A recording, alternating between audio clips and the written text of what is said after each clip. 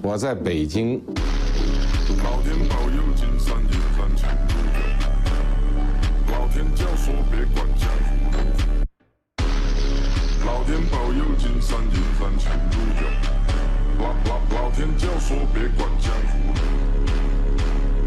老天保佑，金山银山前路有。老天教唆别管江湖路。老天叮嘱这辈子我散不丢。 老天就怕346雷中大球。What's up, Beijing? Is refusing to negotiate with President Trump on overnight. Giant video projecting U.S. terrorists. What's going on, everybody? We're live, baby.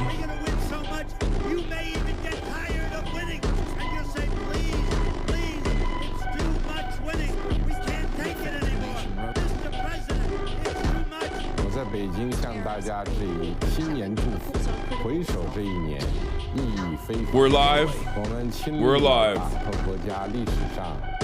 from the People's Republic of China, at the heart of the People's Republic of China, in Chaoyang, Beijing. We are here. We are live. We're alive. And I'm so excited for this day and so excited to share it with you. Live behind the firewall, the great firewall. I'm so excited to share it with you that I'm live at 3 a.m. That's right. It's 3:30 here in Beijing, China, baby. Which is, of course, 11:30 a.m. LA time. Okay, and let me tell you, this is part of the broadcast where I tell you about my personal news, about what's going on in the world of HasanAbi Piker, in between the time period where I press the stop streaming button and press the start streaming button, but I don't know what to explain. I don't know how to explain this to you guys. First of all, ni hao fine sheets. Ni hao to all the fine shits in the chat, okay? Is ni hao. This is my life now. I'm Chinese. I've already become Chinese. In my heart, in my soul, in my mind, in my conscience, I have already become Chinese. Okay? We were already white Chinese in this chat. I've already become full Chinese. Okay? Let me just start by saying that. It's fucking sick. Okay? Like, you have abundant style consumption paired up with a centrally controlled economy, an economic system that has yielded tremendous development. You have 1950s Soviet era building blocks next to the Gucci store. If there was ever a country that represented the synthesis, the things that I enjoy so much personally, if ever such a country existed, I do not know. You have to try the premium grilled chicken sandwich at McDonald's China, or I'm gonna report you to the CCP officials. You have met me at a very Chinese time in my life, chat.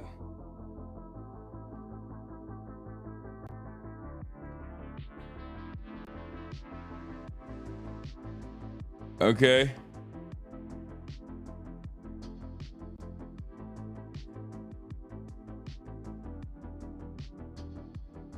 You have.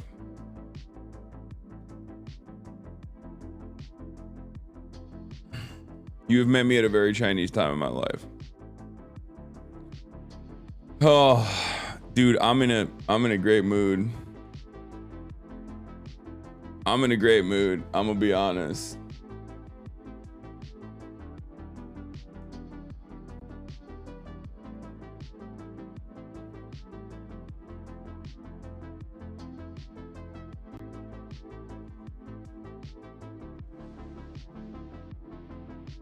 Hold on. I have to fix something. Okay, there we go. All right, anyway. The hair, bro, holy shit. Yeah, my hair is crazy. I just woke up, dude. Give me a break. I just freaking broke up. You look baked, but it's tired happiness? No, I looked baked and I sound baked because I just woke up. I just woke up. It's 3 a.m. here in Chaoyang, Beijing. Okay, we are in the heart of China. This is the political epicenter of China. This is where the heart of the party beats. Okay, it's the DC, it's the Washington DC of China. And just like Washington, D.C., it's unironically probably the most boring part of China, even though I love it. But, you know, for the rest of the team, when we're out here, this is not like their favorite part, I don't think. Hopefully they'll enjoy some of the cool, like, you know, palaces and you know, government buildings that we will go and look at. But basically, it's sick. It's so sick. It's so sick. This is part of the broadcast where I tell you about my personal news, about what's going on in the world of HasanAbi Piker. Yesterday, I decided, you know, I'm not gonna stream. I'm gonna take it all in. Okay, take it all in. Especially because I ended the broadcast. Austin shows his welcome to China. Yeah, China, baby.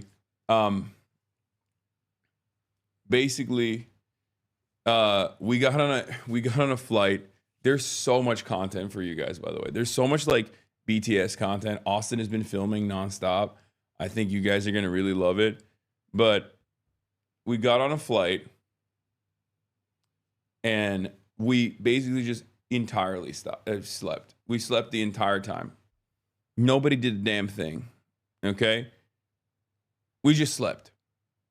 15-hour flight, I basically one-shotted it. No, like, not even a fucking moment of nuisance. What are your internet speeds? My internet speeds are not great because I'm obviously using a VPN. So, which is crazy. I've never used a VPN before, and now I got like a million different applications on this phone. I have VPNs on everything. It's crazy. For people who are traveling to China, by the way, like I have AT&T, right? AT&T automatically routes your phone through Hong Kong when you're in China. It's actually pretty crazy. Like it just has a built-in VPN. Isn't that wild? What do you mean chill, bro? You think the fucking Chinese government doesn't know that AT&T, as soon as, like, what do you think is going on? You think like you land and then AT&T uses Chinese ISPs in China and then instantly takes those ISPs and has its own built-in VPN within the ISP structure so you can still go on fucking YouTube and shit. You think the Chinese government's like, wow, we had no idea. You will end up in jail. Okay.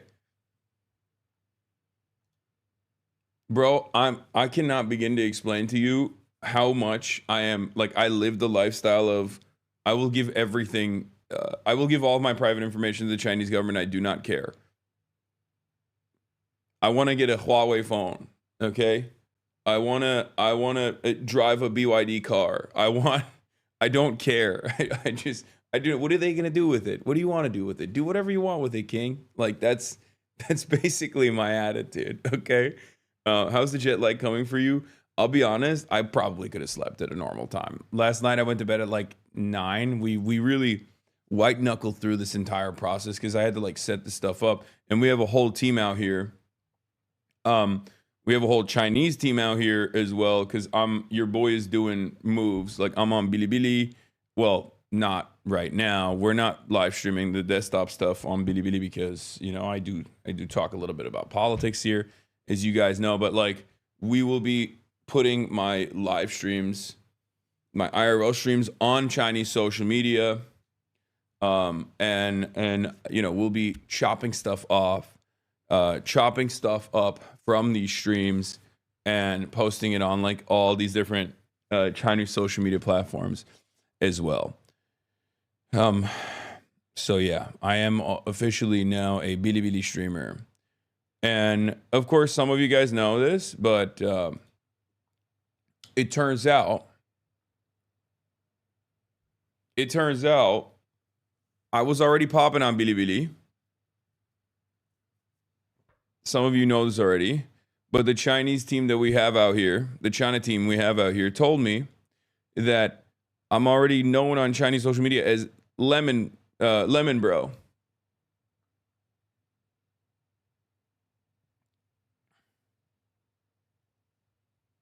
That's right. I'm known as Lemon Bro. Why am I known as Lemon Bro in friggin' China? Because when iShowSpeed went to China, I was obviously very jealous, as you guys saw. And the Chinese audiences that have a fantastic way of naming people certain things, they called me Lemon Bro because I'm sour.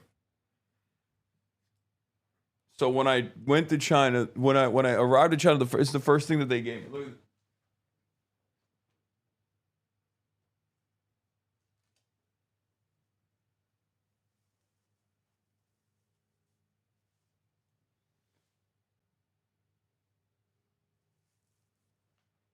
what are we doing? What are we doing? What are we doing?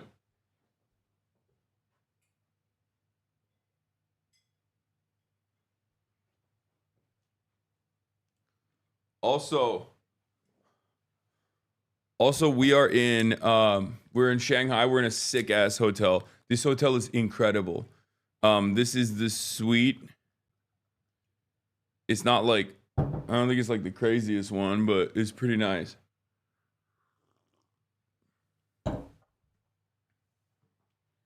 Dude, everything is so nice in fucking China. It's crazy. It's pretty crazy because like a lot of people think that a lot of people still like, I guess now that like Xiaohongshu exists and now that like, you know, Speed went to China and stuff, like, so people kind of know that it's not that way, but like there are so many fucking people that think that like China is this backwards place, that it's like very, the room literally looks fake. It's not. It's sick as hell. There's artifacts everywhere, by the way. There's artifacts everywhere in the hotel as well. Have you tried tasting the tofu walls? Like I was thinking like this is incredible. This is an incredible city.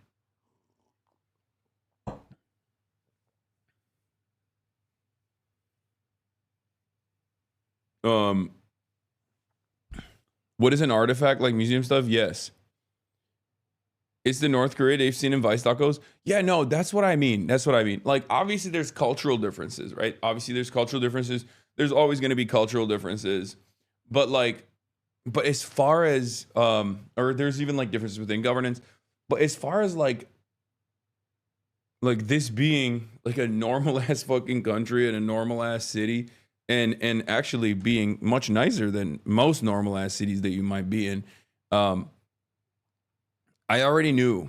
But I will say, we arrived in Beijing, the old Beijing airport, and it was sick. Okay, it was actually sick. The reason why I say this is because the old Beijing airport, that definitely does have some Soviet vibes. Like, there are parts of China that you can tell. There are parts of China that you can absolutely, I mean, there's a lot of parts of China that have tremendous, tremendous Soviet influence. And it's fucking awesome. Okay?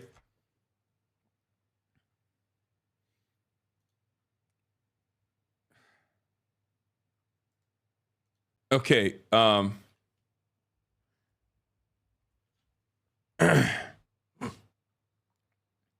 Beijing is the closest to old China in a tier 1 city. Shanghai is way more modern feeling. So Shanghai was already one of the more modern cities, right? So that's why it's like, it's all modern.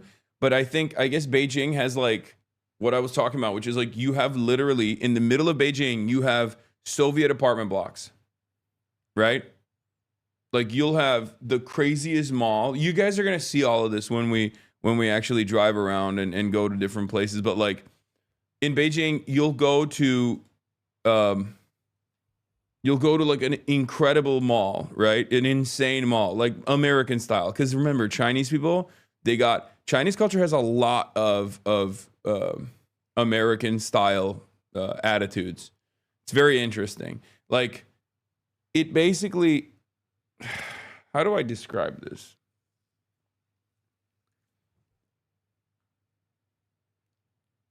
Like, it's basically if, like, you forgot the IG story. Oh, shit. Good call at the Macias. Can you explain what the tier of city means? Yeah, tier 1 is just, like, the top tier of city. It's, like, the most modern, most biggest, craziest city in it. I think it's, like, down at tier 4, right? And then you have, like, rural cities. But all the cities are actually pretty modern and pretty sick. But yeah, Beijing is interesting because, like, there's literally... You best not set foot in a car in China, public transit. First of all, we have like 14 people with us everywhere we fucking go. You'll see today. And no, we have a car everywhere we're going. Dude, I'm not just doing tourism out here. You understand that, right? Like, I have like a whole itinerary where like, I will be actually doing high-speed rail, of course. I'm very excited, but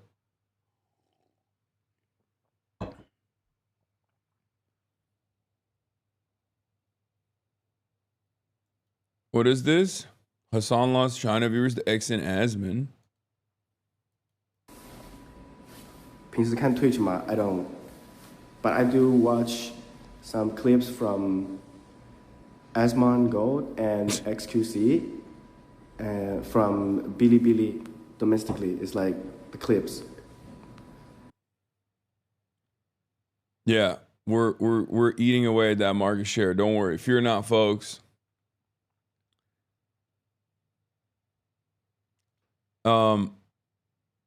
Where was I? Oh yeah, we gotta blast off. Hold on.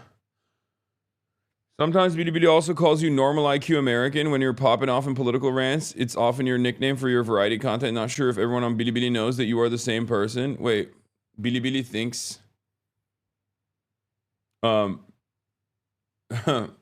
that's awesome. Are you meeting any Chinese officials, etc.? No. Are you gonna meet Xi? No. Even though it would be an honor. It would be the honor of a lifetime. But no. That's a compliment. Yeah, normal IQ American is a compliment. It's the same reason why Mélenchon, Jean-Luc Mélenchon was also incredibly shocked, because he was like, I've never met an American that has your perspective. Like, they're just always confused when they meet someone and the American person isn't automatically like, I hate everything that you stand for without knowing anything that you stand for. And I think I'm the #1 country on the planet. And I think you're not even the #2 country on the planet. That's like the usual average American perspective. Bro said, you look tired. Are you okay? Dog, it's literally fucking 3:30.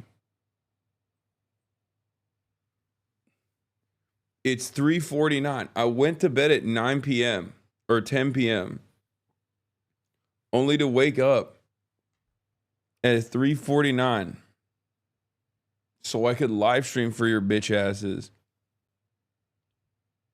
So I could do news for you guys, by the way. Like, that's the reason. Like, obviously tomorrow and the days after, like, I'm going to be waking up a lot later. Or at least at like a more reasonable time. I'll probably be live at like, I would assume, you know, in the upcoming days, I will probably be live at like 2 p.m. Pacific time, because that'll be a little bit more manageable. Which would still be like 5 a.m., 4 a.m. here, right? I mean, 4 a.m. is like 12. So like maybe 1 p.m. Pacific time. Groom your face and dress appropriately before visiting Tiananmen. Oh my God, Top G's in here. Hey, Top G. Hey, Top G, what happened? What happened, bitch? I thought I would never fucking get to China. What happened? Groom your face and dress appropriately before visiting Tiananmen. Shut the fuck up, dude. I'm here. I'm in China, baby. Let's go. You said it wouldn't happen. What happened?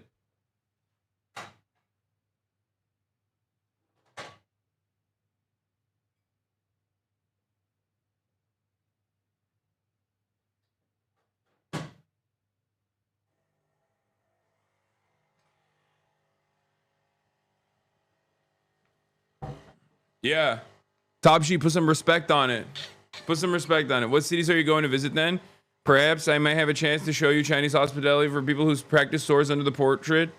Oh, okay, chill, bro, chill. We're in China. You can't be cracking jokes like that. Okay, calm down, buddy. Stakes are a little bit higher, don't you think? Okay, chill. I don't know what this tea is. They put it by my bedside. It's the greatest tea I've ever tasted in my whole life. I'm not even kidding. Anyway, what was I going to say? Oh, I am going to be visiting. So first 3 days we're in Beijing. Then we move by high-speed rail to Shanghai.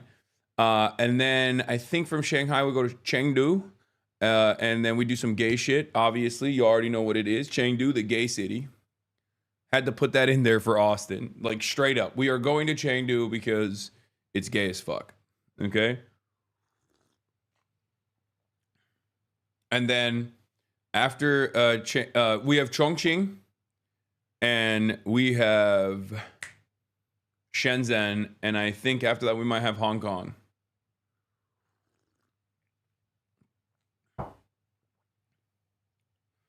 Motherfucker smiling just thinking about the trains. Are you kidding me? Of course I'm smiling thinking about the trains. I'm so excited. I'm so freaking excited. Hi, Hasan. I met you at the airport on Saturday night with the skating team. I just wanted to thank you for all the work you do. You helped me broaden my understanding of global politics. Oh my God. No way. Dude, you're going to be on the vlog. Austin was vlogging at the airport, and the synchronized ice skating team walks past us, and it's just like, it's like 60 girls. Okay? They're all wearing the same gear.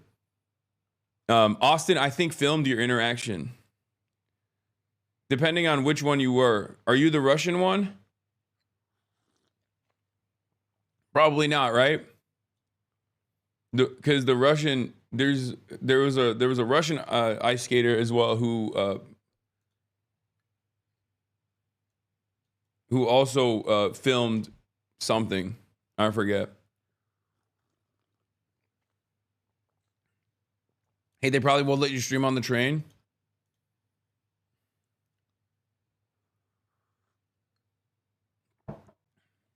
Chicago.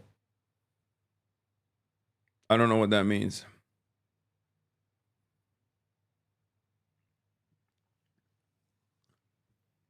Do you plan to meet with our dearest Uncle Red? What do you mean?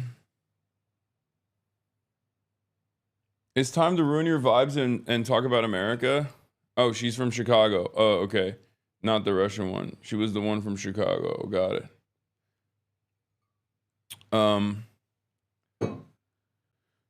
I will not be meeting any like higher level party officials, obviously, because there's a lot of party officials. Like, I mean, it's big. It's a big party, right? It's a big country. It's a big party. You meet a lot of bureaucrats all the time. And I don't think I'll be like meeting anyone that's in the government side of things, I guess. Aside from like the regular bureaucrats that you meet.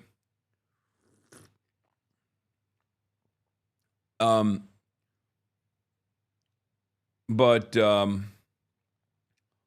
what was I gonna say? God damn, this shit is so bomb. I hope this doesn't make me sleepy. They put this next to my bed, so I think it's like sleepy time tea, but it's so tasty. How was dinner, bro? Food so far? It was incredible. We went to a Michelin star place. Cheap hotel. Everything is cheaper in China. The hotel is not cheap. Obviously, this is one of the nicest hotels in the capital. But like, I think I had a regular suite, and then I wanted to upgrade it like to a nicer suite, like a bigger suite. And in America, that upgrade would probably be like $1,000 plus a night, and in China, it's like 200. Just to give you an understanding, because like this is the most maxed out shit, right? Like we're staying in the most maxed out, like what is the Rosewood, I think is what it's called. So it's like very. All right, you took too long. I'm leaving. Too long for what? Why are y'all Americans saying you can't do this, you can't do that in China? None of y'all know anything. Do you even realize how prominent live streaming in China is? People are lined up on the streets filming themselves. Yes, although there are limitations to live streaming in China. It's true. So I don't know why you're like it's not as bad as silly Americans imagine it is, but there is definitely differences. Like it's just true. Not that it matters, because obviously it's nowhere near as bad as the way Americans like assume it is. Because look at me, like I'm literally live streaming. I'm literally live streaming, and I'm talking about like American politics.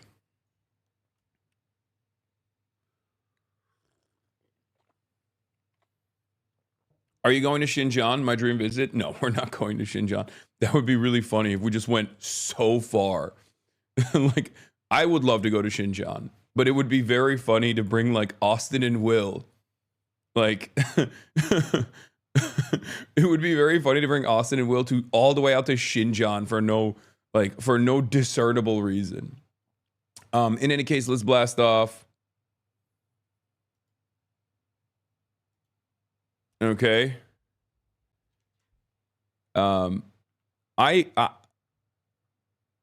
Do they stare at you when you walk outside? No. No, not even. There's a lot of foreigners here. Why not? Is it a bad place? No, Xinjiang's awesome. It's just so far. It's just like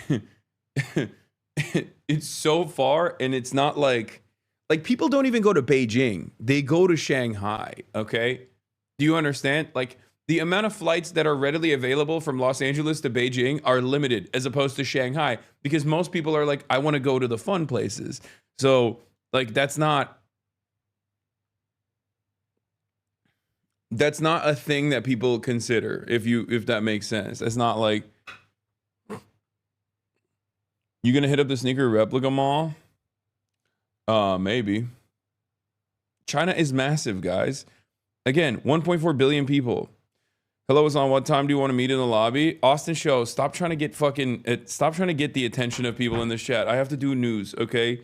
It's fucking 4. And I have 50 minutes. I have 55 minutes to do the news. And then I have to run downstairs. Oh my God. All right, live from China, DEMS cave on shutdown, snatching defeat from the jaws of victory, Tiananmen Square flag raising ceremony. Because that's what we're doing today. We're going to the Tiananmen Square for the flag raising ceremony in like a little bit. But then afterwards, I'll have I'll have opportunities to talk about politics again, okay? Fear not.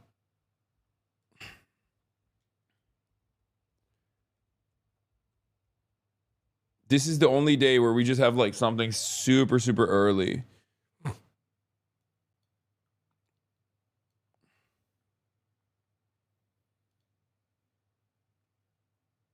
Hasan, I live in rural northeast of China teaching English to little kids, where I'm the only foreigner in the whole town. You've inspired me so much. I've learned so much about the whole world through you. The perspective you've given me is part of the reason I chose to move, to learn more about China, Chinese, and socialism. I'm so happy you come here. I'd love the chance to meet you and take a picture. I mean, I'm probably not going to be in your rural northeast of Chinese town where you teach English to the little kids chatter, but I'm glad that you live here, and I'm glad that I was able to have an impact in your life that caused you to actually go to China. You know what I mean? Like that's pretty boss mode that you live out here. This is crazy that this is your life, you know?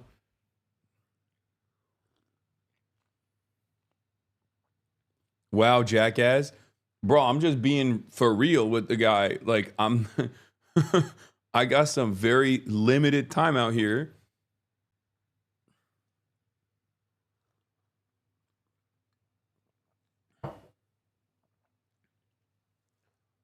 Those Adidas jackets you guys got on are OP. Oh yeah, I have it. I bought one. Can you try the premium grilled chicken sandwich at McDonald's? Trust me, it's good. Oh my God. Oh my God. Oh my God. I need you guys to understand something. Okay? You need to stop doing that. And it's not just because it's BDS. We're in China, okay? There's no more BDS. There's no BDS in China, okay? When you're no longer in the heart of empire, it's you know, like BDS, sure, right? But I don't even care about that. What's more frustrating to me, like that's significant, yes. But what's more frustrating to me is whenever I go somewhere, okay? Whenever I go somewhere and they're like, oh, here's the American thing, but this time in this country. I hate that. I hate that so much. It makes me more mad than BDS even, okay? Like it makes me, do you understand? Like I know that it's crazy. I shouldn't care about it, but I get so mad when people go, oh, but dude, American brand, but in China, you should try it. Like, fuck, man. I don't know. I don't like it. It's my own personal thing.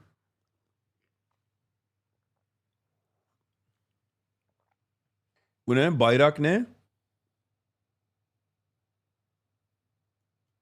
Sabah 4 değil mi la Pekin'de? Sabahın köründe ne bayrak seremonisi lan? Amına koyayım oğlum, saat 6'da kaldırıyorlar bayrağı bizimle beraber. Bizim bayrak da kalkıyor 6'da. What the fuck are you saying? BDS matters outside of America? Oh my God. Oh my God. Oh my God. Oh my God. I forgot. I am not allowed to make any jokes. I forgot I have the most autistic fucking community of all time. How did I forget? Oh, that's right. Because I wasn't live for I wasn't live for 24 hours, and I forgot. I went to China, and I forgot that, like, you know, bro thought jokes would fly. Do you see that? Do you notice that? Bro thought jokes would fly immediately. Immediately.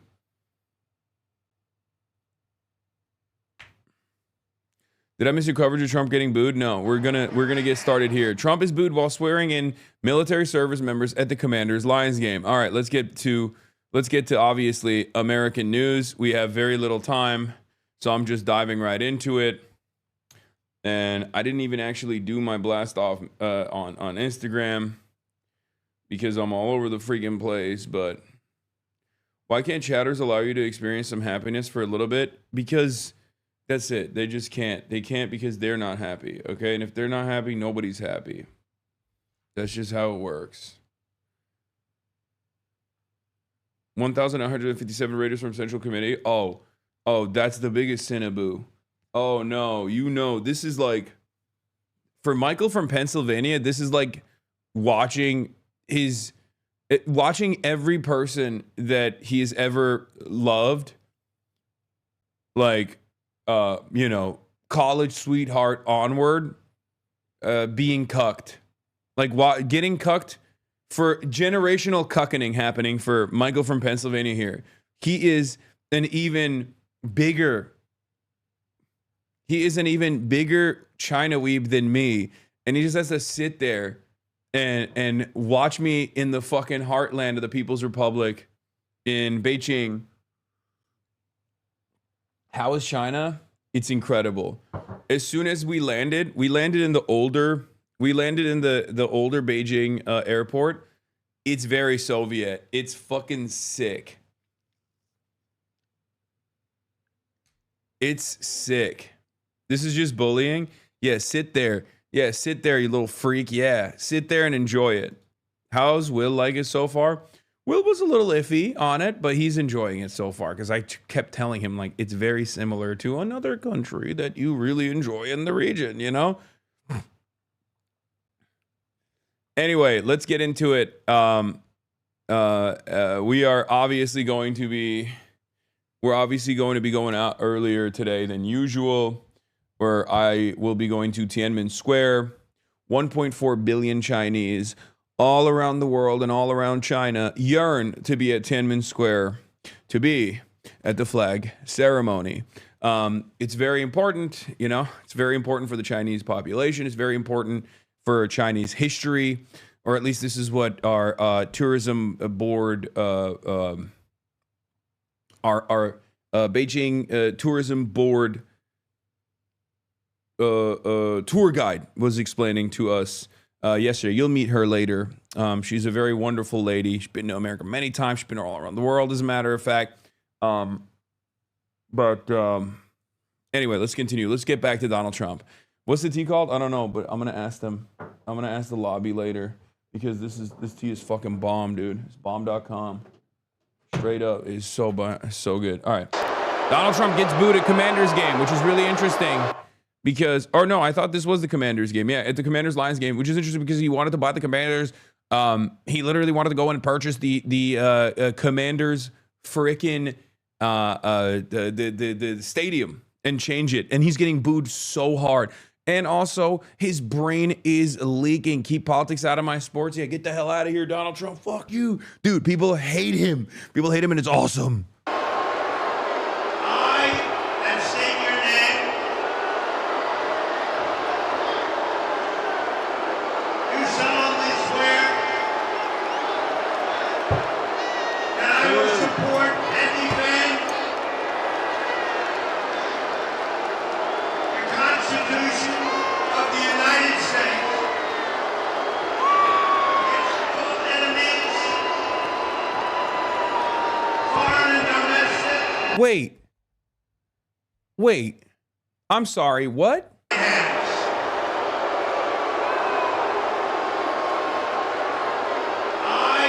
am saying your name. Wait.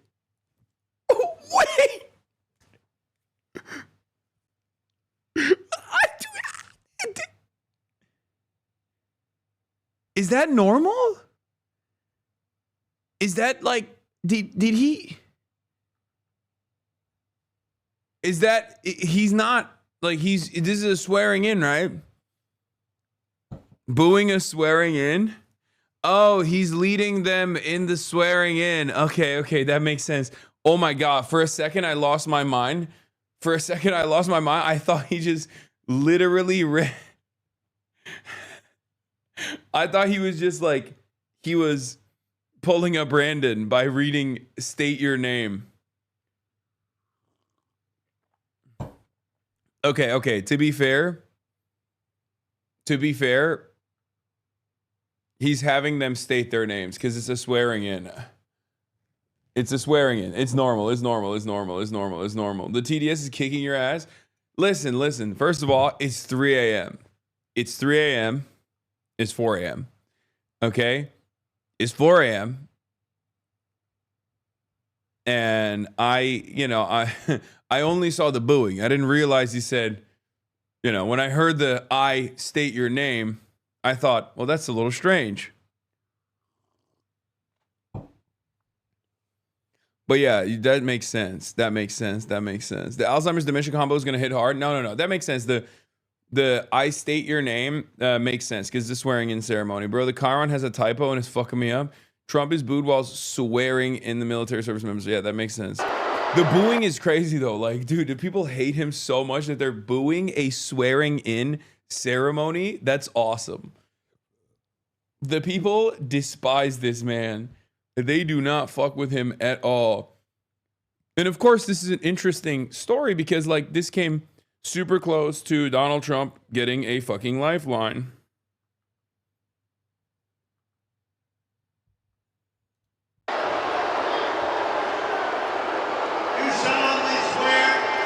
Yeah, he was getting booed. Obviously, part of the reason why he was getting booed is because people are very frustrated with Donald Trump. Why are they very frustrated with Donald Trump? Because he's been doing Gilded Age shit for no reason throughout this entire government shutdown.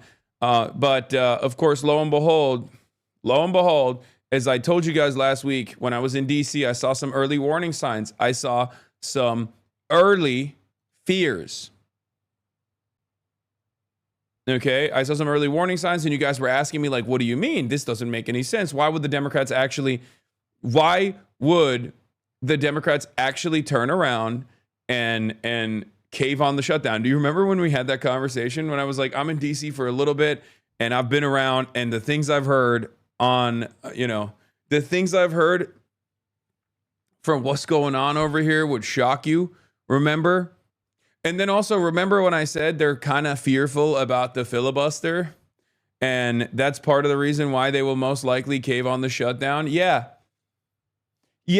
I mean, even when I was giving you guys this info at the time, I was like, there's no way, right? Like, there's no way. I just, I think it's suspicious. It's too bad.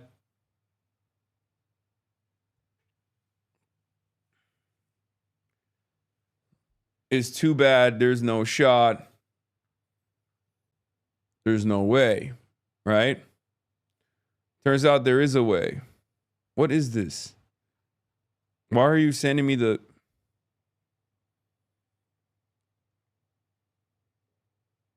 What is this? They cave because they want to keep the filibuster. Yes. Dude, it is fucking insane. All right? It is insane. Imagine being Trump. You've beaten the Dems twice, been impeached, nearly gone to jail, never let go of your sense of victimhood. Meanwhile, the Democrats quit the moment things get hard. Their retirees lead negotiations. You really wonder why God gave you such weak opposition. Now, the reality of the matter is, I guess he has the heavens mandate.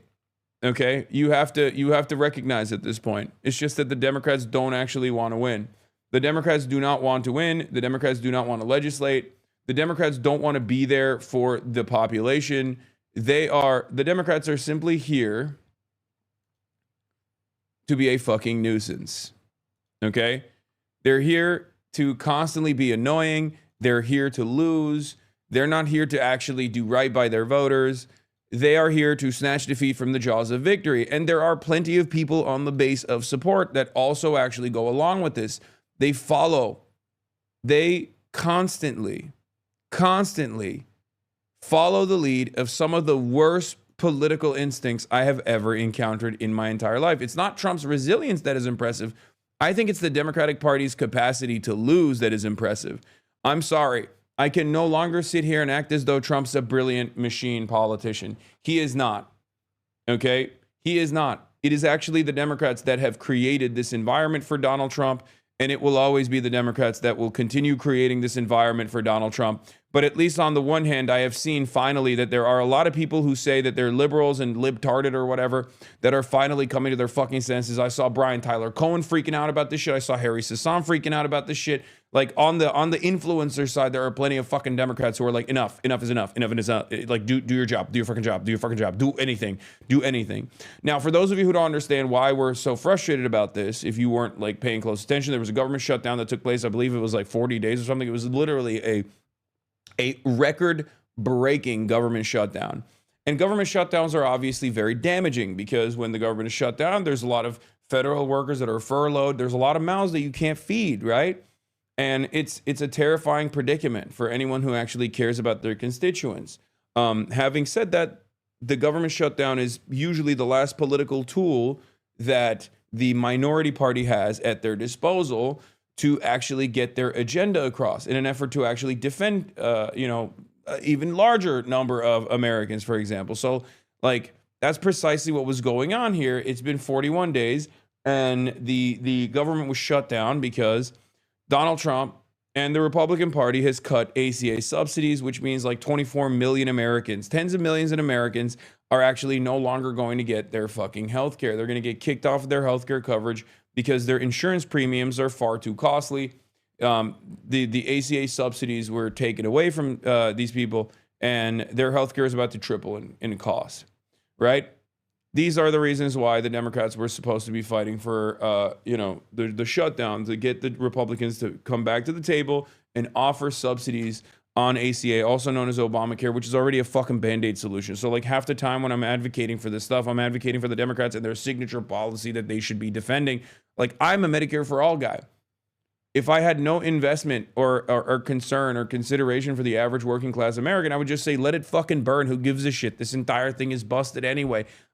It's a Band-Aid, and let's rebuild Medicare for all. But obviously it doesn't work that way. I want Americans to have healthcare, so I'm fucking defending goddamn Chuck Schumer and goddamn Hakeem Jeffries because I want them to fucking defend the ACA subsidies, which I don't even fucking agree with. And even then, the Democrats still end up doing this race to the bottom bullshit and fuck it up.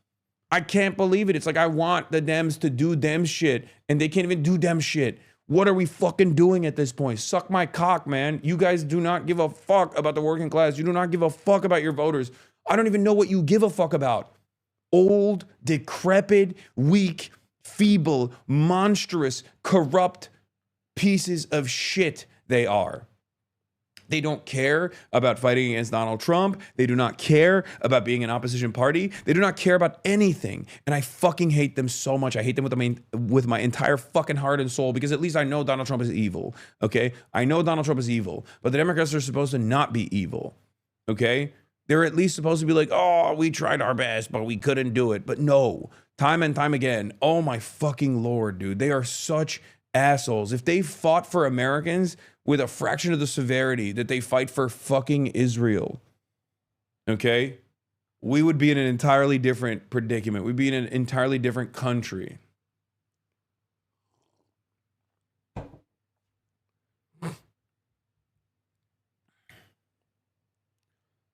But yes, yesterday, before the shutdown happened, I said, no one wants to see the government shutdown continue. Why is this weirdo blaming the Dems? You just won the election on being in opposition to Republicans and instantly shift the blame back to the Dems. Can't stand centrist Dems. This was before. Okay? I need you to understand. This was before the shutdown actually officially became reality. Except Hutch, he's calling it a masterful gamble. When has Hutch ever been right in his entire political career? Please never bring that fucking bald loser's name in this chat ever again. We're actually having an adult conversation about the goddamn Democratic Party and its fucking failures. I don't need to hear from someone who doesn't know anything, and his only investment in this is to basically either say Hasan fucking thugs over and over again, okay? Because his Call of Duty career fucking imploded in of itself, and he decided to hitch his wagon to like destiny and become that kind of fucking political commentator. Nobody gives a shit about what he has to say because he's wrong all the fucking time. Shut the fuck up. Never bring up his name in here again while we're doing serious political commentary. Fuck. These are people who follow the notes of the Democratic Party. They are not here with a broader vision. They're not here to tell the Democrats what they're supposed to do. They're just here to say, no, whatever the decision they made is actually the good one, because they're fucking stupid. It makes sense because they just want to be like, you know, they just want to do contentious commentary to someone like myself for the most part. That's it.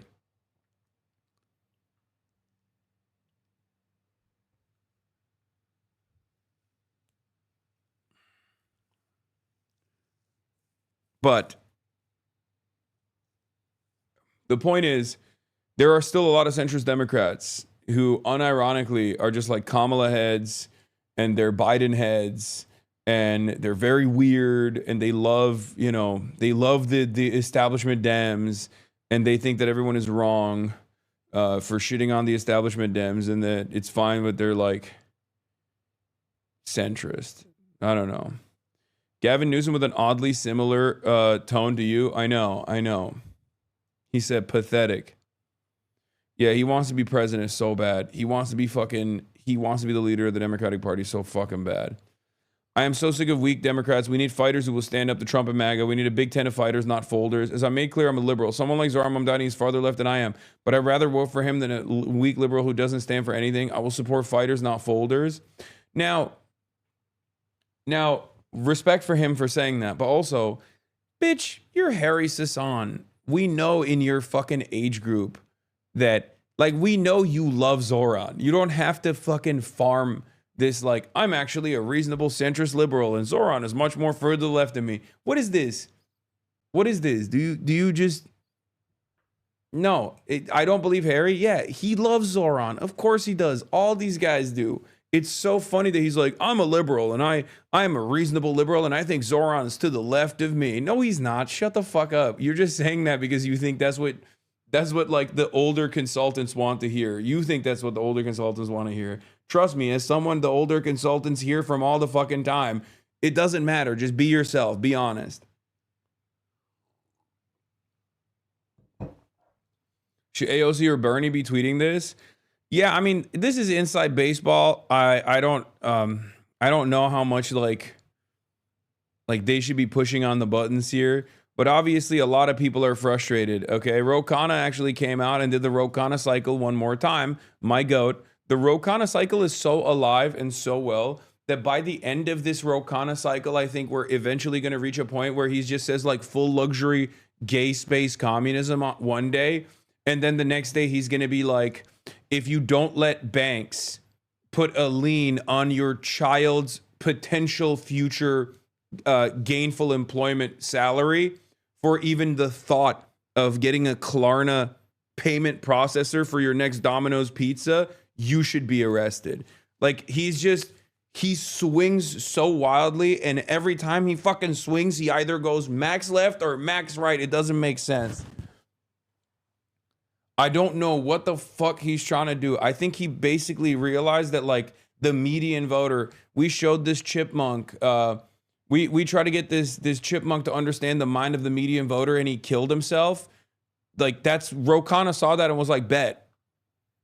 Like, that is true. He saw that and was like, bet, I understand the mindset of the median voter. I will become the median voter. Remember, when I met him, I actually showed him the Ro Khanna meme, and I was like, do you know this? And he's like, of course I know this. Did I say chipmunk? I'm sorry, I meant chimpanzee. Fuck, man. Anyway, I'm just slamming coffees over here. Does Republicans have a plan to replace the Obamacare with? Do the Republicans have a plan?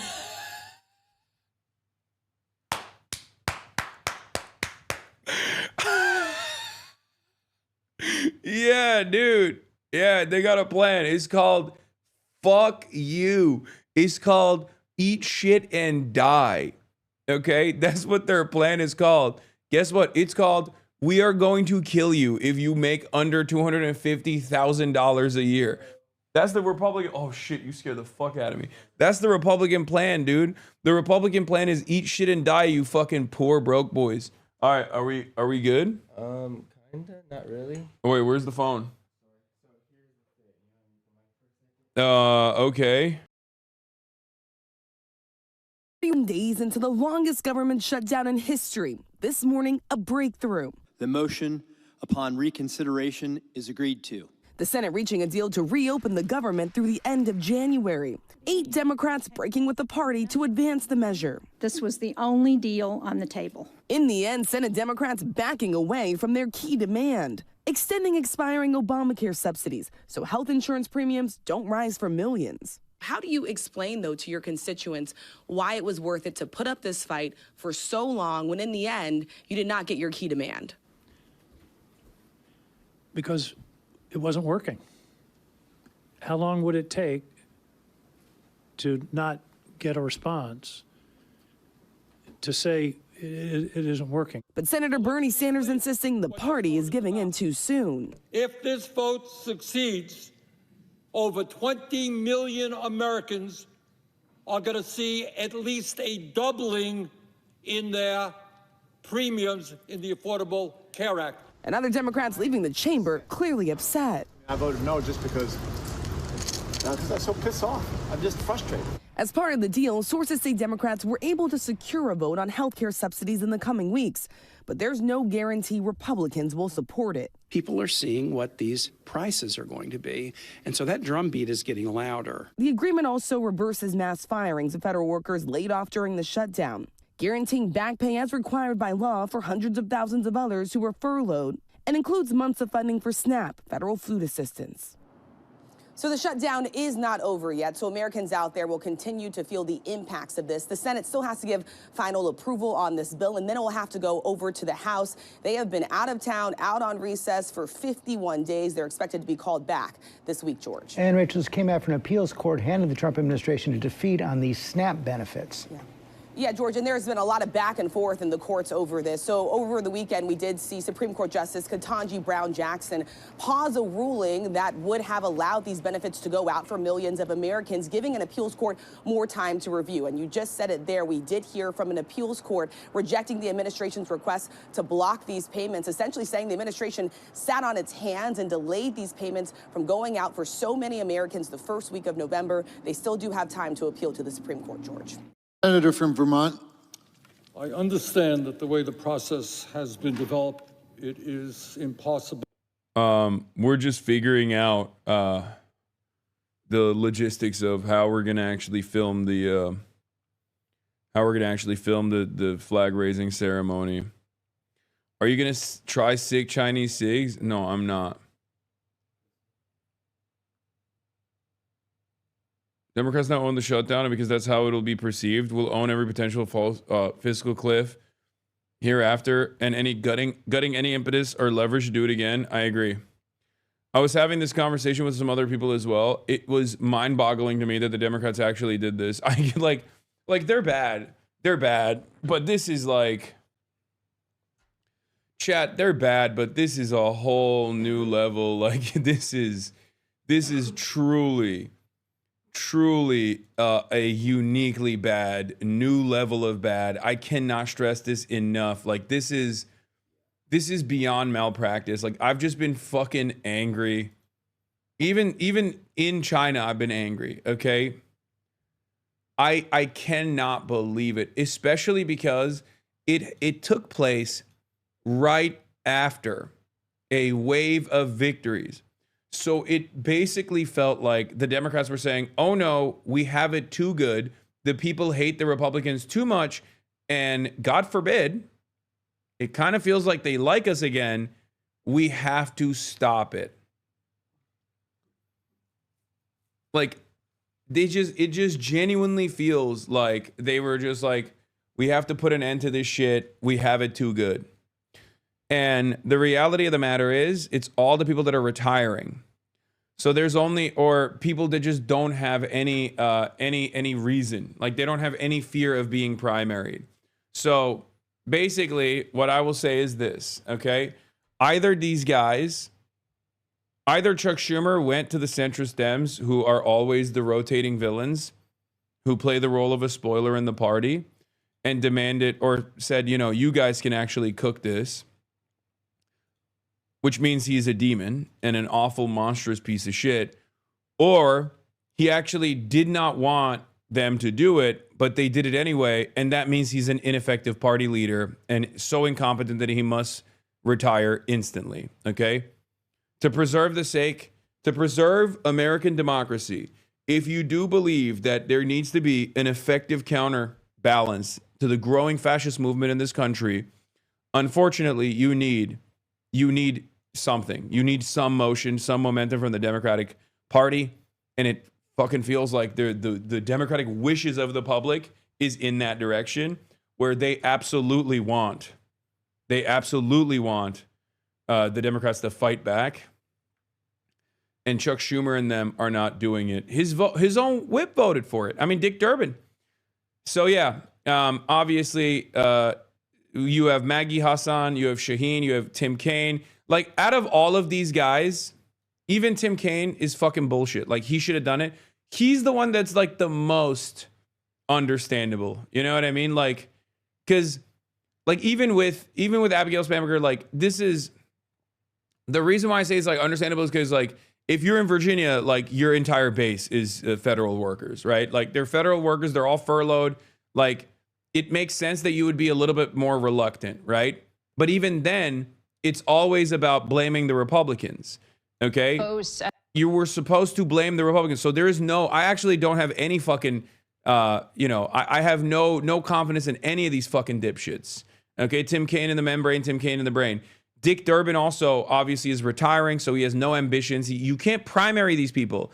Understand that you cannot primary these fucking people.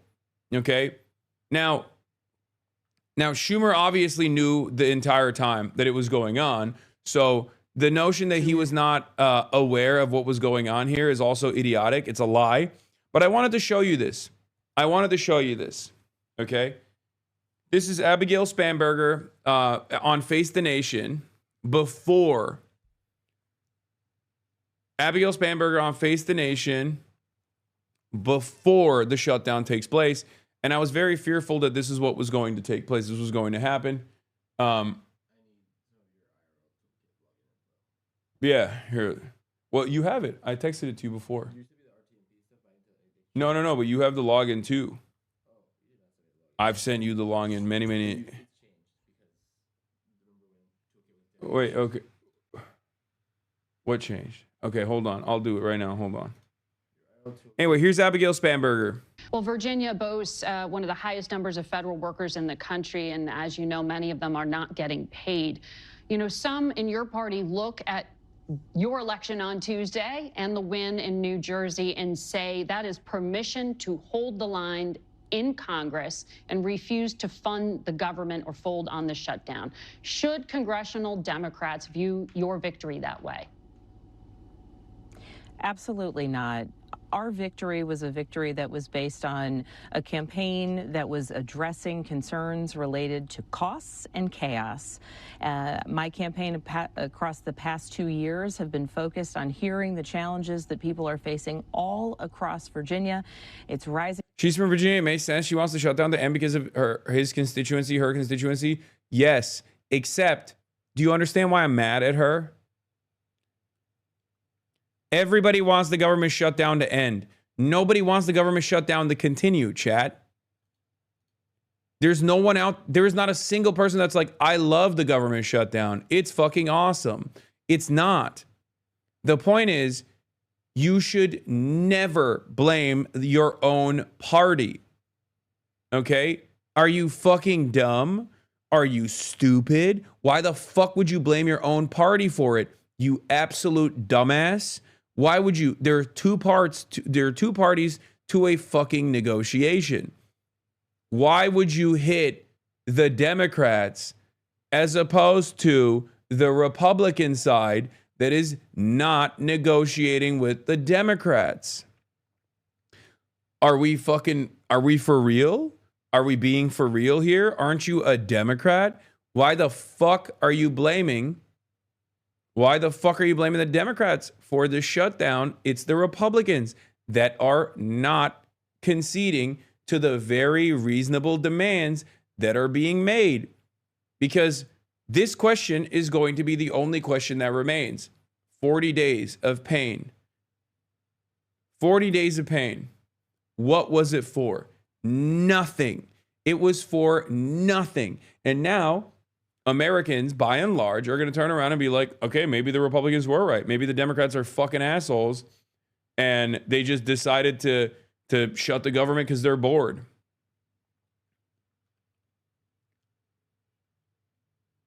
They just decided to shut the government because they're bored. Remember, it's the third one that we're using. Also, the third one is not even on, or maybe it's the home OBS one potentially. I don't know, but it's not on the scene side. So we gotta tell the Run IRL guys to put the third in just on the scenes as well. Can you communicate that with them?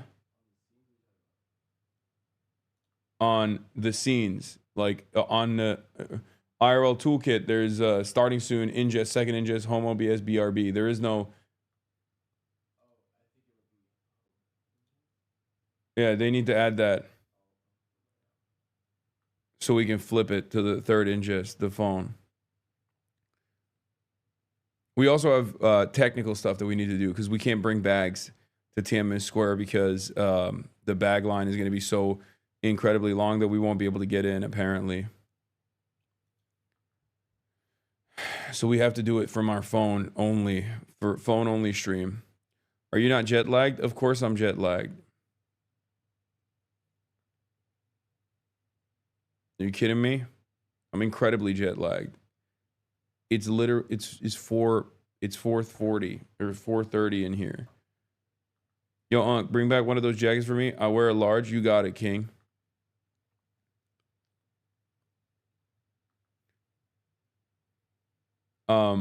I can't believe you're streaming at 4 a.m. Of course I am.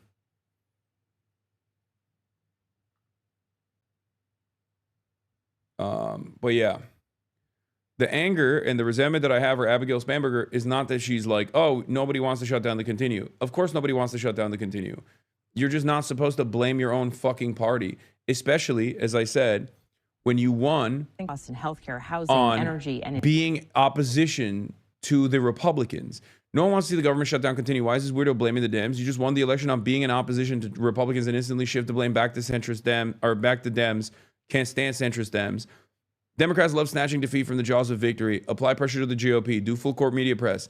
Please, for once in your lives, do not buckle to these insane people. People's health care is at stake. Otherwise, this was meaningless and you'll be blamed.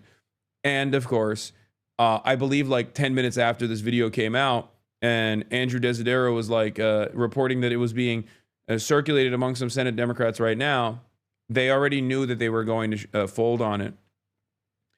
They already knew that they were going to fold on it, and they did. Lo and behold, they fucking folded. The chaos coming out of Washington that has been impacting Virginians so severely, beginning with the DOJ efforts, of course, continuing with chaotic trade policies, and now in this government shutdown. Virginians need to, and Virginians want to see the government reopen. And my expectation is that we will see a Congress, a Senate, and ultimately a president driving us in that direction. But should congressional Democrats open the government and then talk about health care? The government needs to open, and it needs to open immediately. We need the president to demonstrate leadership, bringing people together, endeavoring to get through whatever negotiations need to get through, whether it's before or after. My priority is focusing on the need. Yeah, before or after. Yeah, future star of the Democratic Party, guys. Yeah, future star. This is what we need. This is what the Democrats need more of. You know, a willingness to come to the table so the Republicans can fuck us in the ass, okay?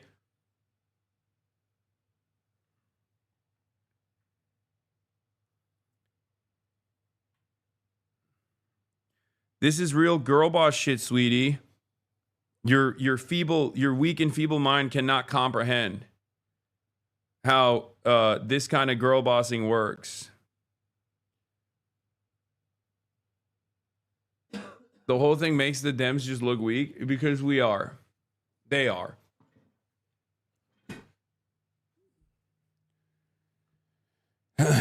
Why do all the Dems be pliant to Trump when the Republicans are never that to Trump? What a future star. Yeah, no, this is a future star. The devastation, frankly, that more than 300,000 Virginians are facing. Okay, I can't watch the rest of this. Pisses me off. Democrats initially demanded 1, an extension to enhance the Obamacare subsidies, and 2, protections against rescissions. They aren't getting either in this deal. Deal to reopen the government is done, per source familiar, led by Shaheen King. There are at least 8 Dem voters voting yes. The deal would include a vote on ACA by the end of the second week in December on a bill of the Dems choosing. It also includes reversals of all shutdown RIFs and protections against further RIFs in the future. The deal funds SNAP through September and at higher levels per source.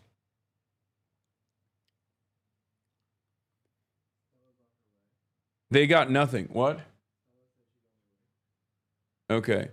They got nothing. They literally got nothing out of this.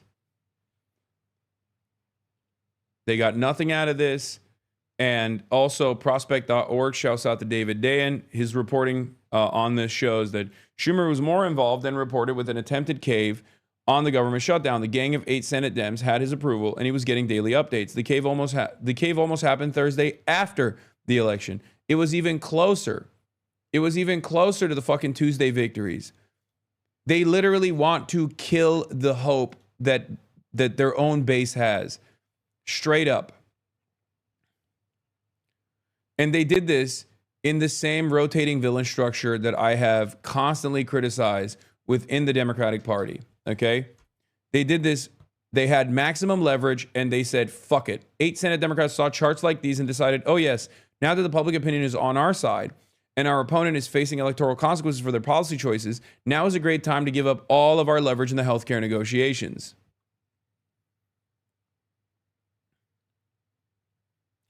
Trump now just as unpopular as Biden during the inflation surge. Trump underwater on all key issues.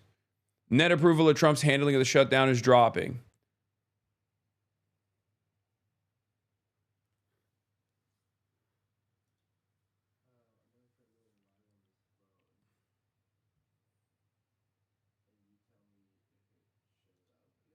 Okay. What, did you tell the IRL guy?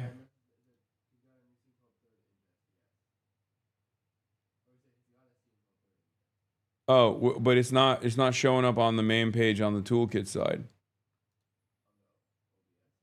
On the dashboard, there's only ingest, second ingest, home OBS, and BRB. And starting soon on the scenes. They need to add the third ingest scene as well. As a scene, they need to add it. Why am I not seeing it then?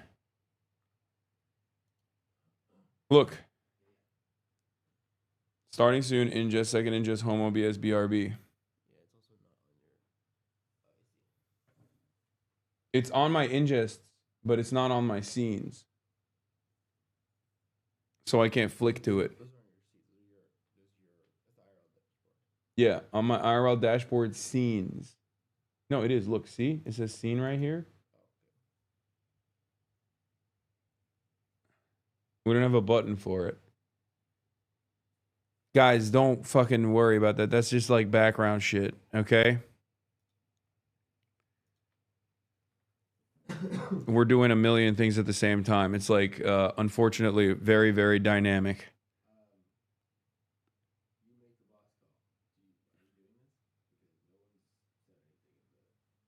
I mean, Austin is up. He wants to do it.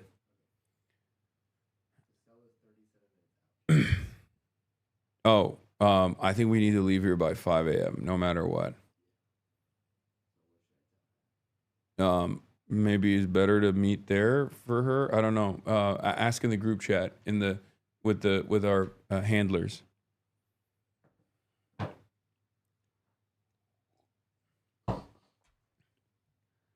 Do a quick room tour, or will you make a China vlog? I'm not gonna do a room tour right now. We'll have time for that. I can't deal with it, man. I cannot fucking deal with it. I can't deal with it. I'm so mad. I'm so fucking mad all the time. And I think this will, you know, this will be a radicalizing moment for a lot of your family members as well, because like this is exactly what I yell about all the time. People act like I'm just like, people act like I'm only invested in like socialism now, as though I don't just like consistently talk about this sort of stuff within the Democratic Party literally all the time.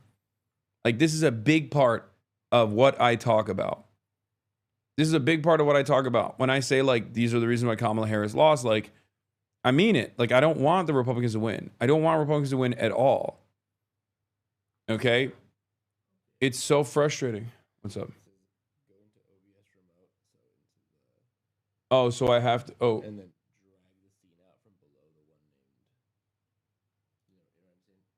Hold on. Okay.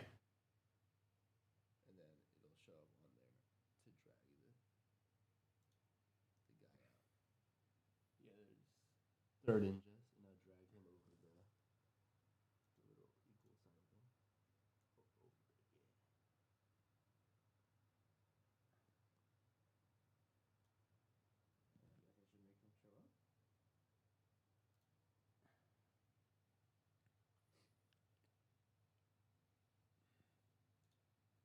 Oh yeah, it showed up. Hell yeah.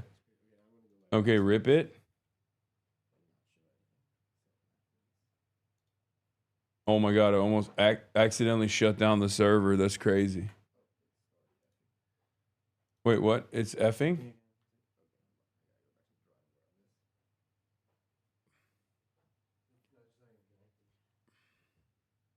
Are you using the internet from the hotel?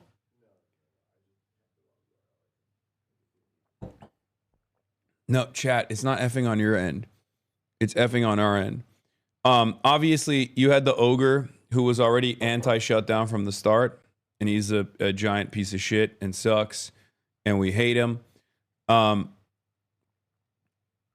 You also have, you know, Chuck Schumer that came out with this video. For months and months, Democrats have been fighting to get the Senate to address the healthcare crisis. This bill does nothing to ensure that that crisis is addressed. I am voting no, and I will keep fighting. Who is this for? Like, everybody knows you did this, man. Because either you did this and you're evil and you're a piece of shit, or you are so feckless and so bad at your fucking job that you should immediately resign. You should resign nonetheless. You know, there is no alternative here. I say, you're the leader of the party. Everyone knows you let the rotating villains concede with basically nothing because you're old and feeble and don't care about anything. You couldn't even make the left pro-Israel your lives mission. Even the Baileys hate you. Resign now. Okay. Oh, shit. Hold on. Okay. Oh, shit. Hold on. Let's flick it. Let's flick it. I'm on it. Can they... Did that work? Can they see Did it work? I don't know. Oh, I guess I could go to your channel and check. Yeah. It's way too dank. Oh, wow. Oh, wow. Oh, yeah. Yeah, we're good. Wait. I mean, it probably sounds like shit right now, but... Does it sound like shit? I don't have mics or anything. Oh. Oh, it just sounds like a phone. That's crazy. Okay, we got the third ingest locked in. Okay, so we're gonna be swapping it. That's sick. That's sick. That's sick. Okay.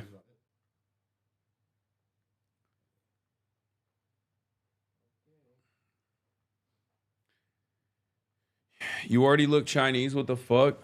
Bitch, I am Chinese. What the fuck do you mean? I am Chinese. Anyway, but yeah, they did this because, and this is the important part, they know they're safe in the next primary season. If you're a liberal wondering what happened here, okay, show this tweet to your fucking friends, to your mothers, to your fathers, to your aunts, to all the liberals you know. Because this is exactly what I've been talking about for years. They know they're safe in the next primary season. If you're a liberal wondering what happened here, understand that this is the rotating villain structure that has undermined Biden and Obama's agendas. They are the moderates that play the spoiler and weaken Dems. They must be excised. This is how it works. Okay, Kirsten Sinema, Joe Manchin, Maggie Hasan, Shaheen, like all of these fucking people, they have always done this. They've always played this role. Okay? They always do this shit. They do this shit no matter what. They do this shit to cuck the agenda, as they did for Biden's agenda. They did this. There was the Lieberman factor when Obama was president. They were trying to get healthcare done. There's always people within the ranks of the party that does everything in its fucking power to actually cook the Democrats and make them look fucking awful. And the Democrats don't do anything about it. So at some point, you have to realize, like, we have enemies. We have enemies within the ranks. And this is a lot of centrist Democrats think I'm their enemy. My enemy is the Republicans. My enemy is people who concede to the Republicans. My enemy is what?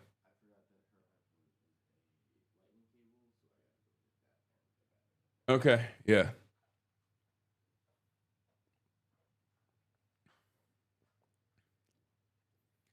I don't want Republicans to win. I want Republicans to fail. You have the key card, right? Okay, just making sure. And anyone that fights back against the Republicans, I'm on board with, okay? These guys don't want to fight back. They are the enemies from within, okay? They operate as though they are Democrats, but the reality of the matter is they are here to do this, okay? They are here to do this. This is their job. Only the first steps. So let me be clear. No one in the Senate chamber wants to extend the ACA tax credits more than I do. I introduced that legislation in 2019. I fought successfully to pass it in 2021 and 2023, and I'm 100% committed to getting this done. And this is only the first steps. Yeah, by the way, they know it's not going to happen. That's the other side of it. They know it's not going to fucking happen. Senator Maggie Hasan lying about the basics. She thinks you're stupid. She voted to permanently end the enhanced ACA credits for as many as 24 million Americans, doubling premiums on average. Trump is required by law to pay out SNAP in full, and just bigly lost in court tonight. My vote today was to do two things, both equally morally important and imperative. One is to make sure they're just straight up lying. I hope you guys understand this, right? Like I feel less alone than I ever have in this moment.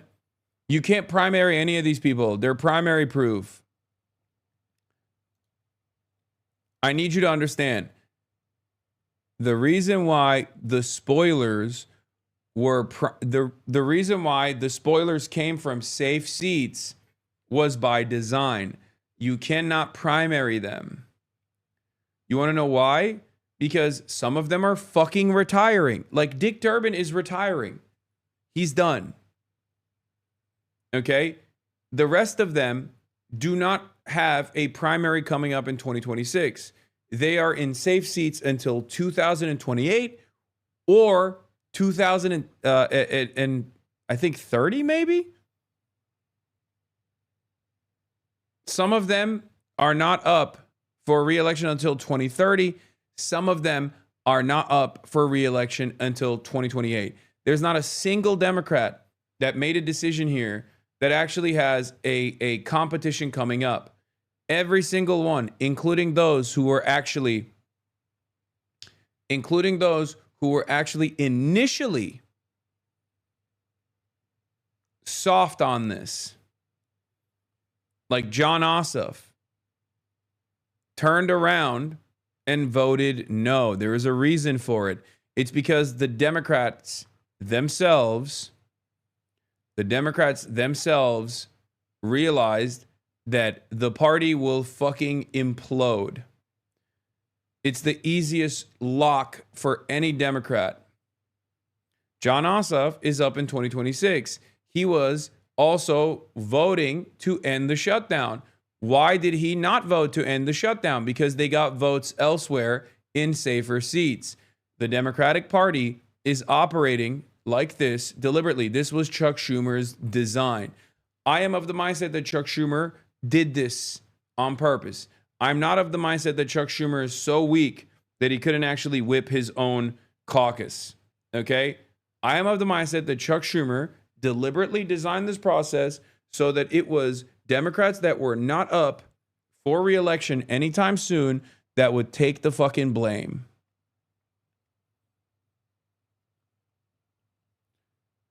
Can you explain, please, what means the primary politician? Why is that negative to them? What do you mean? A primary is like when you fucking unseat them from the left. Primaries before the general election is like an internal party. Primaries happen before the general election. So a Democrat goes up against a Republican or whoever, you know, libertarian, whatever, in the general. But primaries is internal in the party.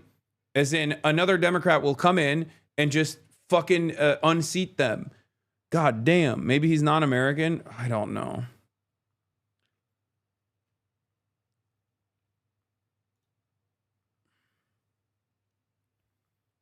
Like Zohran Mamdani won the Democratic primary in New York. And then he had to go all the way into the general election. And in some places where you're like super safe, like in New York, it's normally not even supposed to be a contest. Once you win the Democratic primary, you win the election. Because it's like 75% of the voting population votes Democrat in the general usually. Why are you treating chatters? Why are you letting chatters treat you like Google and then refuse to read my logs? Because this is supposed to be educational and I don't want to be a fucking asshole to people who are just simply trying to learn. That the government is functioning so that our kids eat, so that our elderly citizens eat, so that our air traffic controllers can get some sleep and earn money, get paid while they are working, so that our veterans are protected, and continue the fight to a realistic platform to get the premium tax cuts done. And if that is not successful, then shame on the Republican Party and shame on Donald Trump.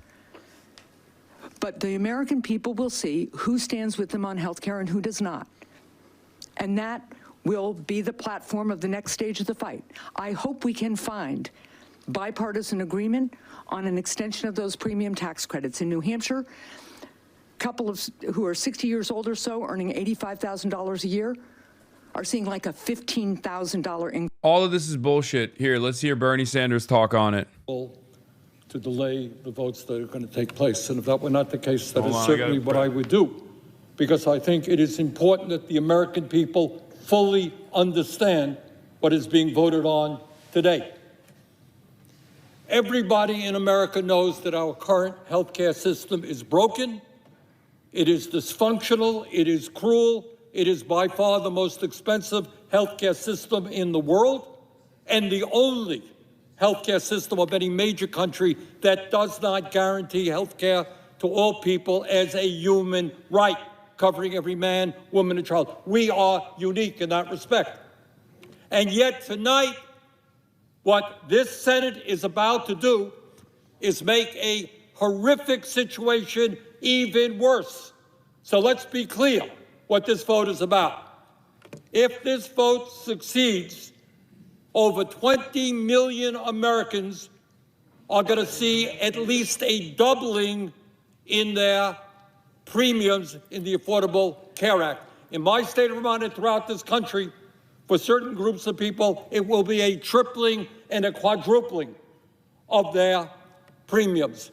There are people who will now be paying 50% of their limited incomes for health care.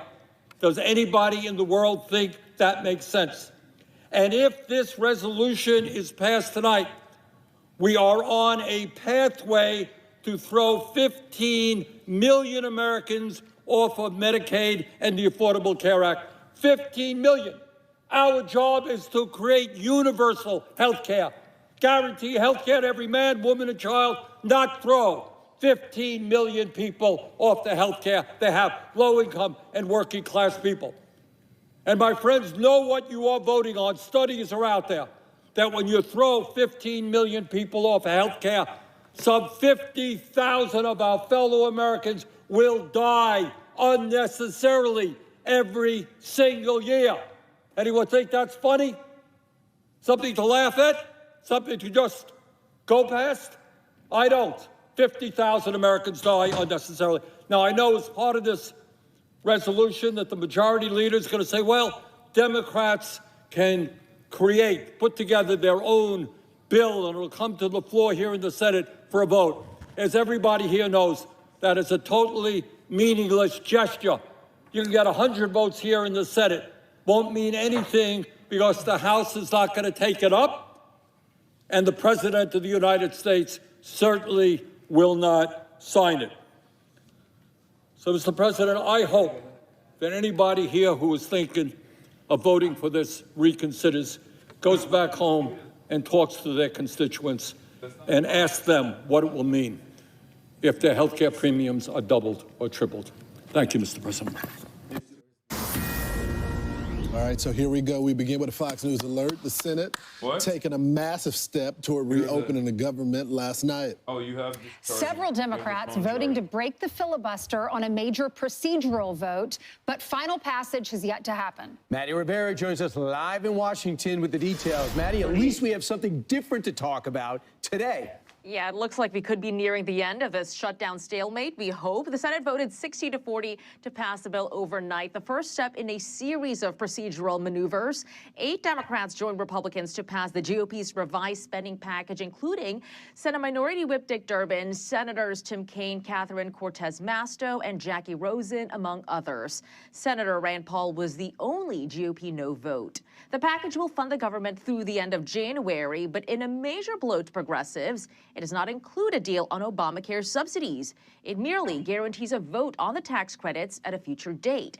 Still, the Dems who did vote for the bill say they were able to extract enough concessions to get them to cross party lines, like reversing the firings of furloughed workers. This is the beginning to show and fight for Americans across the country.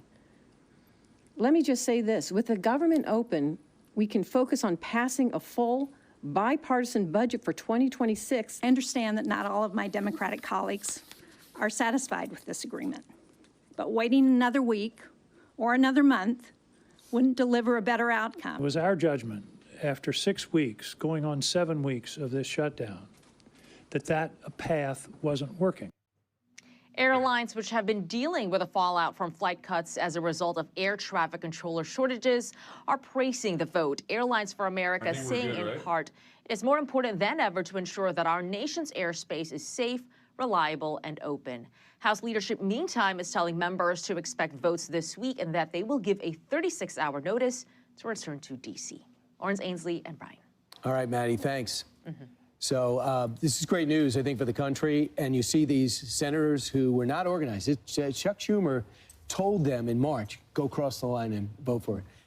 I don't think he had nothing to do with this. And he said, I'm going to vote no. Yeah. But then the amount of people upset by this. First off, we have to give credit to the people, the senators that walked across the aisle. Retiring Dick Durbin, Tim Kaine, not retiring, Angus King, who says I'm an independent, and he showed it. He's consistently voted to do this. Jeanne Shaheen, who's going to be with us, I heard that she wanted to do it right away. Right. She wanted to do this right away. Catherine Cortez Masto represents a state that went to Trump, so she's representing her people. Jackie Rosen, too. John Fetterman's been stalwart, and Maggie Hasan. So thank you, but they got to hold. They have to hold till the House comes back and they do another test vote. You know the amount of pressure is going to be on them the next 48 hours. Yeah, so if it passes the Senate, so that was a test vote last night, then they'll have another test. If these 8 continue to hold, it'll go on to the House. There are a lot of Democrats in the House that are saying they're going to vote no, including Hakeem Jeffries. They say they'll only vote to reopen in exchange for a deal on extending expiring Obamacare subsidies. But what this current deal does in the Senate is it does promise a vote on Obamacare in December. It reverses, as Maddie was saying, reverses some of the firings for furloughed workers, guarantees back paid for furloughed workers. Yep. It'll include full spending for the next year for Department of Ag, veterans, and military construction programs, and will reopen the current government through January 30th. Those senators did what was best for the country. They put country over party, and when you lose your whip counter, then your operation is pretty much over. It is Dick Durbin's job to get the votes for the Democrats. Great point. And he's splintered. Great point. There, so that tells you everything that you need to know. But if you watch some of the coverage, on other mainstream networks, they were upset, including leaders in the Democratic Party. Here's Bernie Sanders. Tonight was a very bad night. Zohran Mamdani, the new socialist mayor of New York, elect, he should be rejected, as should any politics willing to compromise on the basic needs of working people. But as the mayor, he doesn't get a vote in this. So. That's right. You got Alexandria Ocasio-Cortez. People want us to hold the line for a reason. This is not a matter of appealing to a base. It's about people's lives, Brian. Yeah, Newsom, who he's now playing the role of tough guy. It's hard to know what role he's playing because he changes so much. We saw capitulation and betrayal of working Americans. The American people need more from their leaders, and this is Chuck Schumer. America's in the midst of a Republican-made health care crisis, a crisis of so severe, so urgent, and so devastating the American family. Okay, I can't even finish reading this. Here's the thing Look about— at Ro Khanna. Yeah, Ro Khanna, Senator Schumer should go. No longer effective to be replaced. He should be replaced. You can't lead the fight to stop health care premiums from skyrocketing for Americans. What will you fight for? But just real quick, what are you talking about? Obamacare is a thing that it needed emergency funding that was supposed to expire because Joe Biden's program says, we know this is unsustainable, get us through the pandemic, throw money at it, but we're going to expire it. There's a rescue package that we didn't need. So with that going away, how is this Republican healthcare crisis? Right. Don't say farcical things. That's the problem. When you try to fix a problem during COVID or during a pandemic or during an emergency, then they continuously want to continue it on. But we don't have the money to fund that. Also, Ainsley, this is not Chuck Schumer. This is not who he is. This is legislation that he's voted for in the past. This sudden wind in his sails where he has to fight every little thing. You can't hold the entire country hostage just so you can win your primary if AOC challenges you. He saw that Zohran Mamdani is a no on this. He saw that Zohran won in New York City. He knows that AOC was campaigning with him, help him get over the line, and he did. So New York likes both of them. They like these socialists, these progressives. So Chuck Schumer, I think, he looked at what he did last March. He got a lot of flack for that from his constituents because they're so progressive. And I think now he's saying, I really want to win my primary. I'm probably going to be up against AOC. So I saw Abigail Spanberger push back against his wife. I just want this open. She's a congresswoman until she becomes mayor. Mikey Sherrill was unable to make that adjustment, not surprising.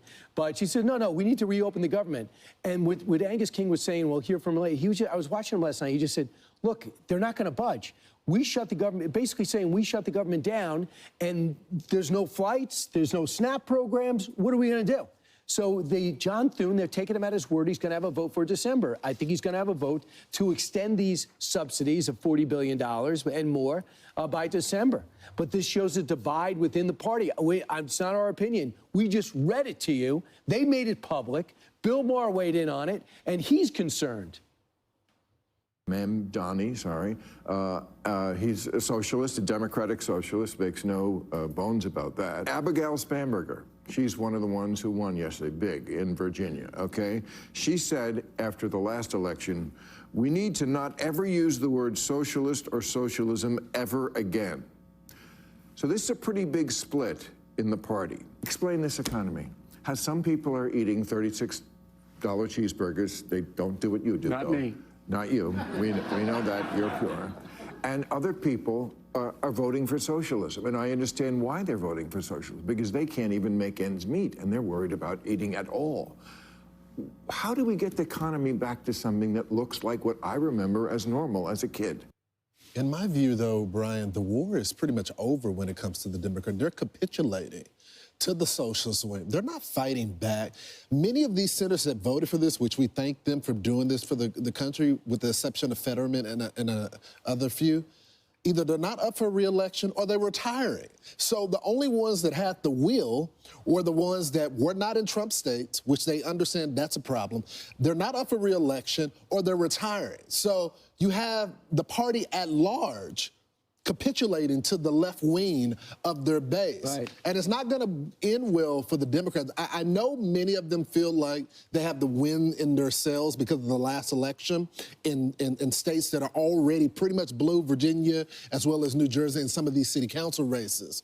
But when you come to the midterms where everybody is up, You can't run on this type of stuff. I hope not, because can you imagine if mainstream Democratic thought process was Zohran Mamdani and AOC? That would worry me for the country. So a great feature this weekend on Governor Shapiro. Seems like a level-headed person. I would love to see a level-headed person like that go against whoever the Republicans put up. I think it just makes people less worried about the severity of the direction should Democrats win. I would say, too, Republicans can't take a bow. No. Because too many people suffered, too much air travel has been destroyed. Everything that's happened over the last few months, you don't say we won. I would not do that. I'm flipping it to the third and gist. We got bars. Okay, Yeah, we're live now. We're in the car, and they can see you as well. Okay. Hi. Yeah. So. Would you like to tell everybody, the American audience, who you are? Oh, okay. And I'm a also tour what guide you in do? Beijing, and my name is Sally. Very nice to meet you. And I'm doing my job for 25 years already. And welcome to China. Welcome to Beijing. Yeah. So we are going to the Tiananmen Square, and to see the flag raising ceremony. Yeah. And Tiananmen Square is Tian is the heaven, An is the peace, and Men is the gate. So Tiananmen Square means heavenly peaceful square, and it is became to opening square only 70 years old. So 70 years ago, it was a places for the government offices, like a financial office, the imperial hospital, the high court, and police bureau for the Ming and Qing dynasty. And 70 years ago, the building tear down, and then they became to opening square. It is became to opening square only 70 years old. And it is the largest city center square of the whole world. It's about 44 hectares. So 1 hectare means 10,000 square meters. And 1 square meter means 1 meter by 1 meter. So the 44 hectares means 440,000 square meters. So if you want to count the people who stand on the Tiananmen Square, it is can hold almost like 1 million people stand next to each other on the Tiananmen Square. Yeah. And if you want to make the people make a space between each others, make some like space, it is can hold 500,000 people there. How many people do you anticipate this morning? I'm not 100% sure, but you will see a lot of people over there because. So yeah, this is where are we going? We're going to a flag raising ceremony at Tiananmen Square. So we talked about the significance of Tiananmen Square. What is the significance of this event?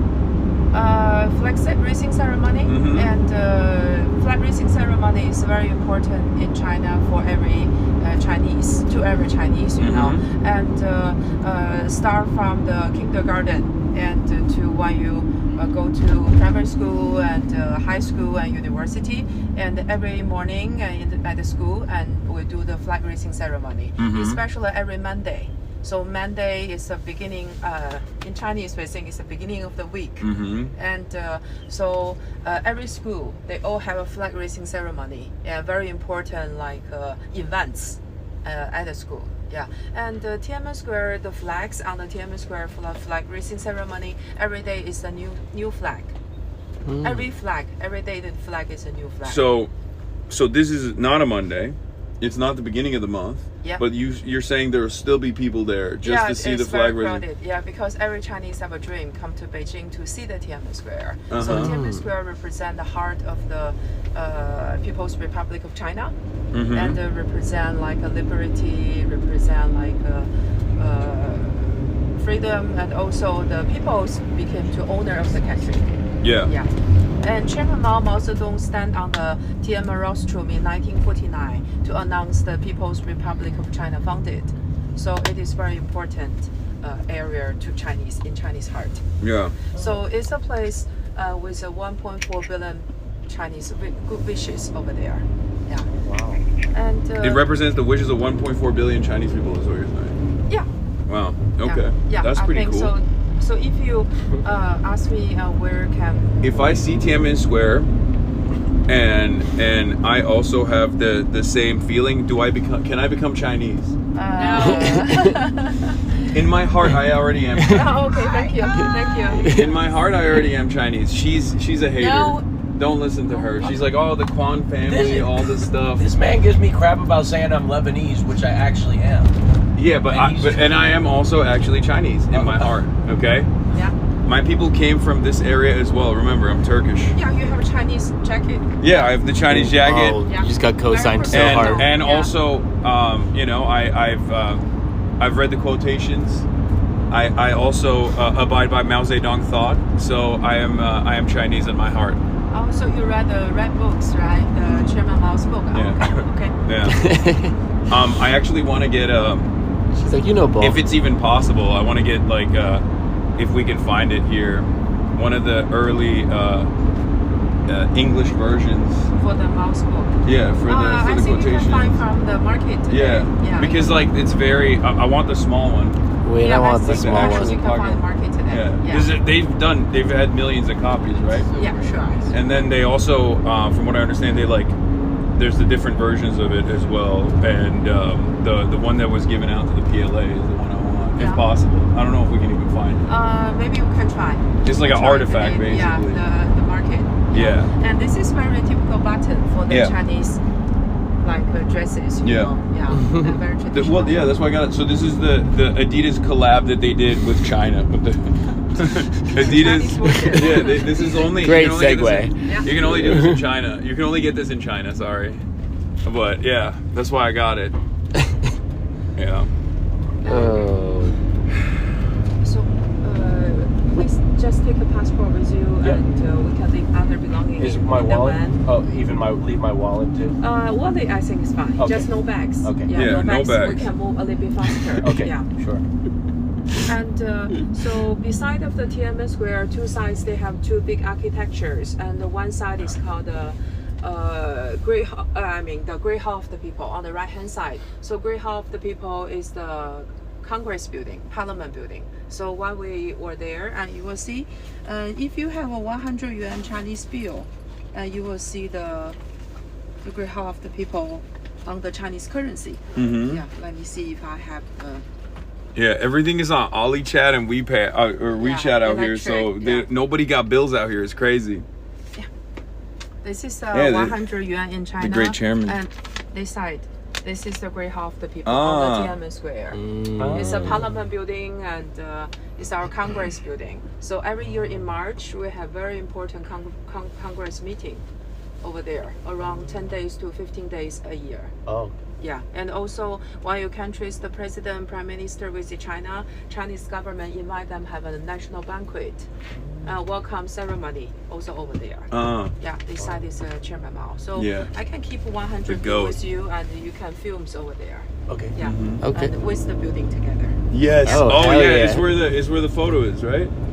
Where is the? Yeah, the mouse painting is on the Tiananmen Ross Yes. too. Yeah. Oh, we gotta get flicked up there. Oh my God. And flicked Like up, my we, boy, flicked up like we my, shall. like my boy Wembayama. He went out there. Sorry. No, go ahead. Yeah, no, I say you won't imagine how many people they want to see the flag raising ceremony. So the first day of the month, and there will be have a live music. People play the instruments over there. Is it like the army band or just like regular people? Army band. Uh-huh. Yeah, and the other days are just a record, like music from the radio. Yeah. Okay. And they play like jazz, experimental stuff. No, it's a national song. Oh. Yeah, Chinese national song with the national flags, you know. And so you will see the soldiers. They are Navy, and they are armed forces. Navy and Land Force and Air Force. And so they will take the Chinese national flag, and they're marching from the Forbidden City and one outside of the Tiananmen rostrum, where the Chairman Mao hanging the mouse painting, and cross the street. So the street traffic will be closed for twice a day. The flag raising ceremony and flag down ceremony. So Chinese national flag every day come out with the sunrise, come down with the sunset. And the sunrise today as That's 6:53. That's why it's pitch black out, y'all. Yeah. Because we're waiting every for day, this. every day I woke up at changes. 2:30. Yeah, every day is Hey, you're a freak. Stupid. I woke up I'm at not. 3. I woke up at Nobody's 2:30. on your side on that. No, I woke up at 2:30 and I was so excited because guess what? We're in China. We're in Beijing. Okay, we're at the People's Republic, and I'm stoked to be I here. brought you this. Oh, mini banana. The tiny banana. The tiny bananas in the rooms. Yeah, outside is only 3 degrees centigrade. Yeah, only 3 degrees. That's why I have all these layers. I don't have a jacket. You want a tiny banana? I do not. You want a tiny banana, Austin? Yes, thank you so much. I'm actually. Anybody else? Why do you have another Austin one? was saying last night that some people think that banana is huge. Yeah, and also that it's not the size of the banana that matters. It's the Ally said one. Flavor. The flavor of it. That's Yeah. a small banana, and then I got hit with all. Oh, it's not about the size. Yeah. It's the motion of the banana. I think truly is more accurate. Do you think these buses are also going to Tiananmen Square right now? Yeah, I think so. I mean, if it's 1.4 billion Chinese that want to go to Tiananmen Square, they probably are going there too, I assume. That bus was empty. That bus is not empty. There's people in there. Hi. They don't want to wave to you. If they saw me, they would know. They'd be like, "Oh, he's also Chinese." Now, I don't have to use the restroom. Oh my god. Harsh. Theoretically, if there is no restrooms in there, right? I mean, there's a restroom beside of the Tiananmen Square. Okay, but I don't need to use it. I just wanted to. Oh, okay, okay. But in the event that I would. I mean, when we finish. You need to have a Chinese yeah, passport sure. to do that. Okay, perfect. That's Yeah, perfect. they don't let the foreigners. What was it? La Huilo? No. What was it? Lao Wai. Oh, La Wai. La Wai. Lao Wai. He's La a Wai. foreigner. Is that you? No, I'm Chinese. Oh. So it's just we're talking about No, Austin. he's buying. Oh yeah, what is it? You're Buy-in? Baiyan. 白人 Buy-in. means a pale skin people. So, Yeah. Buy-in. It means Foreigner. white Baiyan. boy, derogatory. Or we say 大鼻子 means a big nose. You know, foreigner usually have bigger nose. He's both. So we say 大鼻子 both. is a foreigner also. 大鼻子. He's a big nose white boy. Is that good? 大鼻子. Yeah, good. Pretty good. It's because I'm Chinese. Yeah, but how do you say thank you? Thank you is a 谢谢. 谢谢 谢谢. 谢谢 谢谢. Austin is very proud of. Well, everybody's been saying it incorrectly, and I'm the only one, and nobody's giving me credit for it. Oh no, you have Oh, thank pretty you. good pronunciation. Thank you. Yeah, Thank you. yeah. Thank you. Don't tell him that. Oh, okay. Don't okay. tell him that. No, but they've been saying it, and I'm doing the Beijing Mandarin, right? 谢谢. Yeah, how to say Mandarin is Mandarin, Beijing dialogue is Beijing dialogue. Okay, that's- so yeah, that's what I Mandarin more like British English. Yeah, yeah. And Beijing dialogue more like American English because we gotcha. have a lot of Yeah. over there. Yeah, okay. That makes sense. All right. So in Beijing, if the people in ancient time meeting each other in the morning or when they see each other, the first question is not talk about the weather like like foreigners. And the first thing is have you eat? 吃了吗您? Have you eat? 吃了吗您? Yeah, 吃了吗您 means have you eat? So it's like a 吃了吗 small 您? talk? Yeah, just like greeting. Oh. When they see you, they won't say Interesting. 你好 or they won't say hello. And in ancient time, they will say have you eat? Like have you eaten today? Yeah. I have eat not. today, And or then have you eat what if before you I see haven't? you? Oh. Usually people say I ate. Yeah, yeah. Usually, okay. Yeah. It's like you don't, when somebody says, how are you, you say, I'm good. Yeah, like okay. that. I Yeah, see. like Okay. just for greeting. I Have you see, eat? I see. Yeah. Okay. And also, in Beijing, we have other line like one, you say excuse me, and we don't say 对不起. That means you want to pass over the others. 对不起. We don't say 对不起 means 对不起. 对不起 means sorry. But we say 劳驾 in Beijing slang, Beijing dialect. 劳驾. 劳驾.劳驾. Excuse me, 劳驾. 劳驾. 劳驾. I'm gonna forget all of this. 劳驾. I And hope. then you will learn Shanghai style and the Chengdu style, other Okay. styles when you go to different places. Yeah. Wait, what was Should the? we choose a style? What was the? Yeah. Choose a class. What's the greeting that every Chinese leader does when they're on the car? It's like hello, comrades. What is it? This is how we don't know, but we know on the Tiananmen rostrum when we have soldiers marching. Yeah. And so the governors will waving to the soldiers over there. Well, there's a term for it, no? Isn't it? Is it 同志们? 同志们. Yeah, 同志们. Yeah, 同志们好. 同志们好. Yeah, I like. Yeah. So if I say that to people, if I go to Tiananmen Square and I say that to people, will they know that I'm Chinese, or will they be like, "That's weird"? Say 同志, 同志. 同志. Like a comrade. Yeah. Comrade. 同志. Yeah. That's awesome. But I recommend you don't take the. Oh, you don't think we should get the stick? No, I'm not 100% sure. Okay. We're cooked. No, it's fine. No, We I mean, just you keep can it for take now. But yeah. So Tiananmen Square, how long is the proceeding going to take? Because like we're getting there early. We're gonna be in line for a bit, I think. Yeah, we will do security check and maybe about half an hour to 40 minutes, and depends on how many people keep the queue over there.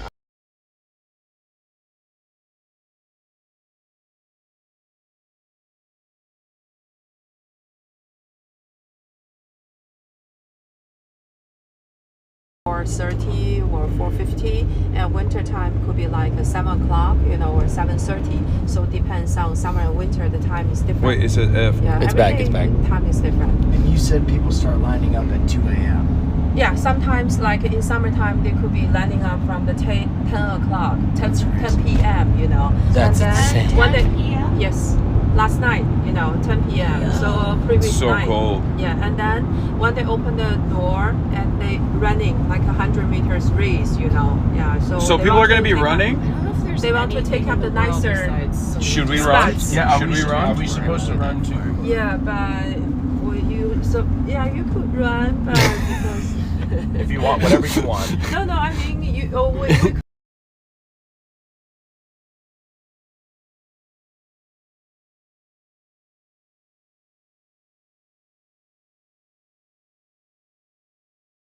What? We left again. Okay, we're back. Wait, why is it effing over and over again? So are you just on? Just on the phone. Just now you ripping it see off the No, phone. Side no. of you and the Tiananmen No, Square is over it's just there. an eSIM, yeah. So that part This is is, the Mao's Serena's mausoleum and Chairman Mao. Oh my gosh. What, does it have a phone number? Yeah, so Oh. both sides, this is one Wow. of the 9 gates on the inner city wall. So ancient times in Beijing, we have four layers of the city walls around the city, and this layer they call the inner city wall. Oh my gosh, look at all the people. Yeah. Yeah, I have the You saw the groups, Oh my right? gosh, yeah. What, dude, But does it have a plan? dude, show Yeah, this. it's There gonna are a go. lot. Wait, this whole line my we're gonna be God. walking. We're behind this entire Oh my group. gosh, how incredible. 1.4 billion. Oh my God. That's unbelievable. Okay, you were not lying when you said 1.4 billion Chinese want to come to Tiananmen Square. I thought that's crazy. Like, there's no way. We, oh wow. Yeah, so we'll get off every the day? van very soon, and please make sure you guess. bring your passport with you. Okay. How does it feel, Caroline? Bro, there's a lot of Chinese people, so obviously, in general, you could probably have people coming from different parts of the country every day and still have a massive amount of people, you know? Austin yesterday, he was like, I think we've probably interacted with at least. Oh, what did he say, dude. 10% of the population. He was- we We went to one mall in was- Beijing. Is hyperbole dead? I mean, I don't think it was Here we are. hyperbole, baby. All right, take the. it was hyper. I was. I'll wait till we... All right, we're getting out, right? Yes. Yeah, no, Okay. take the thing off. Oh my bad. Yeah. Well, I can't. You're gonna leave that for later? I'll throw it away later. So we're not bringing bags in? No, nothing. Oh my God! Even with all the I'm triple jacketed up and I'm still cold. It's crazy. Okay. All right. You're gonna be For anybody wondering, No, this chat. is fine. I'm from Oregon. This is all good. For anybody wondering, chat, we are going full handheld phone here. Yeah. No so tripod, nothing. You have the mics, right? I do. Okay. It's only 2 though. I feel like I mean, yeah, we'll be fine. we'll feel it out. But if it gets like really loud, Not really. No. if it gets really loud, Something like 2 flick hours. it. We'll flip it over to a microphone. This feels so trippy because it feels like it's nighttime. Bro, I have. Yeah. I'm gonna be so for real. Y'all, it's early.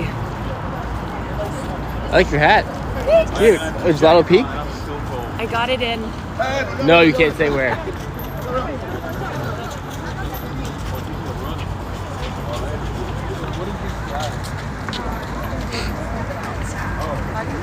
Tour group.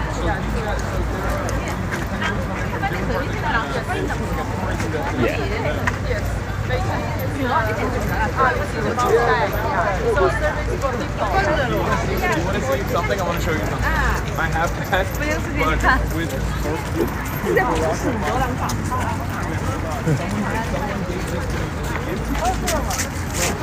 How you feeling, Austin? I'm feeling great. You know, I'm very excited for the flag raising. Oh, she has look at this as a T-shirt. Yeah. So no, people have this on their bags. Like. So down like 0.2 seconds. What? No, we have to run.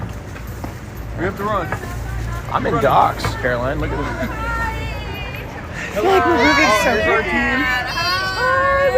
Oh, good morning. Morning, let's go. Good morning. Are we ready? It's cold, right? Oh my God. Ready for this? We're literally running. So, if there theoretically Just like was a 1.4 bathroom. billion Chinese, we are here at Tiananmen Square. We are exercising the wishes of 1.4 billion Chinese. We're going to see Tiananmen Square in all of its glory today for the flag raising ceremony, and I'm stoked. So, which Especially flag have a young is it? child. The Chinese flag. Okay, just want to make sure. Chinese national flag. Okay. Wait, what'd you ask? I asked which one it like. That's fine. I think it's good to ask these clarifying questions. No, for sure. Just in For case. chat. What? Because there's many Asking for a flags, friend. right? Asking for Many a friend. flags. Yeah, and It you could like be. them all. I do. You like all the flags. I mean, right? You know, it could be a, you know. Anyway. Yeah, they are actually. People are. Can't really see shit, I'm not gonna lie. Yeah, there's little children, and there's also old folks, and they are rushing. They're rushing because they feel it in their hearts. They feel I mean, there's a lot. the dream. There's definitely a lot of space on that. Yes, there's definitely going to be space, but I am shocked at the sheer volume of people. Also, just strength. You want to be Chinese so bad, like me. I'm gonna whip out the Kwan family dynasty again. Yeah. You want to be Chinese like me and Will so bad. No, not too much. Told me they said I would be big on Chinese social media. What? It was easier for They us. said I would be huge on Chinese social media. They lied to you. It's fine.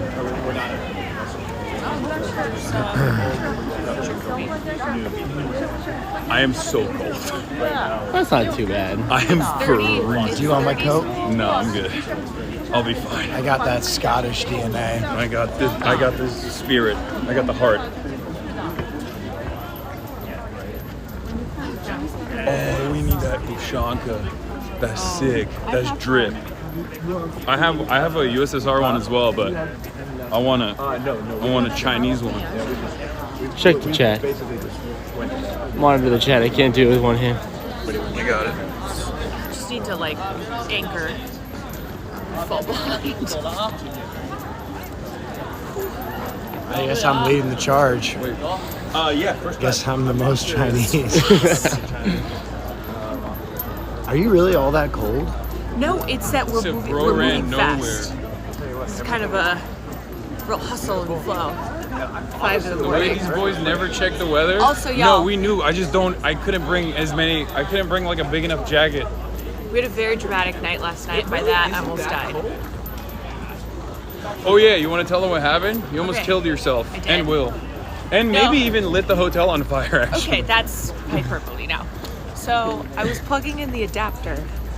I was in bed plugging in the adapter, and suddenly it exploded. I'm talking sparks, and then all the power just goes out. And it was smoking and burning. And Will he was like, "Are you okay?" I just couldn't speak, so he thought I was he thought I was dead. He thought I had like actually electrocuted myself because I just couldn't speak. It was so shocking, no pun intended. Anyway, so forgive me for being a little lethargic this morning, considering what happened last night, night 1 of China. Yeah. Hey, Caroline. PSA. Oh yes, Sally, please. Because I will show the treatment. We're just so stoked that we're rushing ahead of her. Yes. Oh, missed a show. I'm not as cold as I thought I would be, but this is You actually pretty warm. did you guys see the new fit? Yep. Yeah. I was fire. gonna buy those pants yesterday. Well, Hasan put them on, and I was like, you know what? I'd look better in those. Yeah. So and I bought them. And he literally was like, "I should wear them. It's too short for you." And he's right. And I he was was right. right. It didn't drape well. So I was like, you know what? I'm not gonna get them. Fuck you, Austin. I And kind of like the pants you're wearing, Hasan. I'm gonna go back and get those. I will beat you with hammers. With what? Hammers. Oh my God, that seems a little much. Yeah. I will hammer fist. How was your flight, Mark? Bad. Bad. He didn't have internet. I didn't have Wi-Fi for 12 hours. Oh my gosh. Besides that, it was great though. He was flexing because like Air China can fly over Russian airspace, I had whereas to- American airplanes can't. I had to, so the it was only a- way I watched the Vikings game through my brother's FaceTime call the entire flight. Is that crazy? Probably. At least you had Wi-Fi. Yeah, it was pretty good. Also, I didn't know you were allowed to make FaceTime calls on planes. Oh, you're definitely not. But that was alleged that I made that FaceTime call for the entire flight. How long Allegedly. walk to Tiananmen Square from here, by your estimation? We walk to the first check-in points will be depends on the I don't know. Is it normal, or is this like a bigger crowd than you thought it would be? I mean, it's a normal. Oh, it's normal. It's a normal. There are a lot of Chinese people Every just in general. morning? Well, yeah, we're in. Of course. Just in general. That's in just an general. observation. Of course there are. He means like number of, Yeah, number of people. like population density. I called my dad when we landed. He goes, crazy that everyone's Chinese? I said, yeah. He goes like the custodians at the airport, the taxi drivers, everyone's Chinese. I said, Who said that? my dad said Oh, that. your dad is literally Chinese. No, he was saying though, like, isn't it cool? Have you ever been around this many Chinese people? I was like, yes. No, that is cool. No, it is cool. Everyone's Chinese. Everyone in the world. Oh yeah. I'm just shocked so many people pull up every morning. What? I'm just shocked so many people pull up every morning. Yeah. Oh yeah. Today's it'll shock the world. Today's like not even like that special of a day apparently. It's just this slammed. 咱们都走一起啊，因为咱们是一个。 Very impressive. Shit. Oh my god. Oh, I can. Wait, they were 90-year-olds. Yeah, I almost got trucked by an elderly woman. She almost took me out. She went straight for my knees too. No, I think she was probably just at that height. Oh yeah. Oh, you have the QR. I think group check-in is on the app.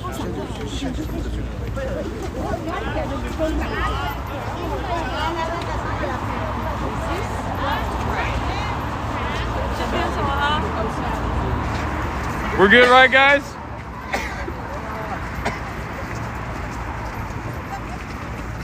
So, do you think we'll make it back in time for hotel breakfast or? Oh, right here. Look. But not the Great Hall for people. This is a new building.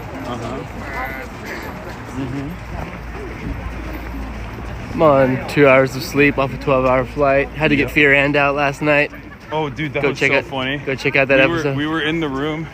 We were in the room trying to put things together last second to make sure that we can get the stream out for you guys, because there's like a lot of technical stuff that we need to do on the back end. And finally we're done, and March goes, oh no, I have to put Fear and out still. Yeah, So I don't anyway. know how we did it. I don't know how we pulled this off, but we did. But we did. Anyway, so yeah, hotel breakfast. Think we'll make it back in time for that? Oh, Hotel Brekkie is gonna be bomb. Sally, is there a point where we're going back to the hotel after this? Like immediately? Yes. After we Are you gonna rip finish the some more? fundraising ceremony, we'll take you back to the hotel. Oh, okay. So then I'll probably. I was gonna say, what's your plan? Are you gonna do more news after that? Yeah, you guys will hit the brekkie while I go back and do normal political commentary coverage. And then, what's the next? Do they know what's happening after that? Have you told Yes, them? we're going to an antique store. Something or the other. Oddities. Um, Oh, did we lose Sally? Where is she? I don't know. I'm scared and lost. Hold on. She's behind us. It's fine. There, she's behind us.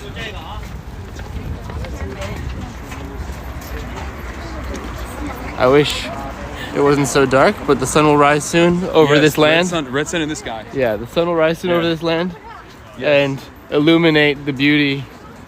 Yes. Am I doing it right? Uh-huh. Chat, look at this beautiful structure here. There's a shitload of people here, chat. Like a shitload.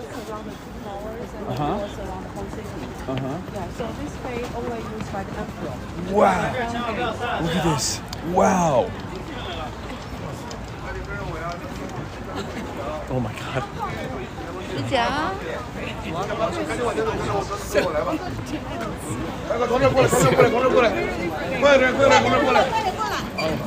Okay, people are getting more active as we get closer. Stella is trying to find us as well. Oh, dude, she might be a little quick. I'm not gonna lie. I can't coordinate with her. Someone else has to go on WeChat. Can someone in the WeChat tell Stella to try and find us? I don't know how she's gonna do it, but Ain't no way she knows. yeah. Well, she's messaging in the chat right now. If you guys want to look at what she said. No, she's not gonna find us. I mean, she's here. She's here. No way. Austin, thank you, Austin. Thank you, Austin. She's watching the stream. She's current. I don't think so. Bro, I'm literally doing everything I can to stand upright. Right? Yeah. What are we talking about? So facing on both sides. No, the building she's not looks like right. a European style. Oh yeah, look, So- show the European style buildings. Yeah, so about 120 years ago, there was a former embassy's area. Former embassy. Mm-hmm. Yeah. And that is the Tiananmen rostrum. You see the lights up place. Yeah. So where the mouse painting. Yeah, there, we can see it from afar. Oh yeah. Oh my god. This is so sick. Are these the bathrooms? So please preparing the passport. Everybody take your passports out. Why did that sound like it was for the entire... Austin, you are in the group chat. It's called Let's Be Chinese. No, I had to create a new account because my other Okay. WeChat account got a Thank violation. you. I would do it, but yeah, I have to hold. His WeChat got a violation before we even. Wait, why did his WeChat I go don't know, down? but hey, don't show it. Obviously, don't show the passports. Well, don't. All right, chat. You're getting chest cam for a but not second. yet. Oh, just You don't kidding. have to. When we get there, I mean. I'm getting mixed signals here, chat. Sorry, I'm just excited. This is sick. How is chat doing? Have we checked on them? Always thinking of them, you know? Periodically. Chat is freaking out because they don't have passports on them. Oh, God. All right, chat. I'll smuggle you in. You guys ain't coming in. No, I'll smuggle them in.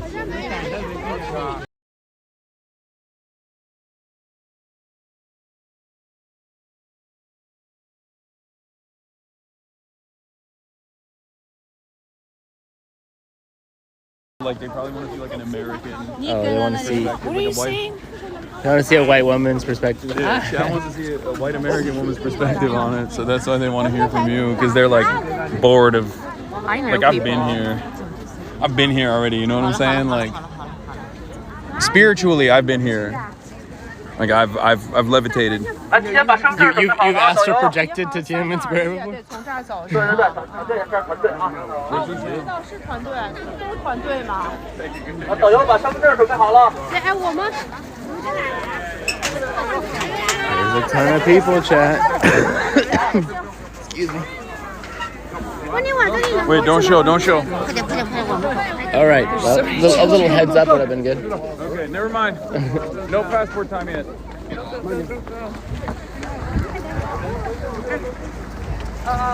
Shout out Sally, our goat. Anything like this? No, actually, I have not. It's fucking insane. Look at the people running. Hasan, run. He's very excited to be. Run, guys. What are the red hats? We need our race flag. Like a totem, you mean? Yeah. Race totem. Where's Noah J? Just look for him. Oh wait, we're missing.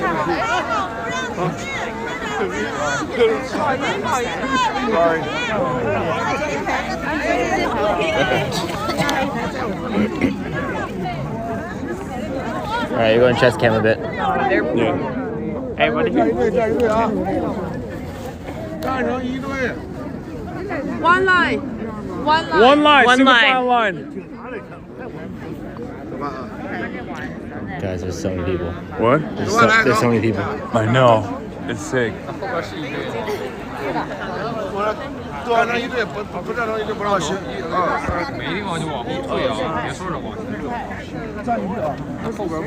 We might be pretty good. We might literally be the only white boys out here. Yeah, legit. This is like. Really speak for yourself.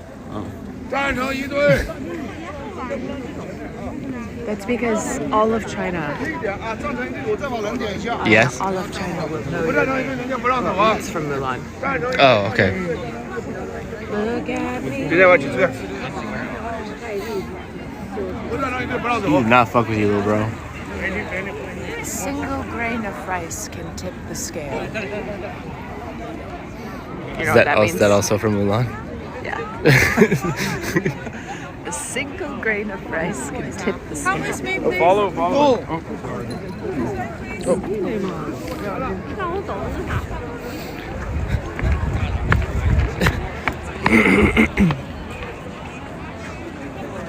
Oh, now we're gonna go through the. Yeah, security check. Now we're going to do the security check.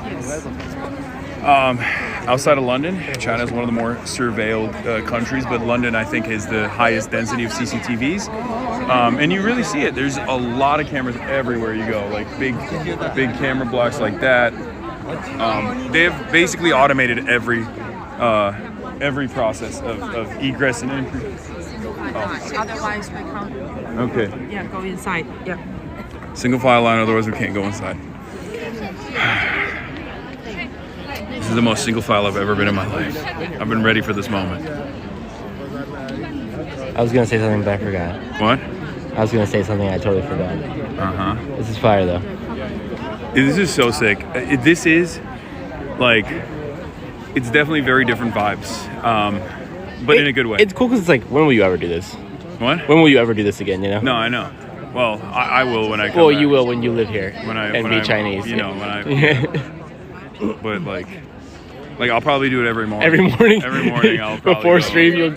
Not even for stream, just for yourself. Yeah, just for myself. Out every morning. I'll come here just to feel it. Respect. Single file line. Damn, maintaining discipline is important. 6 ADHD streamers try to stand in a straight line for more than 10 seconds. Yeah. I asked, Difficulty level impossible. It's just for like that group. It's just to signify that they're from that same group. But I asked like, we don't have any. We don't got we're shit. White. We are foreigners. That's what we have. Pretty obvious. They're looking at it. People are like looking at it. Oh, the blue marker is nice.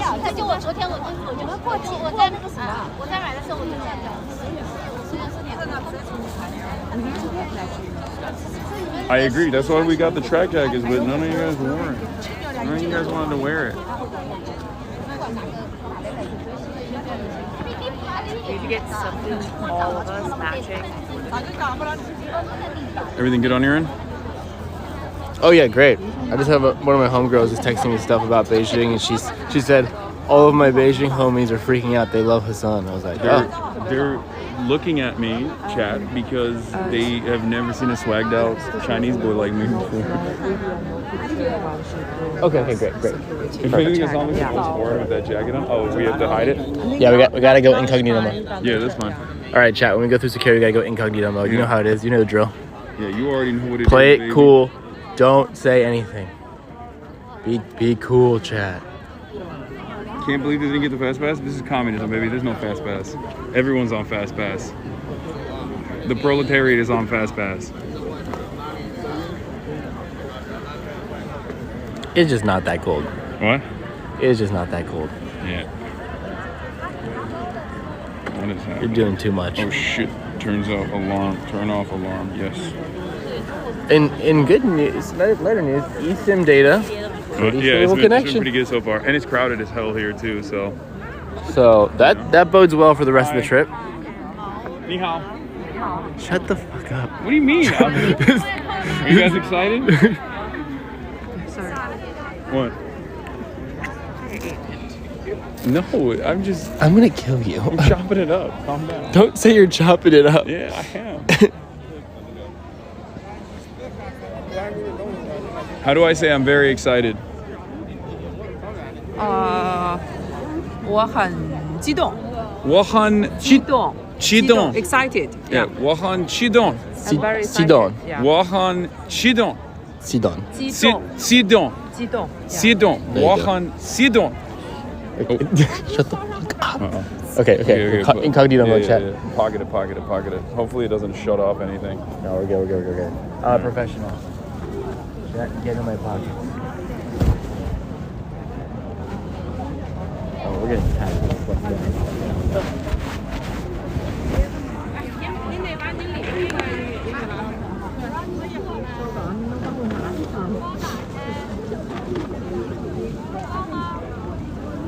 Zip， 导游他们有打火机吗？没有，后面没有抽烟，我都是直接拿就可以。Oh, wow. Yeah, it's cool. No lighters, right, in the pocket, right? No. No lighters. Yeah. No. Okay. 没有打火机。没有，我不抽烟。这里边 It's battery. For the phone. 哦 ，OK。去红梅树擦脸的。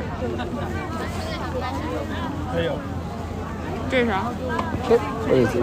Oh, it's for microphones. 这是。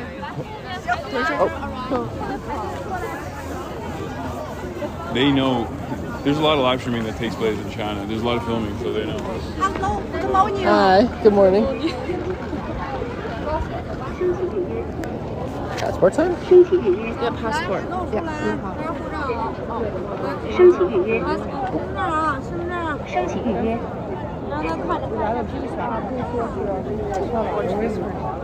看这儿是吧？啊。申请预约。 Okay. 申请预约。 Yeah, just passport. We made it, chat. We fucking made it. Easy. Can I get an easy in the chat? Look at my set. Passport's almost secure and safe. Easy clap. Let's fucking go. Wow, we made it. Wow. Oh, wow. Are we in Tiananmen Square yet? Not yet, right? Yeah.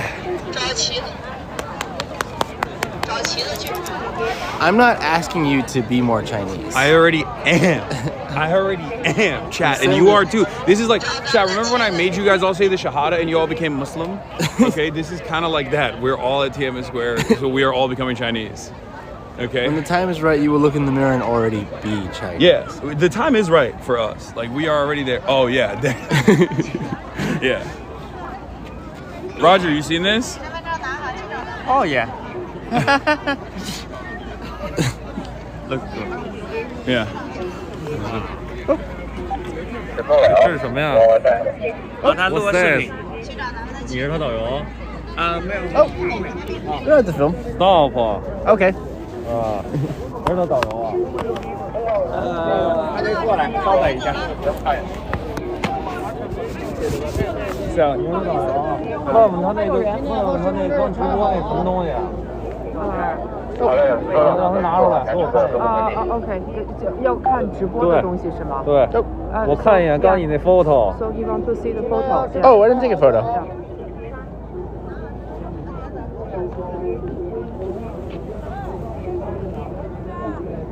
就是刚才他录那个，让他找出来。So have you recorded anything? No, not yet. No, 我都看见了。 Yeah, he said he 直 saw 播 you. 还是什么呀？ Oh, I was holding the camera out, but I didn't do anything 还 yet. 有个手机后面有个背景图。对，拿手机弄一背景，那是什么东西？把那打出来。 No recording? 刚才那个背景。So he wants to see the background of your. Oh, of my phone? Yeah. Sure. Or like a live show or. Other yeah. phone. Oh. Another phone.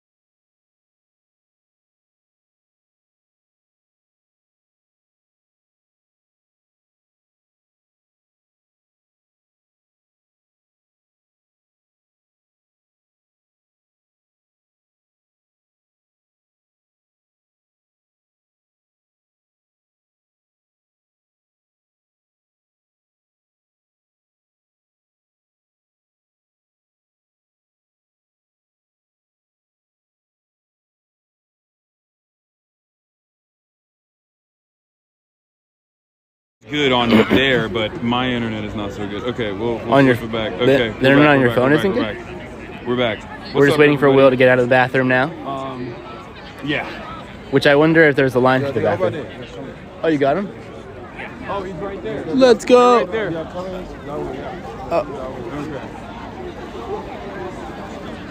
Should we walk catch up to him?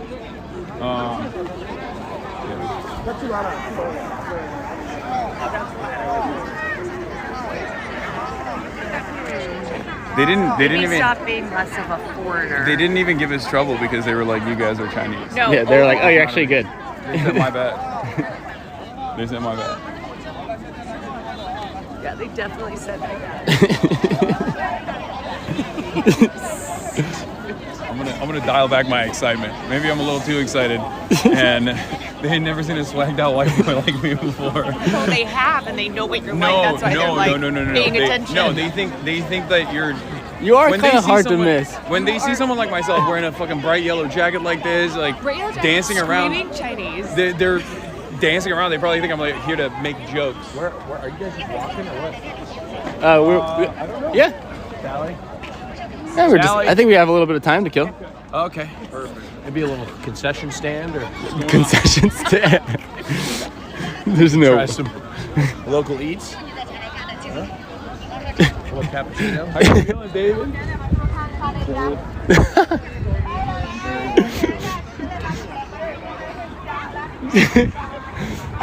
This is awesome. Yeah. I don't know. I don't know why people are not enjoying all of this.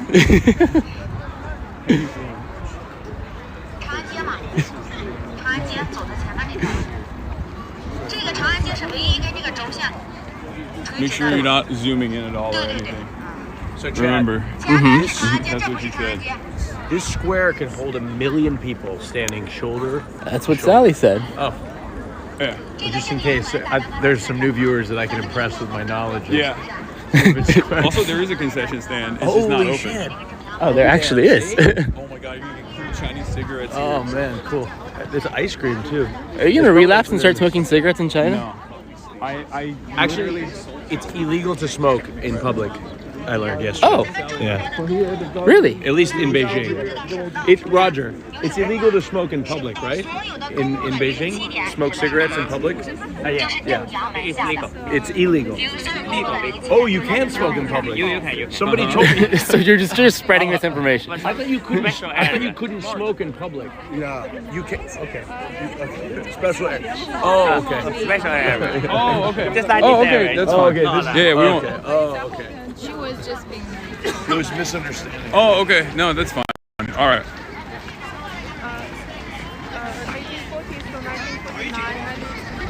Oh, we're on low bit rate right now. Okay. Okay.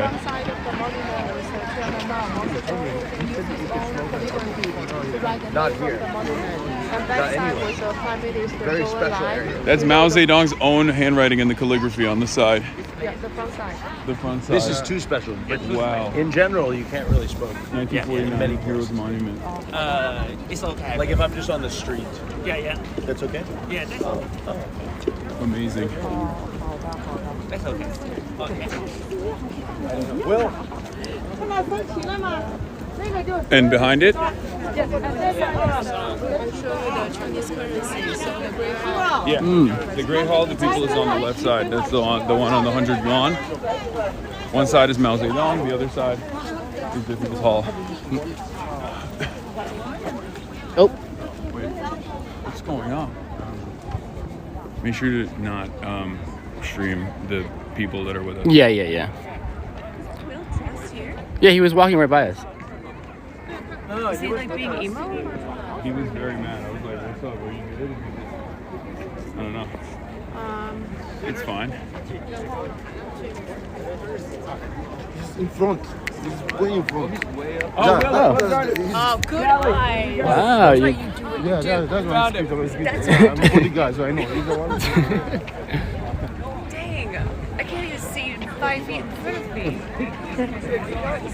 Okay, Marsh, somebody literally told me yesterday you cannot smoke in public. That person lied to you. No, it was. What do you mean? Somebody told me this yesterday. I don't know who told me, but but they said like very specific smoking areas. But I was evidently that was bad information. You know, Will just needs a solo journey into the Tiananmen Square flag raising ceremony. Square flag raising. And I love that for him. Yeah. That place where the most important meeting. Oh, so this is the meeting place. Yeah, meeting right place. here. Yeah. Oh, okay. What about that building? It's for the World War II. Oh, yeah. World War II. Interesting. Like a museum? Yes. Yeah. And we're at the precipice of the iconic Mao Zedong painting. To the right here. This is like. Lens is a little blurry. One sec. This is the OG. Sorry, Chet. Yeah.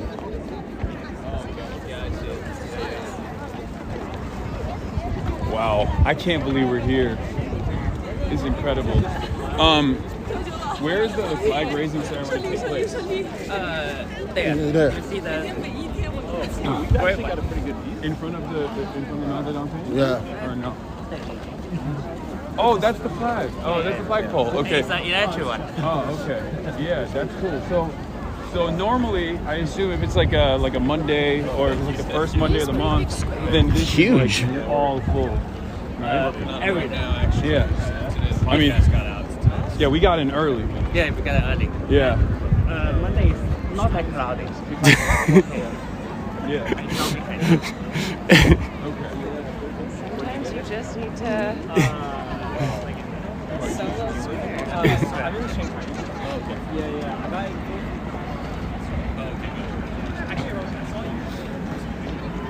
Oh, really? Yeah, welcome.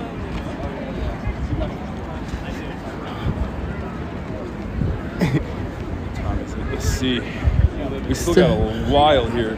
We have 53 minutes. An hour. Yeah, we almost have an entire hour until the flag raising ceremony begins, and then chat after the flag raising ceremony ends. We're gonna get back in our car. We're gonna get back in our vehicle, hopefully, inshallah, and we're gonna get back to the hotel. And I will continue my regular news coverage, just like almost like a intermission in between, where you guys get to experience something unique about China, because there's a lot of a lot of people don't know, a lot of people don't understand it. So I want to be able to show it, and the people you're here with are kind enough to show us around. Because as you can see, this is not like this is not a tourist thing. This is like, right? Yeah. Just like learn how to love your country. Yeah. This two line, right? Oh. Yeah, so on the left it says long live the people. And on the right it says long live the Union of the. Yeah. Wow. And that's the Chang'an Street, and the most important street in China. Yeah. This is parades happen here as well, right? Yeah. But the leader will sit on the building. Yeah. The red one. And all the car and people army and go on the street. Yeah.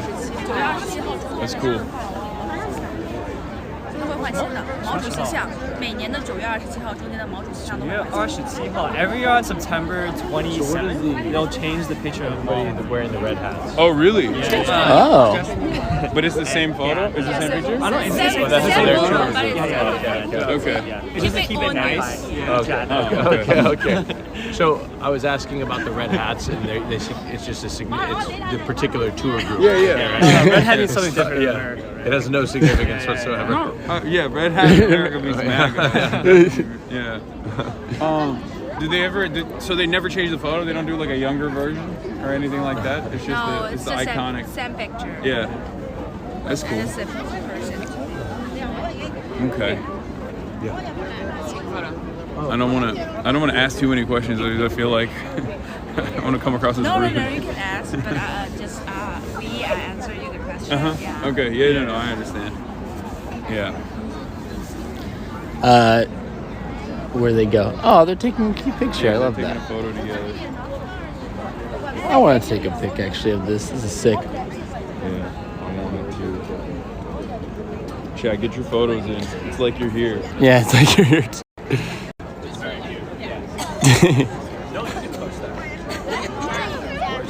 You don't think I look at?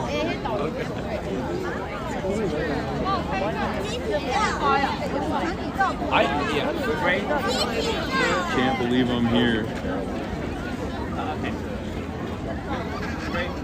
Can't believe I'm here. It's crazy, man. It's just like. Oh, let's go.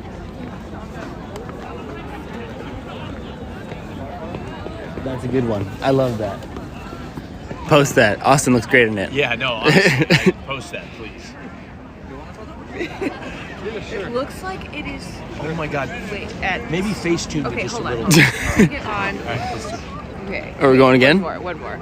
Okay, we gotta get the background in there. I know. Yeah. So, oh, I want to be in it. No, hold on. Well, chat needs to be in it now. What? Well, now Hasan's covering everything. Now, well, now the perspective. Now I look really short. Everything all right?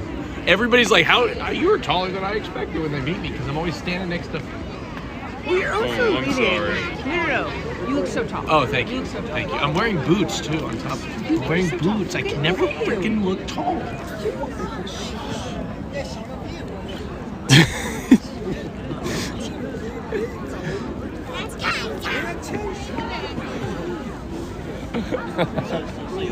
Hush, little baby, don't sleep.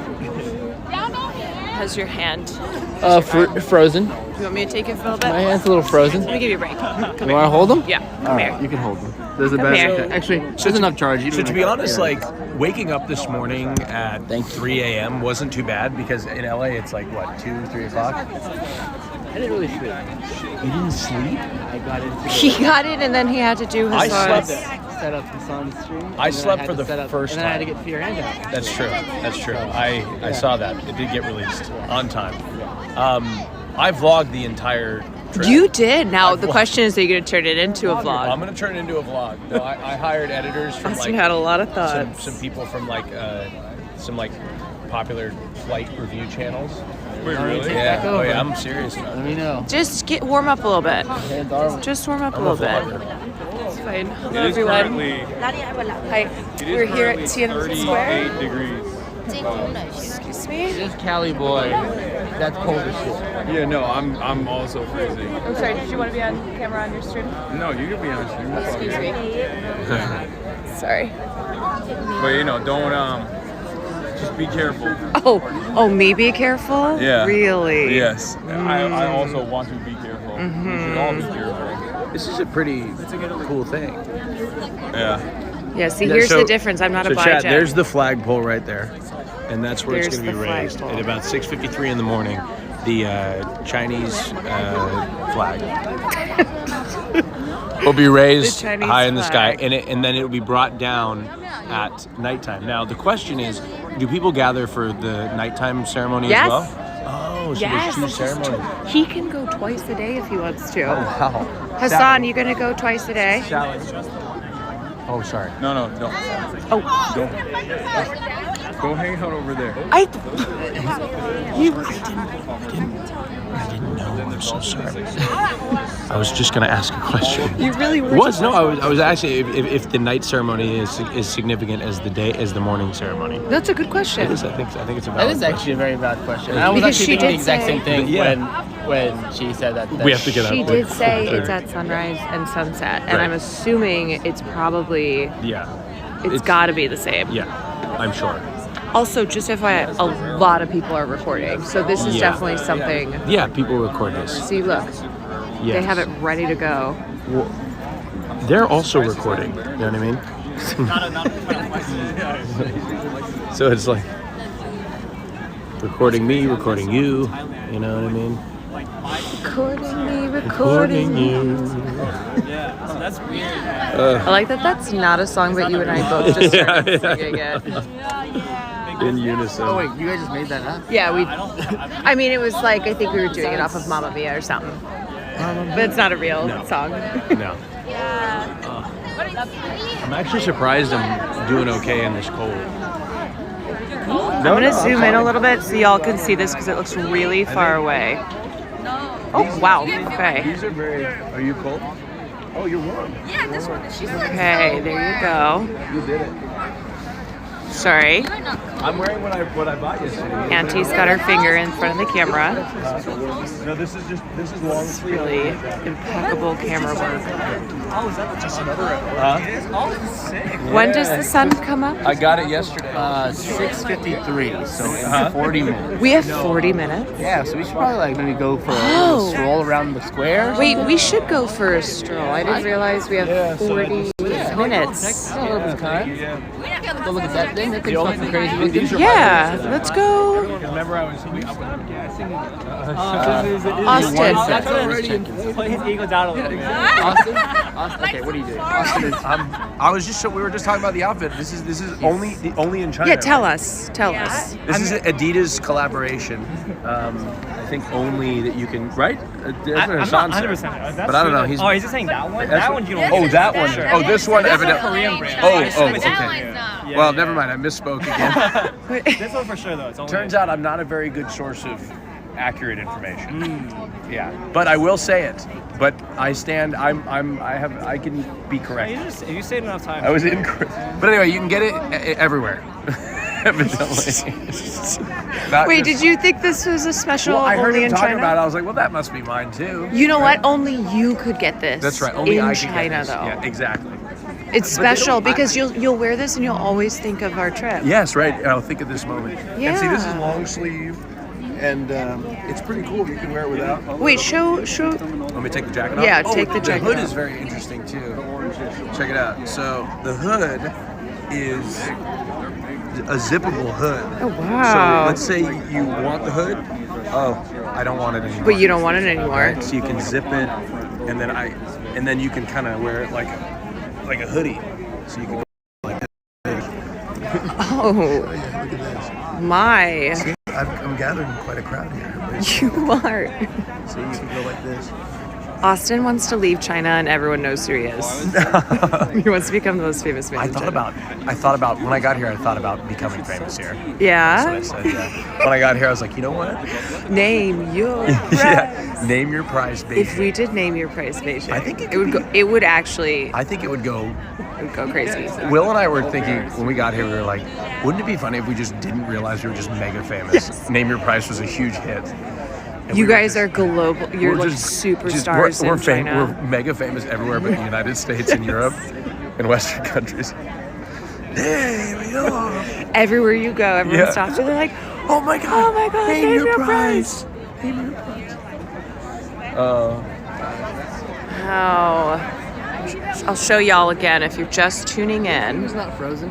Are my fingers not frozen? I'm okay. I have this hat on, which is really warm. Did you get that in Japan, the Gelato Peak? That place doesn't exist. It exists. Wait, what? Joking. Oh. Well, yeah. Oh. They're always trying to scare me. I'm always saying the wrong thing. I did when we went there. So, Chad, if you notice here, the sun is about to rise. No, it's not. We have 40 minutes. Look at the horizon. It's starting to come up just a little bit. We still have 40 minutes. I guess it's really beautiful. When's the last time you guys watched a Sunrise? A sunrise. Literally, like, I don't know. Wait, Escape Psycho we Circus just did this 2 weeks ago. Wait a sec. You didn't see the sunrise when you flew here. It never set when you flew here. Yeah, that was. Oh, yeah, that was crazy. Yeah, that's how it works. I watched a sunset for like 7 hours. Yeah. Oh, it was just the same. You're flying into the. I was flying into it against the sunset. So like, if you looked out the window of my flight, it was the sunset perpetually for like 7 hours. I've got a plain fact nobody asked for. I got mad information about everything. Okay. Oh, is that what you were acquiring? Yes. Okay. Yeah. So that is like the biggest museum I think in here. the world. It's the Chinese Natural History Museum, and it's the Revolutionary Museum as well. I think one half of it is it's half and half. We have that is actually the handwriting, the calligraphy of Mao Zedong. What you see on the monument right there is his calligraphy, and behind it, if you see behind it, there's this massive building, right? Oh, yeah, we have time. Do you want to go look at it? Yeah, So we can't go inside. No, look. Do you want to go look at the?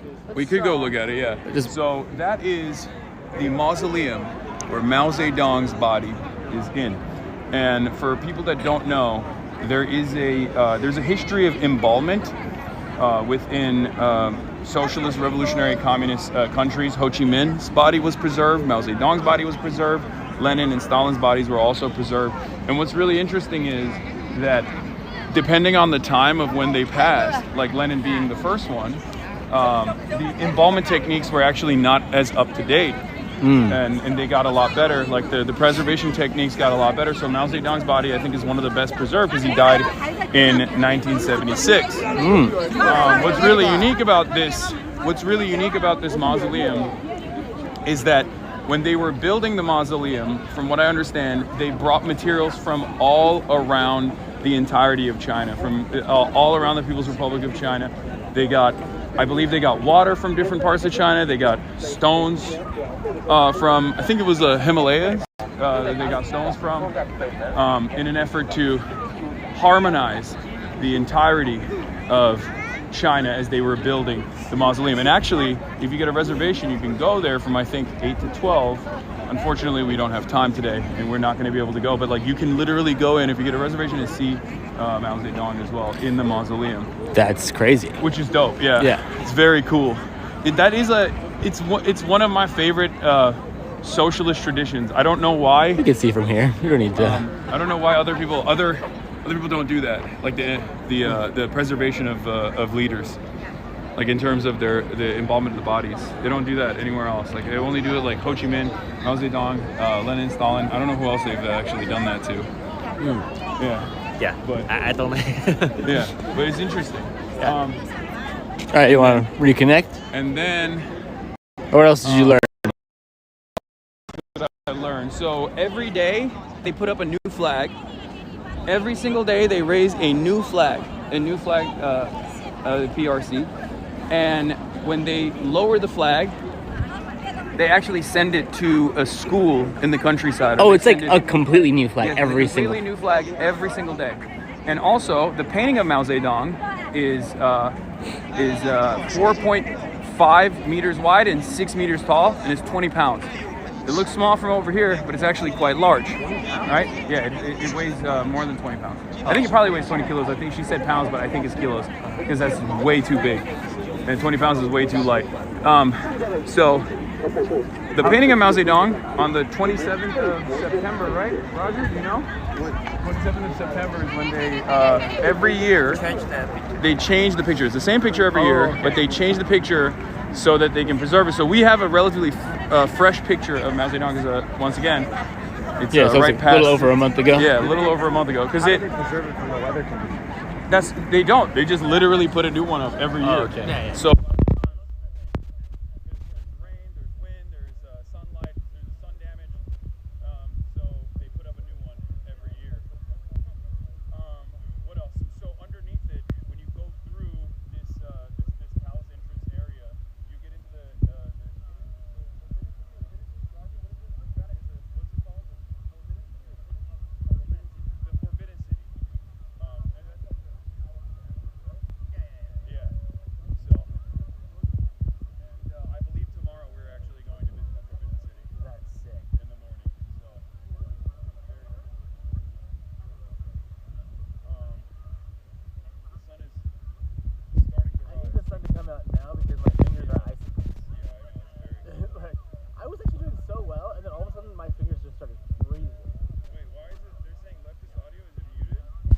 No? The people in the world. Oh, I might have been covering the speaker. Oh, you were covering the speaker. Well, only no, I don't know about the whole time. Sorry, chat. My fingers are frozen.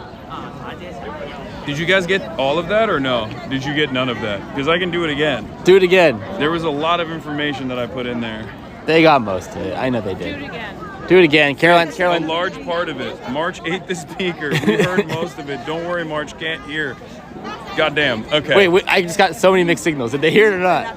The last minute was muted. Okay, Oh, okay. Yeah. Okay. 90 seconds lost. Do the last minute again. So the last minute is the Forbidden City and the picture. Behind this gate is the Forbidden City, the Palace of the Emperor, and I think there's the barracks of the military as well in there. And they come out, and there's someone who's a flag bearer who brings up the flag every year, or every day they bring up a new flag. They raise a new flag every day, and they lower that flag, and they send it off to the countryside, to a school in a rural area or something like that. And also on top of that, we were talking about the Mao Zedong picture. It's the same picture. It's 4.5 meters wide and 6 meters tall, around approximately either 20 kilograms or 20 pounds. And Sally said it was 20 pounds, but I think it might be 20 kilograms. And the photograph is replaced at the 27th of September every single year because it's it braves the elements the entire time. You got sun damage, you got light, you got wind, rain. So in order to preserve the freshness, as we are seeing like a fresher version of this photo, they replace it on the 27th of September every year. Because October 1st is the national day. Yeah, October 1st being the national day. To get ready. Yeah. 20 kilograms is not heavy. OMG Americans is not 20 kilograms. For a painting, it would be pretty heavy. That's why I'm thinking it's probably 20 kilograms and not 20 pounds. 20 pounds would be much easier to carry around. Yeah, we heard this for the third time. Fun fact, great-grandfather's architecture firm helped to restore the Imperial Palace. Yeah, and the sun is finally rising as well. Is that real? That's real. SS Kwan. We have 30 minutes until flag raising. He doesn't want to acknowledge. He doesn't want to acknowledge the Kwan family lineage. Oh, I've acknowledged it. From the I moment know I got you off have, the baby. plane, I knew immediately. Oh my gosh, she just does not stop talking Well, about the Kwan no, family I mean, lineage. come on, you keep saying that you're Chinese. Did your great-grandfather help to restore the Imperial Palace? I don't think so. Should we be moving closer now?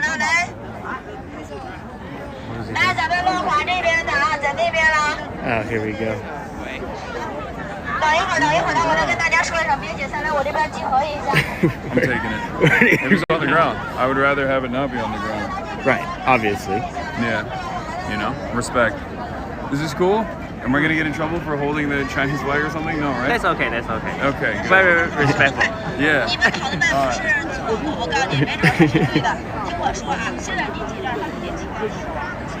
There we go.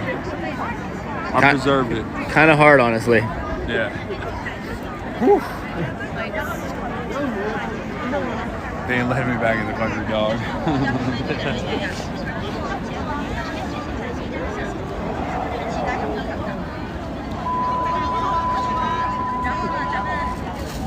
Why would it be disrespectful? A lot of other countries have flag codes that they abide by, unlike us Americans.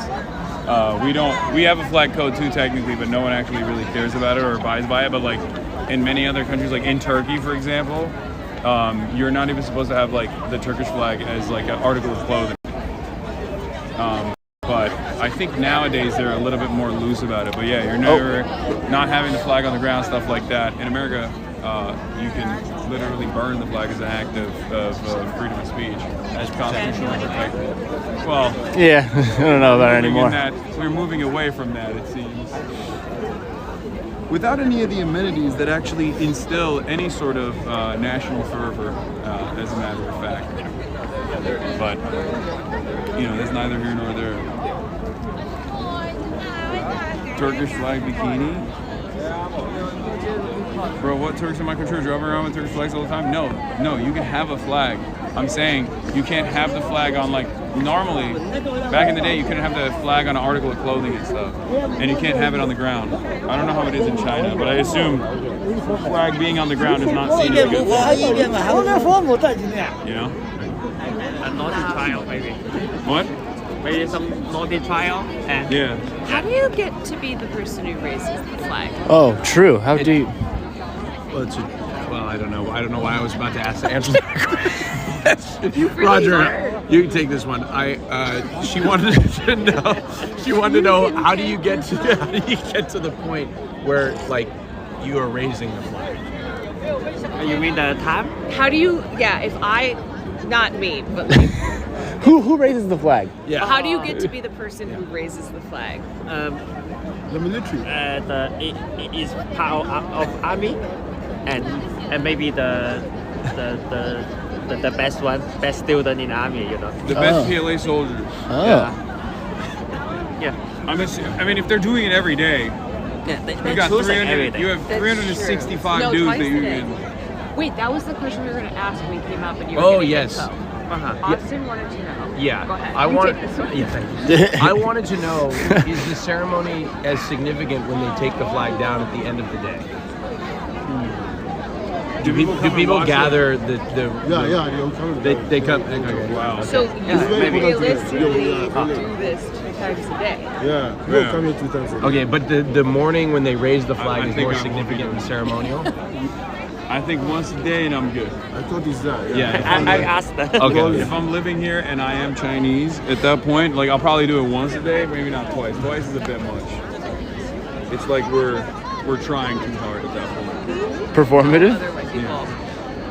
No, this is a very this is straight up Actually, you a know, come very to think of it, I Chinese. have not seen any other. No. This is a very Chinese event. This is not a tourist event at all. If you haven't noticed by the way that we were talking to. I get the answer. Right? At the sunset time, or they will have the flag going down. Yeah. And there another ceremony. There's another ceremony. Yeah. Okay. But it's less significant or Every day. equally? Less people. Less people. Okay, no, equally. Are you really? Equally. You're not a Chinese. We are not Chinese, it's equally. Usually I know it's equally. Oh my god. Everyone know the. Oh, we're getting low bit right here. We should move. Oh, I don't know where we're gonna. Well, we can just just like right there. We just. Right there is low bit rate, but everywhere It's else good. is It's good fine. now. Yeah. That's crazy. Yeah. Okay. Yeah. Now it's perfect. We're back.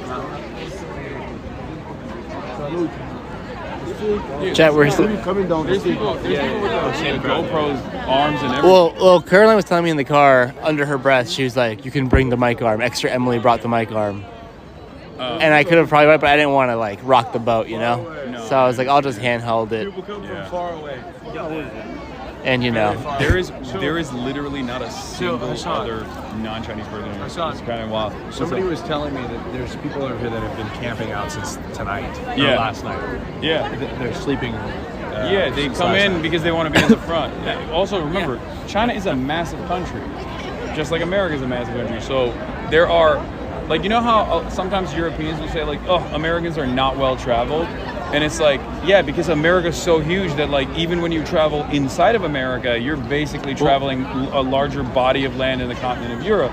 So it's similar in China as well. So there's a lot of people that come from other parts of China to Beijing specifically for this ceremony so they can attend it. When I told Sally yesterday, I was telling her that a lot of Americans don't have passports, and she told me that a lot of Chinese also don't have passports. Yeah, because China is so big that they're most. That's what I heard. They need to apply for it. Yeah, they don't need to. Oh, they need to apply?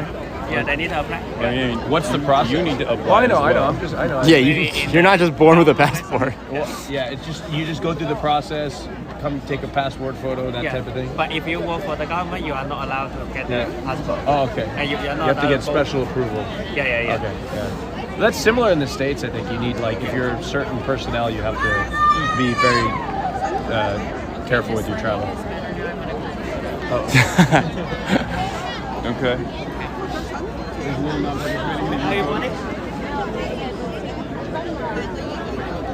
Yeah, take a picture about your picture. All right, let's do it. Chat should Lighting be is in better this. now. Yes. All right, it's fine. You? No, this way I can't feel the square, so maybe it's a little bit. Wait, which way should we go? Yeah, like a turn. Yes, it's okay. You are too. Yeah, that is good. Hold on, one moment. Okay.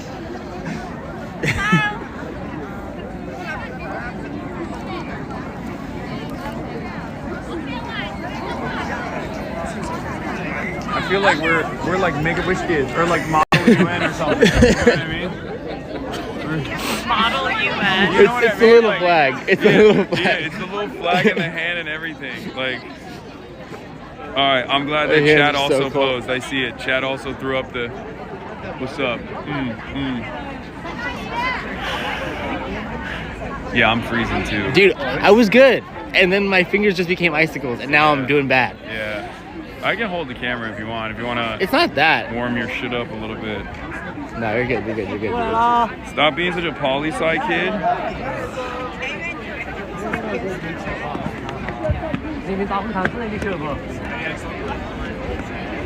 Do the Chinese people know about Zoran's win? I doubt it. Because remember, it's like in the Western world. What's so funny? In the Western world, it's Which is cool significant. because exactly what Hasan's saying is what I would say. In the Western world, it's significant because, like, you know, the Western world is they're all capitalist nations. China is a communist nation, so it's not a very significant victory if you are, you know, you already are run by a communist party. Whereas it is significant for capitalist countries to have a socialist mayor win, especially in New York City.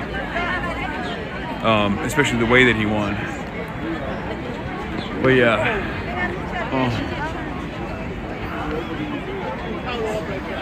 My ears are freezing too. I don't know why. As the sun is coming up, I thought it would be warmer. It is getting colder, it feels like. Or maybe we're getting colder. Oh, actually, literally standing in this one spot is bad bitrate. Holy shit. It's literally right there. It's not the same spot. We've been It was, yeah. It was. I moved over toward the spot where I was before. No, I'm good, thank you. Hasan definitely wants to learn. Definitely wants to what? He wants to learn about the national anthem. Well, I don't know it that way, but national anthem is like, so you want to, because they're going to, when they raise the flag, they're going to sing national anthem. Okay. I only know how to sing Red Sun in the Sky. No, it's like 起来，不愿做奴隶的人们，把我们的血肉。It's too difficult, is that right? It took me a long time to learn Red Sun in the Sky. I don't know if I could ever. He still doesn't know Red Sun in the Sky, by the way. You can learn just one He word. has to read the lyrics. 起来。 Chilai. Yeah. That's pretty good. Yeah, that's good. It's All the right. first line. There we go. It's also I got at the it. end, it's just like, chilai at the end. Yeah, the end. Yeah. So when that happens, so when that happens, sing along. I'm gonna say Chilai, Chilai, Chilai. 3 times. In the end. Come on, I did it. I was a good citizen. I already picked up a flag from the ground. You know what I mean? I'm doing my thing. You guys are watching, you know. Come on, think about it for the future. Yeah. It's kind of crazy that there's just cars passing by. I mean, I guess the flag is on this side anyway.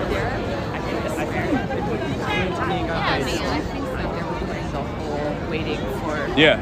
So they don't miss the moment. Yeah. No, there's everyone. Look over there. That's why I said, like, they're very, like,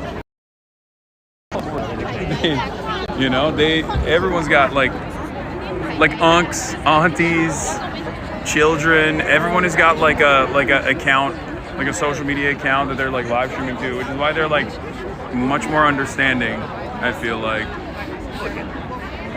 in terms of live streaming, right? People live stream like crazy out here, right? They all live Oh stream. yeah. See? Yeah. Oh yeah, they're all live streaming. Or they're Someone filming. just like filming or taking pictures or videos. A lot of people do live streaming here. How many times have you done this? Yeah, how many times have you seen? This is your first Yeah. time? Really? Yeah, I'm very proud. Like, it's Well, very we're- exciting. Yeah, we're okay. Honored to be a part of that for you. I mean, it's my first time too. You I'm might gonna have tell been. my mama. Yeah. This is my first time as well. I know it's shocking. I have not done this before.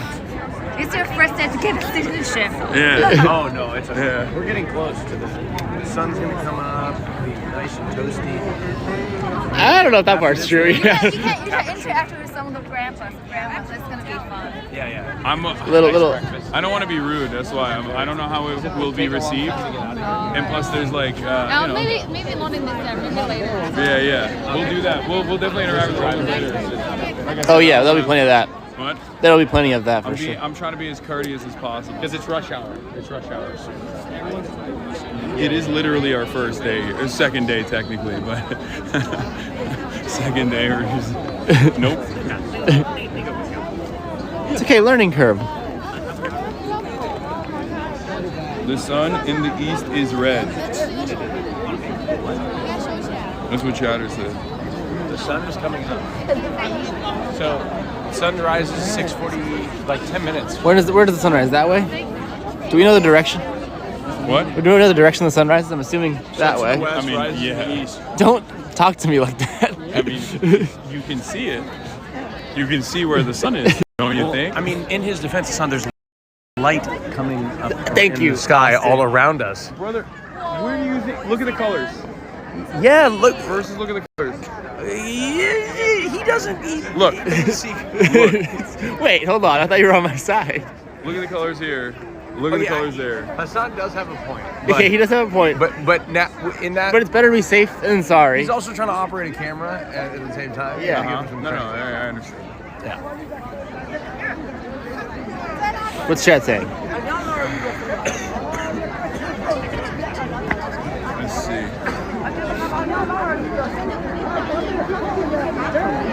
Oh, my hands are so cold. Give him a break. Lock in camera, bro. Americans unsure where the sun rises. Okay. Oh no. It's the second sun.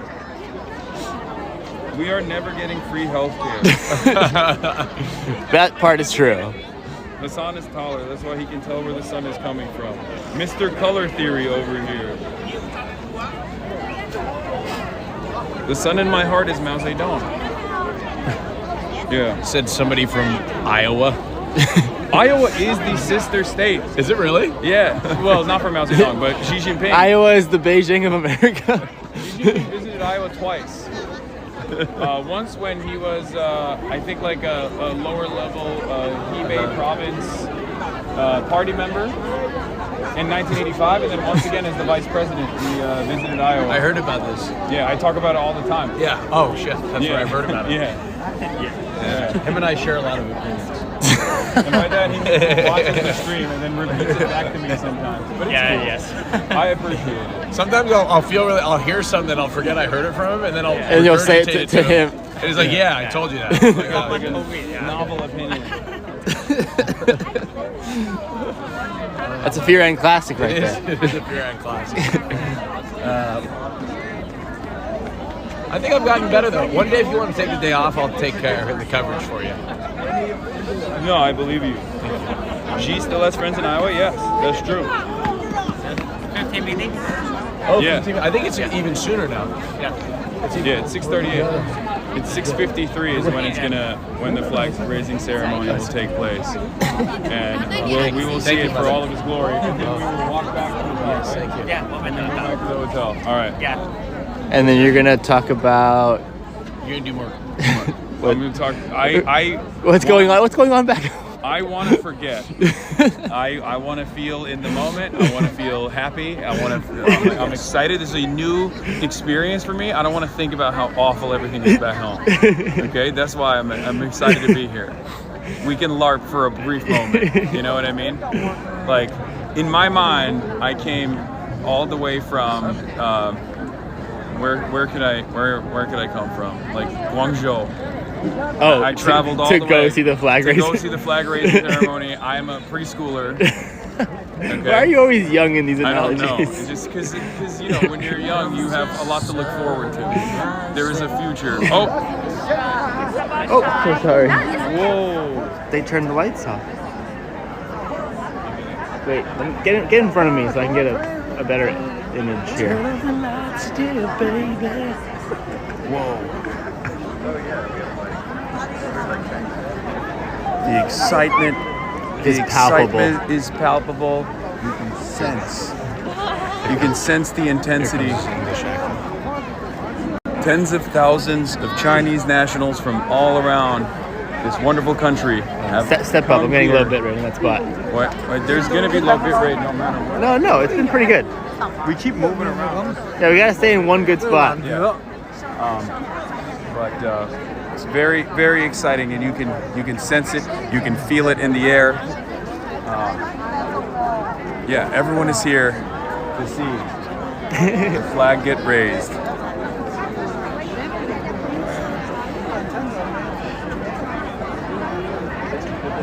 And boy, am I glad that we get to share this experience with all of you guys.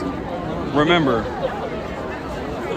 even if something is like not my cup of tea, it's still interesting to see. Very interesting to observe, very interesting to see like how excited people get for it in general. You know what I mean? Yeah.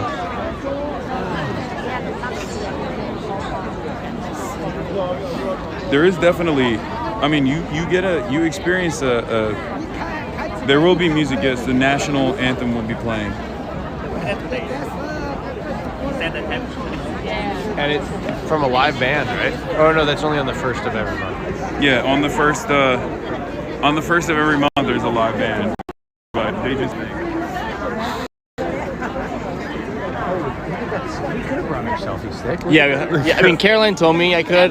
Yeah. And I watched Emily's YouTube video. I just didn't want to risk it, so I didn't. But yeah. But there's somebody with a stick I that's did- like I did 50 a little feet bit up. homework. Look at this stick. Yeah, I mean, for sure I'm could have brought a looking, stick. you brought a stick, but there's people like, dude. It's good that we're trying to be. Yeah, we don't want to. We're trying to play by the rules. No. I just didn't. It's okay. It's good that we're trying to be extra attentive. You know. I agree. And respectful. Because, you know, we already had a little bit of friction.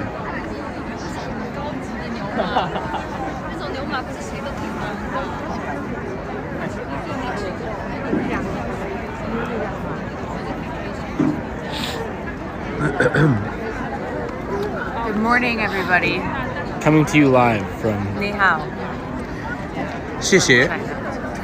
Why are you saying thank you? That's your word. That's my word. That's your word. Ni hao. He always finds one word and spams it extra hard. He's like a Pokemon. This trip is shit. No, it's 谢谢. 谢谢. Which is, Sally taught me, that's because I asked her, and she said that's the way the Beijing accent. Shit. No, 谢谢. Yeah. We are going to be coming back here tomorrow, though. We're going to be going to the Forbidden. We're going to go through there. Yeah. Oh, to see great-grandfather Kwan's restoration. Part of the Kwan family dynasty. Long lineage, all the way back to the Song dynasty. And remember what I said? As a Kwan family member, you no longer have to be ethnically Chinese to be considered culturally Chinese. You want to say hello? So I could be You could. I could be a Kwan. You could be a Kwan, but you have to prove that you are. Oh, ni hao. Where are you from? Can you ask? 黑龙江哈尔滨 is like very the northeast places. Wow. China, like so cold. How long was it to get here? 来这里要多长时间？这边真的是旅游哈尔滨来玩。It's following the trip，就是从黑龙江搭车过来。你好。The whole day. Wow. Have you seen the flag raising ceremony before? 您手机吗？没有。First time. Wow, me too. Yeah. Yeah, very exciting. Yeah. Have you? Has she? Nice to meet you. 很高兴认识你。很高兴。Nice to meet you. Nice to meet you. Bye. Bye. You say if she's ever met an American person. Oh, you can. Yeah, like she was saying like if you guys, where you guys from? She thought like Dave's from Russia. Wait, who? What? She thought like Dave is a. Oh yeah, that makes sense. Oh, makes sense. Yeah, no, I mean, it makes sense that they would assume that Oh yeah, right. that tourists here, like white people here, are most likely from Russia rather than America. Oh yeah, America's so rare. Yeah, especially here, I think. Because I'm sure there's, I mean, yeah, if you walk around, you see Americans in other parts of Beijing or like in other tier 1 cities, but Jacket's fighting for here its at life. this event, not very. Especially this morning, Yeah. this early. Yeah. What do you do? We say the word Fancy. All right. Yeah, whatever your flag says. If I can fly down. Chinese flag. Yeah. No, I see. It's gonna get so warm. We're gonna have to get I feel like it's so cold. Oh yeah, my hands are frozen. They're icicles. Yeah. We're from LA too. MX in LA, DVX? in LA, it never gets this cold. That actually will come in crazy clutch. I need the right one though. Actually, no. No. Damn. Hold this for a sec. I got you. Admittedly, these are gonna look hard as fuck on me. Yeah. My XL gloves on those tiny, dainty little hands. Hey! I think Hasan is the only one can carry soldiers. They are very big. Yeah, they're very. He's tall, but Oh. you can't see that. Oh yeah, there are soldiers. I didn't even realize there were soldiers up there. I just looked over, and that's So the soldier who guard the flag, they low will bit change rate. their guard once an hour. But soldiers who guarding on the square change their guard once of 2 hours. Do that again where you hold up the cam with your... Hold on. Wait, Hold can the you flag, hold? too. Oh yeah. Can you fold it? Your jacket is cold too. The outside.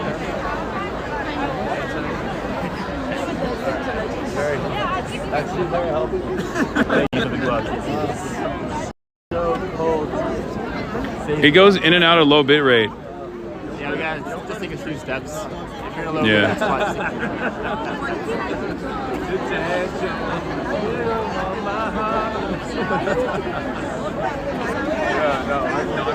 That was helpful. All right, can I give it back to you?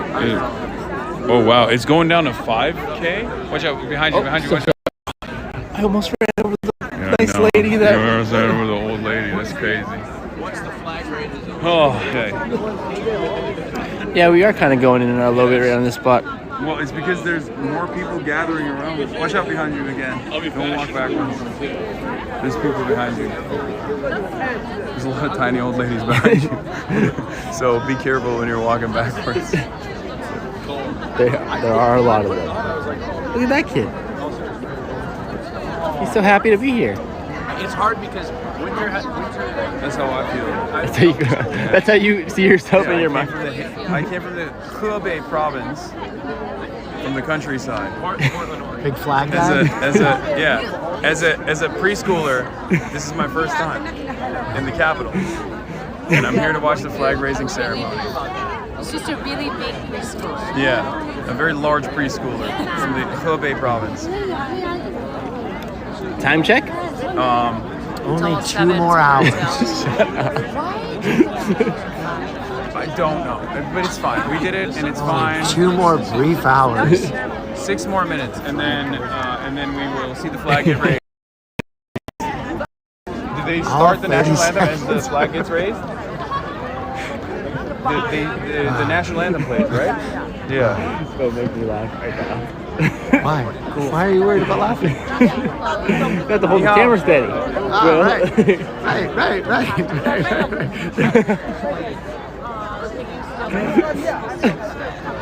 Old people keep looking at me. I just keep Because you're the biggest person they've ever seen. No, nobody's looking at me. They're looking at you too, bro. They're looking at you and they're thinking, where did that white boy get so much swag? Look at this, and the docks too. Yeah. No, they're looking at you going, damn, that white boy got swag at the wazoo.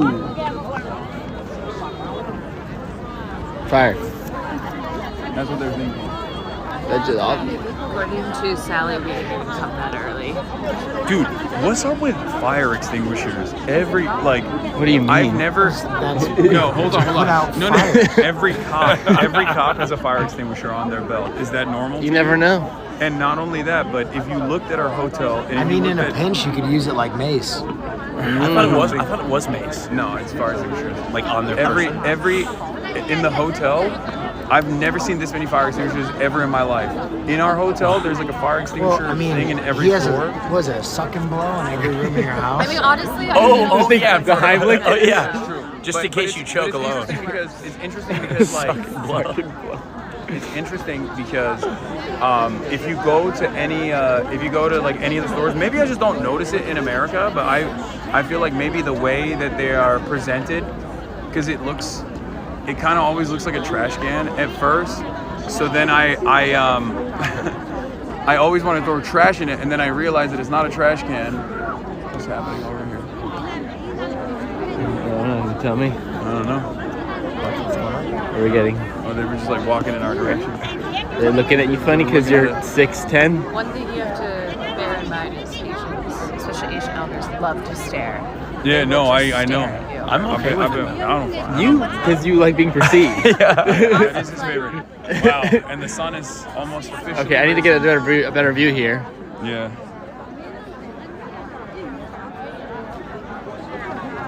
There's now those a ton of people here.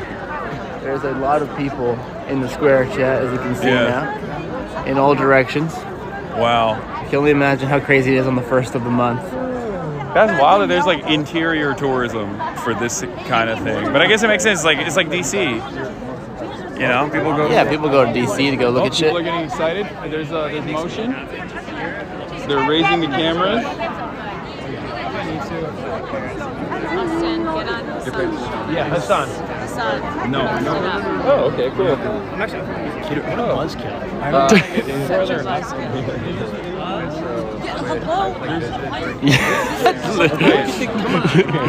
We're literally hovering around over and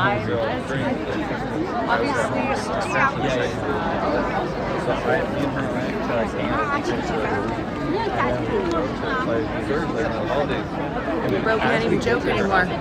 Yes. We can crack jokes when we get on the car, okay?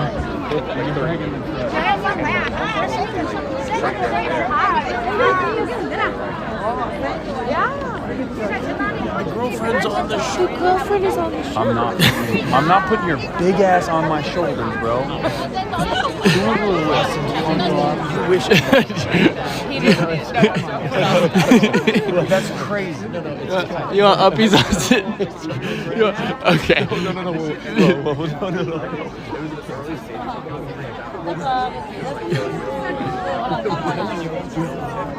One, two,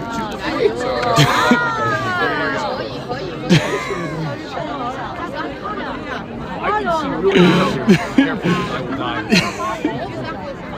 They like it. Oh, you can see this area. You wave it. Wave the flag. No, wave it with fervor. Wave it with passion. There you go. Good. Can you watch it? Oh, yeah.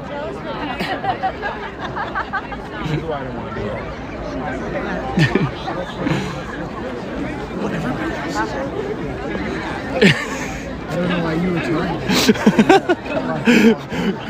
What's so different about Austin? Well, that's the reason why I didn't want to do it. You'll always be my side. They think that it's to agitate. That's why. Because I could actually see very well. Yeah, I can see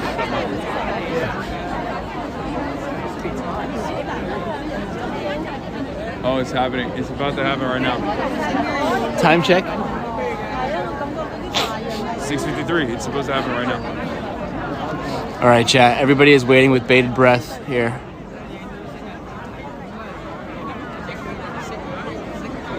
Oh, they're bringing it up. Yeah, I can see. Take a few steps, maybe. You want me to hold it up? Kinda.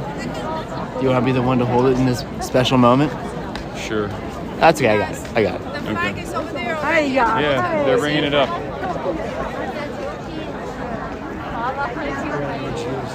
Take this glove off me. Give it to Will. I need my fingers.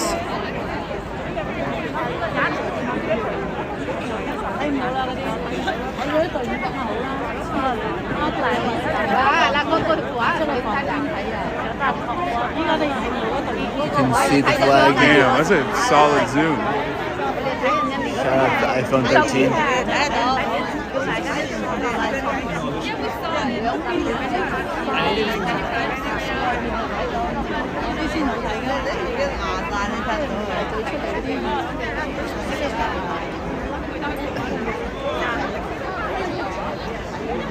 Perfect reception. 3x zoom. Shaking constantly.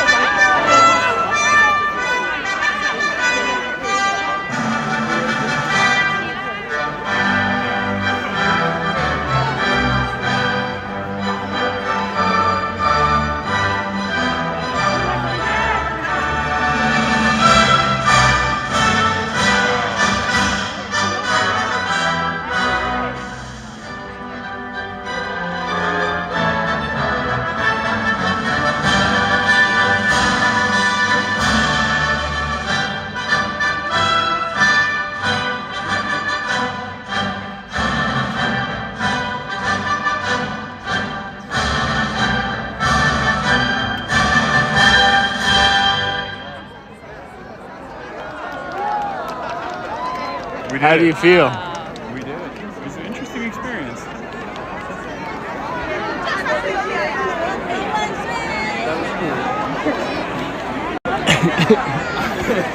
Yeah, 4:30. I'm thinking of that guy who was like walked in, he's like passed out sleeping, and they were saying he was probably there since 1 a.m. Okay, so what happens now? Take the glove. You sure you don't want it? I'm good. You still use it. It helped. It helped. That 10 seconds right there. And it was all worth it. It was worth the journey. It was the journey, not the It's like photographing the moon. It's never gonna look the same in person. It is pretty big. But in photos it like doesn't. You can't really tell.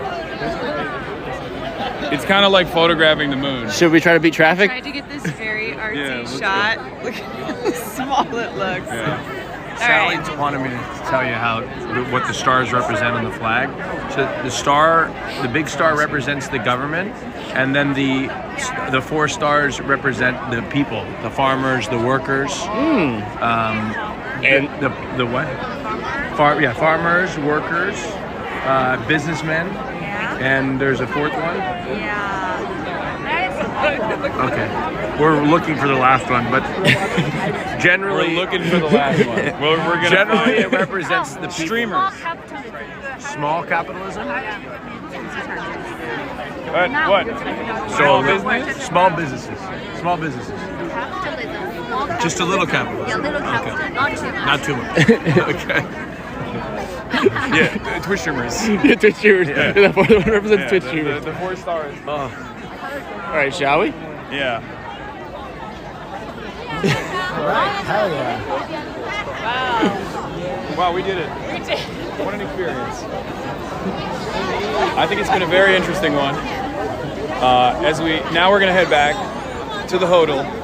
You guys are probably gonna face some brekkie. I heard there was a second flag raising if we take a train. If we make it right now? Yeah, we can catch the sun coming up in the next province.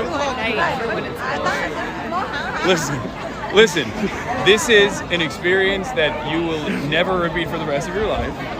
But you have to admit, it's a unique experience in general. It was definitely unique. Yeah. It was unique. Yeah. I'll remember it for the rest of my life. Yes, sure. I think what makes it interesting for me at least is like seeing so many people from all around the country literally travel here just to see this. That part is insane. Look how many. Like I just don't like I don't have any sort of patriotism in my heart for America, but just in general. I'm not like a very, I care about people. Yeah. So for me, it's like it's hard to comprehend. Yeah. But I do understand it in some ways, and I kind of wanted to talk to some of the people here because like all of the old people that you see around, right?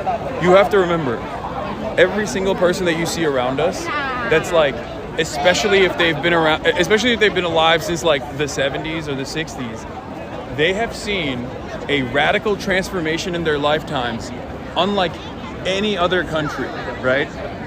So for them, I think there's a lot of pride in that, and that's the reason why this kind of showcases. By the way, chat, shut the fuck up. It's 4 in the fucking morning. I'm fine, bro. I'm cold and I'm tired. There's nothing wrong with me. I didn't say shit. Relax, you fucking weirdos. Good God, man. They're being Parasocial fucking losers. Shut up. They're being parasocial. They don't understand. I didn't say one negative They don't thing. understand that I'm it is here. I'm raising it is flags. 32 degrees. It's 32 degrees. And I'm doing it. Jesus Christ. I didn't say one thing. It's okay. They just want to see you. Warmth, man. They just want to see you. The other statue?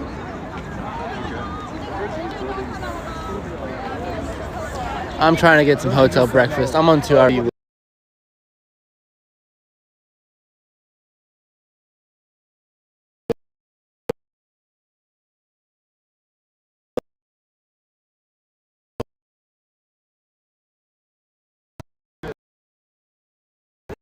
I am dying. Let's have like 2 hours of sleep. Chad wants us up there with the soldiers, bro. Chad wants us climbing the flagpole. What if we just did this for the whole trip? Special presentation today. Every day. This Biden WillNeff will climb. What happens next will shock you. Get supported immediately. Look at this guy. This is his Disneyland, man.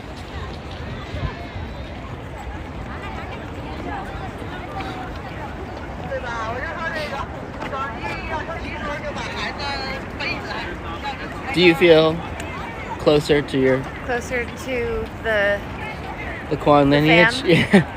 Yeah, I mean, I'm really excited to go to. I'm really excited to go to Hong Kong. We are going. Yes, we are. Okay, you gave me a look. No, we are. I'm excited to see Shanghai. I'm excited to see Yeah, Chongqing. so there's Chongqing's a gonna. couple, there's a couple places that my family is like from. In Beijing, it's really more. We'd have to go to kind of more the country. Well, we started in like the most like Yeah. touristy, bureaucratic, Papa. museum-y ass, like, and it's gonna get progressively more I like. didn't know that the Chinese politicians were so jacked. Oh yeah. Look at those upper torsos, dude. They look good. Mausoleum up close. This is the mausoleum and they have the... I'm excited to go to Shanghai. Yeah, that one's gonna be fantastic. I didn't know that all the Chinese, soldiers were so jacked. Yeah, no, Like he's got great high definition. Look. Some of the things that at least I know from the imagery is that in like revolutionary architecture, or not revolutionary architecture, but like in statues, you see a pattern that you normally wouldn't see as much in the Western world, where it's not just about the soldier, but it's also about the worker, it's the farmer, it's the peasant, it's the children as well. And also there's a lot of women in these statues as well, because as Mao Zedong once famously said, women hold half the sky. Women hold up half the sky. Who's the guy in the front though? I don't know. I think he's. Do you think Sally would know? I think he Sally? might be. I think he might be holding Who's the guy up, in the front? I think he might be holding up a cod with a red bull. No, I'm the one. Yeah. Don't be sneaky. I know what you're doing. But yeah, they're carrying the banner like in the flag that they're on the flag that they have behind them is Mao Zedong. That guy's hot. Yeah, no. Does that guy have his shirt It's a beautiful, beautiful sculpture. Oh, so it's not any specific Oh. person. It's just a guy. Yeah. Oh, I kind of love that. No, it's every person. Yeah. Like every person from a child to the farmhand all the way to the PLA soldier. All right, we can leave now. Yeah. I got my fill. I'm good. I do appreciate that the Communist Party understood the value of a hot, sexy, nude male torso. Of course. Well, yeah. Everybody I mean, understands. Yeah. that's universal. I mean, I'm back in. You're back in. Why do you think I was there? Why do you think I was there? This is a big part of it. Oh man. You know, Chad, today was a big day for gay. What the Supreme Court of the United States. You look like a character from The Wiz right now. They're not having it. They said it's legal. That being gay is legal. No, marriage.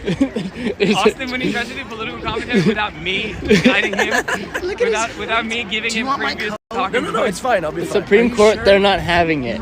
It's legal. No, it's okay. It's a big day. What's on this? What are they selling over here? It's a big day for gay people. Oh, just beverages? I was gonna get, if they have souvenirs, I would love to get one. Well, look at this. No, it's fine. I want to, we're down to get back. Yeah. Hasan, look at this picture of me and my son at the flag raising. I love that. Moments before we were. I wanted my gay son to have the best angle of the flag. It kind of felt like they did not want white boy swag at all. Austin was really excited because he heard it was a different kind of raising ceremony. He got the letters wrong. He was let down a little bit, but it was still a great experience. Yes, he's very excited. They're taking photos of us too. Yeah, the locals were taking photos of us.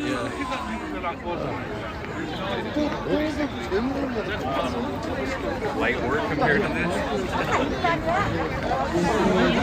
Okay, I'm in a much better mood now that the sun is up. Yeah, typically that's how it goes. That was tough. That was tough. I think it's time for. We did pull up really early.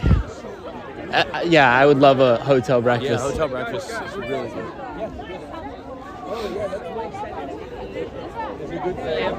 What? Yeah, it's a good food.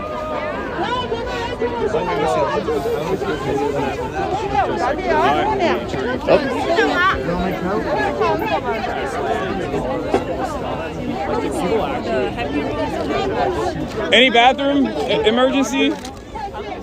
Anyone that needs to go to the bathroom? No?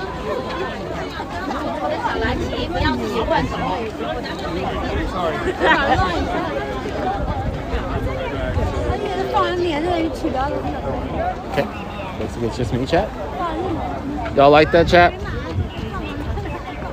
Nobody is trying to be on camera right now, so it's March Anybody need March the time. restroom? You guys need to use the restroom at all? And I'm checking in with you guys.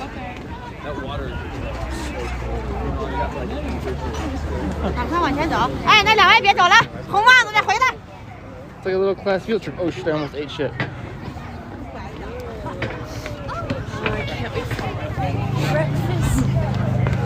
So I heard there was something about being a eligible bachelor at a park. We're doing Chinese speed dating. And, Does chat know about that? Am I leaking that right now? I don't know how we're going to do this without being offensive to someone. Apparently, parents go with placards of their children's dating resume. So I was thinking that maybe I would wear a placard for Hasan and try and find eligible Chinese girls for him. Yeah, that totally will go well. Oh! Wait, you want to get souvenirs? Stay right there. Okay. Don't look. Okay. Don't He's look. gonna get- Stay. I do want a souvenir too. But don't look. No, he said one. stay right there. But I want to get a souvenir. He said you can't go in. He literally said don't go. He said do not go in. Hold this. I'm gonna go in. Let's get That's matching crazy. hats. I hope I. Okay, here, hold on 1 second. Roger, you can talk to them if you want. Yeah.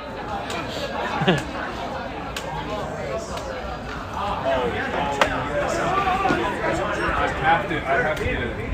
This is what I'm getting you. I know, but I want to get more.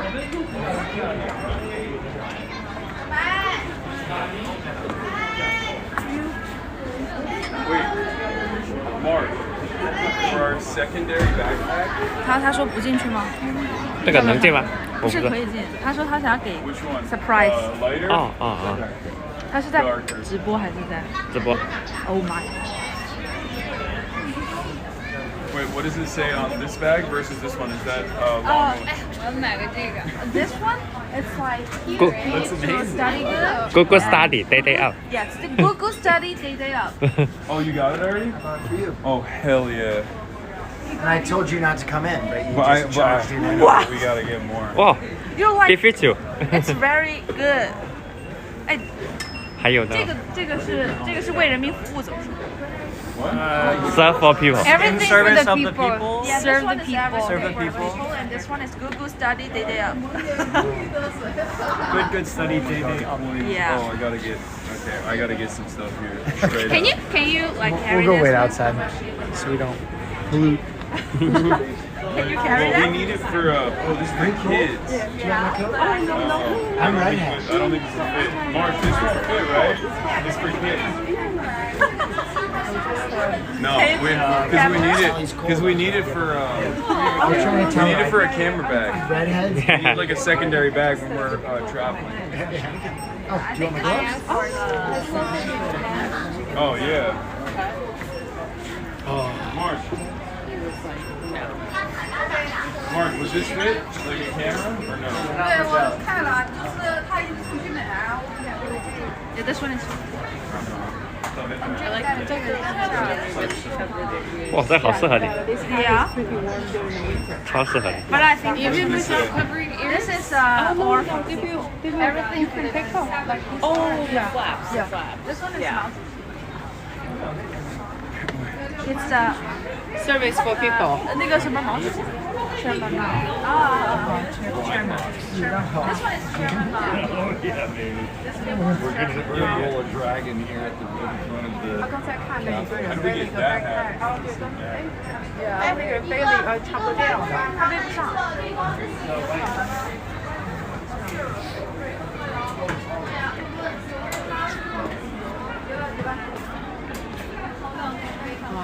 Yes, yes, this way.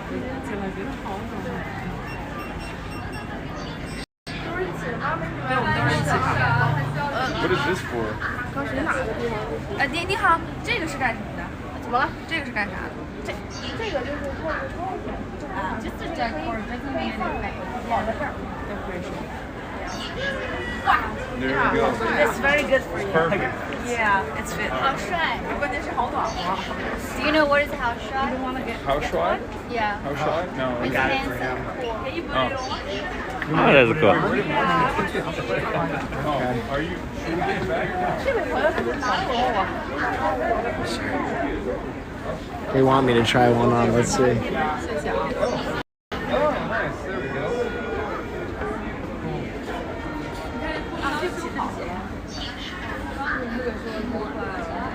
I look like a. Oh. I feel like this fits almost too. Look like Russia. You needed to put it up. Like this one? I can carry the camera again. Sorry about that. It's okay. I bought some stuff. Yeah? You can take a break. No, I got it. Thank you so much. What'd you get? I got these little figurine guys that are really cute. Is it Gamba? It's not Gamba. Oh. But I do appreciate a good Gamba. This will be the first of a collection that I'm going to try to make. Throughout this journey. Oh, yeah. Maybe one a city. That's good. I like that. You see the people all. Did you get anything? I got something. You'll see. I asked Hasan how much to get, how many subs to get the Mao cut. The Mao plate? The Mao haircut. Oh, to get the Chairman Mao. Yeah. He said no. 100K? Oh. He wouldn't even entertain it. There has to be a number. Chat. What if we did a fundraiser for some noble cause? Yeah. You guys pressure him. 200,000 subscribers. He gets the full Mao. And then all the money is donated. 100K says it's a half Mao. You never got full Mao.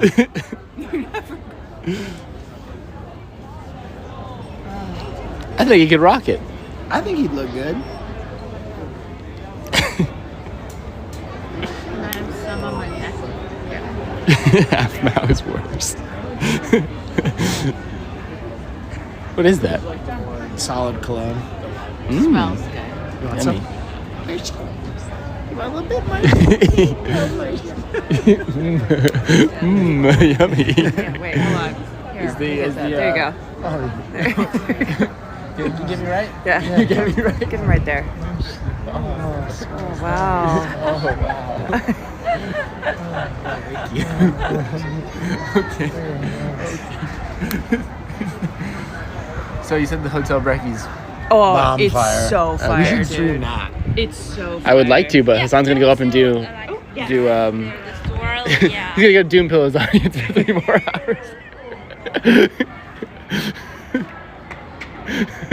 Everything is bad. Nothing is good. Brace for impact.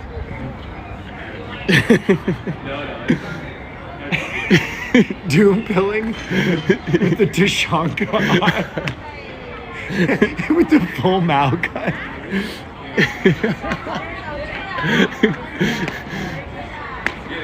I love it. It does go hard. All right. It does go hard. I'm not gonna lie. I'm feeling very Chinese.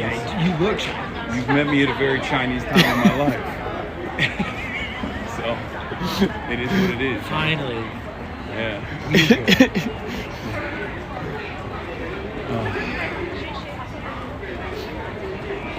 All right, so the lady came up to me. She's like, "Oh, you want this magnet?" And I thought she was trying to give it to me as a gift. She's like, "No, I'm just trying to sell it to you." I was like, "No, I'm good. I already bought what I wanted." Oh no! Oh, it's all over. It's all over. Yeah, I was like, "Damn, I'm getting free." Beijing salad. Yeah. How you feeling, Hasan? They had archers up in them towers, man. It's crazy. I can't believe it's. Okay, so this is now 7 a.m. coming in to see the square. Yes. Coming in to see the square. Wow, with the sun out, it looks beautiful out here. It's gorgeous. I mean, yes. I bet you great-grandfather had a hand in that one. There, Marsh, make sure you get that on camera. His head did hit the spot, though. Marsh, did the camera pick up how hectic that line was? The line situation? It was. Oh, It yes. was also pitch black. Well, yes and no. I had a very old woman just cup and push my butt cheeks at one point. So- and it was unnerving. I will say this, one thing I've noticed, people a little shovey. Oh. I'm telling you, she went like this. People are a little shovey. But again, I'm used to walking through crowds. Honestly, would you, They're a little shovey, so I you can have 1.4 billion people. kind of have to be. People are going to cup your butt cheeks. Just rock and roll.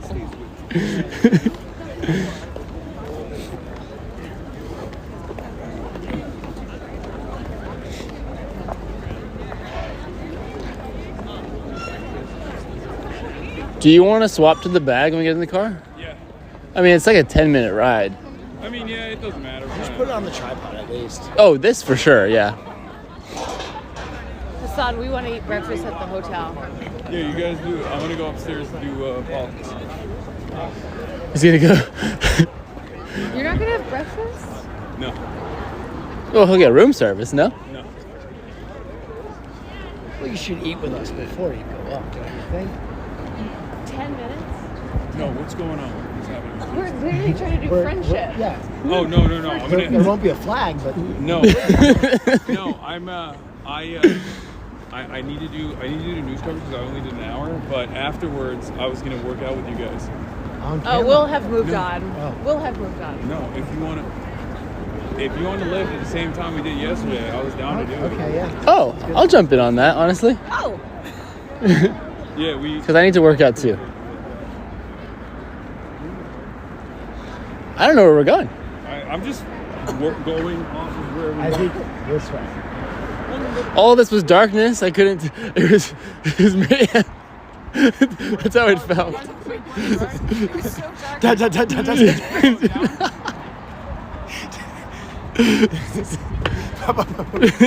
Oh, we're gonna lose reception down here.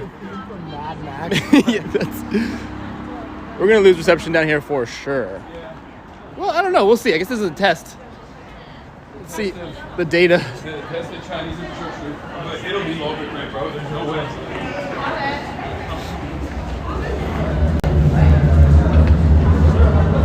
Oh yeah, we're a little bit red as fuck.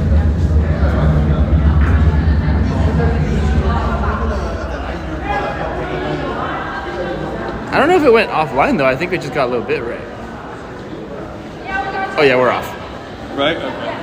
Right, is it closed? Like, no, there's a gate. It's closed? Yeah, it's closed.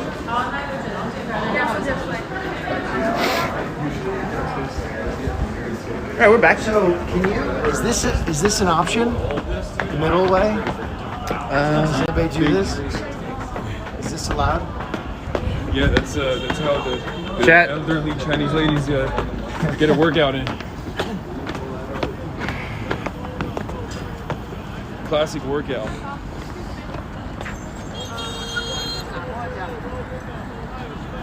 That's the metro station. That's subway station. Yeah.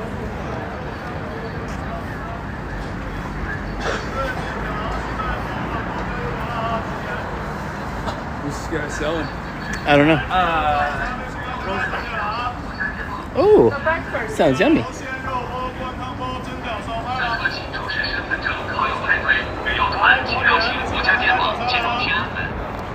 It didn't even F. It did. Oh, yeah, I just went low bit rate, but it didn't F. Pretty good. Chinese infrastructure. Unsurprisingly, gaps.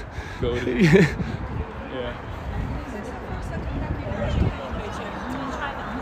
Oh. What is it? Oh, that's the first KFC in China. I've heard. Oh, we gotta go there. Honestly, I've unironically heard amazing things Breakfast about time. Chinese KFC. Really? Yes. Well, that's the first one. Well, you know, in Japan they eat it for Christmas. You know about Yeah, that? no, whole I thing? do. Yeah, of course. This ain't open in 1985. No, but apparently Really? Chinese KFC goes crazy. Are you a KFC fan? Yeah. Yeah. 1987. Oh shit! Our goat, our absolute goat. Stella, it's so good to see you. Good morning. Good morning. Wait, you just landed? No, I landed Last night. Oh, you landed last night. How are you? I've been sending like Rex on Sorry, my All right, chat. We're back in the vehicular device. It's nice and warm. I forgot what it was like to feel warm. Wow, I tell you what, this heating system works great in here. Are you good? You're like a tiny Yeah. banana now? It's been fun. No, just checking in.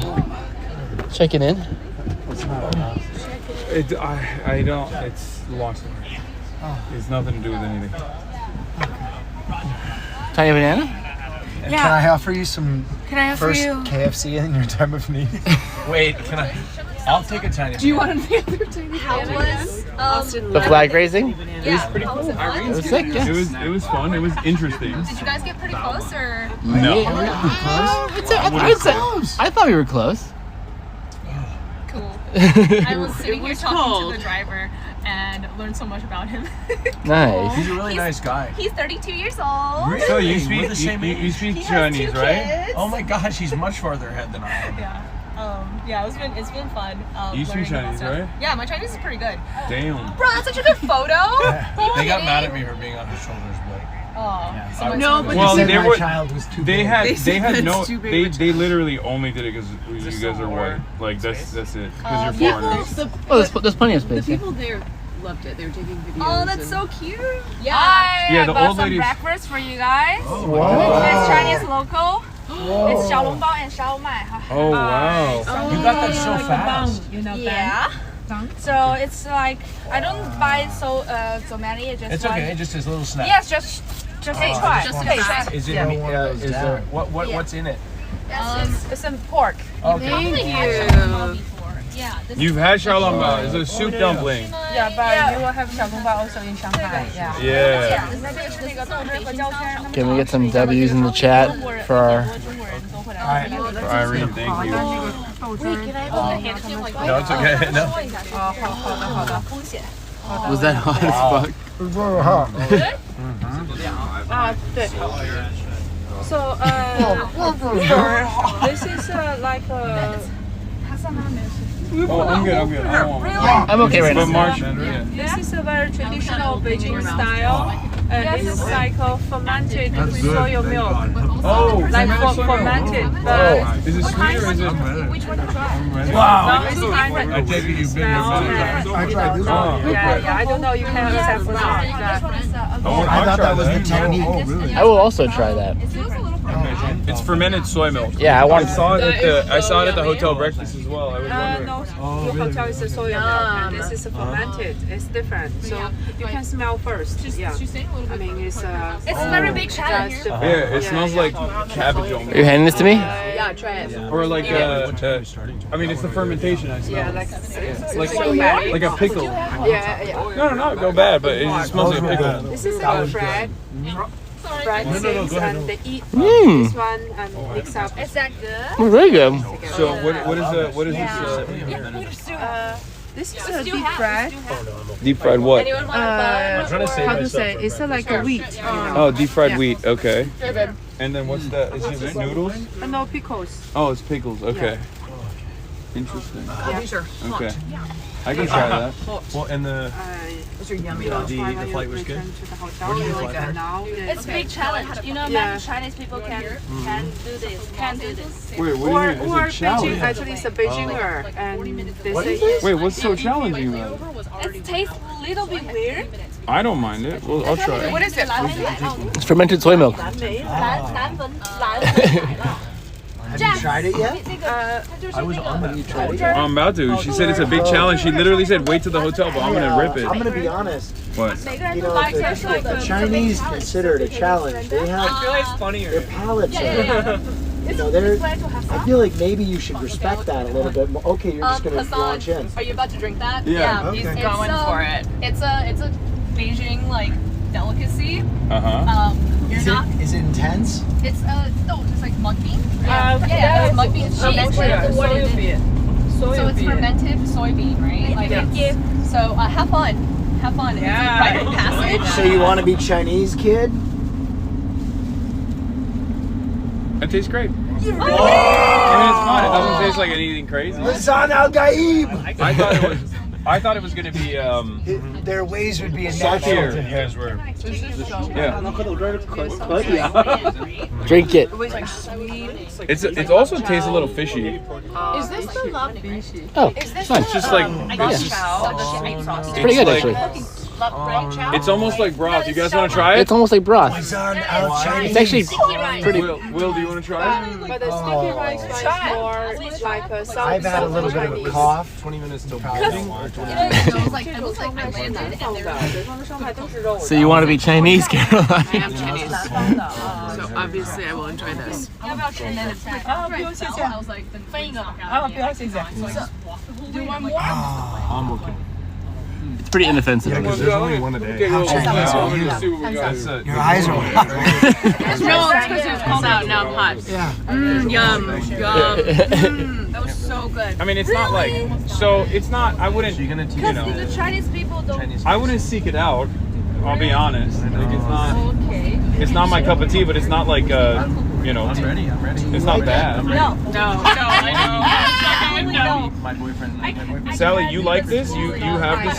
Oh, you don't like it? You don't like it? Yeah, my family, only my mom. Neither one of them like it. Apparently, I mean, they say you can you are more culturally Chinese if you drink the whole thing. No, Chinese is Beijinger. It's a Only Beijinger. Beijinger can really like it. So this is why the people from all over China come to Beijing and they buy and try. And then they like it. They don't like it. Yeah, most of the people don't like it. They cannot accept. You want to try? Oh, I know. You become more Chinese. I will not be doing that. And no, I will not. I will become more Beijinger, but I haven't decided if I'm a Beijinger or if I'm from Shanghai or Shenzhen. But I think it's worth trying. So hold on. Try. Hold on, Hasan, are you gonna try the drink? He already tried. Okay, but the fact that it's framed as a challenge doesn't necessarily. Oh, I don't want that. I'm good. Thank you. But that's what you eat it with, right? Yeah, you can give it to Is it hot? Is it spicy? Or does it taste terrible? No, it tastes like nothing, really. It's a challenge because you have to throttle all the. It's like a neutered broth almost. Is that a good way to describe it? Yeah, it's actually quite inoffensive. Yeah, it's like a neutral broth. Yeah. I'm gonna try. Like a neutral broth. You want different straw. Can I try? So this is a challenge. I think so. What do they call this like challenge? Because I don't like it. Beijing like initiation. I mean, well, You're good. yeah, it's good. 为什么他们都喜欢？谢谢。Sally's so happy. Oh, here, I'll take a picture drinking it. Yeah. Wait, you know the place near the Mango Beach? I know that. What is that? Neutered does not equal neutral. I said neutered because like it doesn't have an umph to it.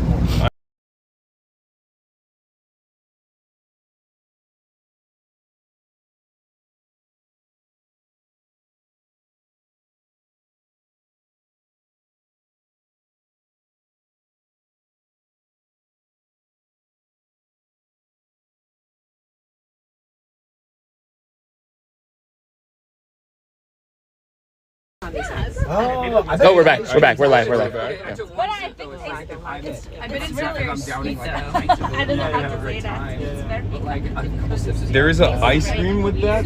With the. Oh, that's crazy. I don't know about that. I feel like I would like it with the ice cream. I feel like Would the it- ice cream would be. Yeah, I mean, it needs like savoriness or sweetness to it, I guess. Be back. Is it back or not, Chad? Yeah, it's back. Oh, it's back. Okay. You take great photos. Yeah, wait, these pictures are actually so cute. This phone camera setup is gotta buy one of boss those mode. just for Like we could literally Well, the best way to do it would be plug. phone to the TVU. Yeah. Yeah.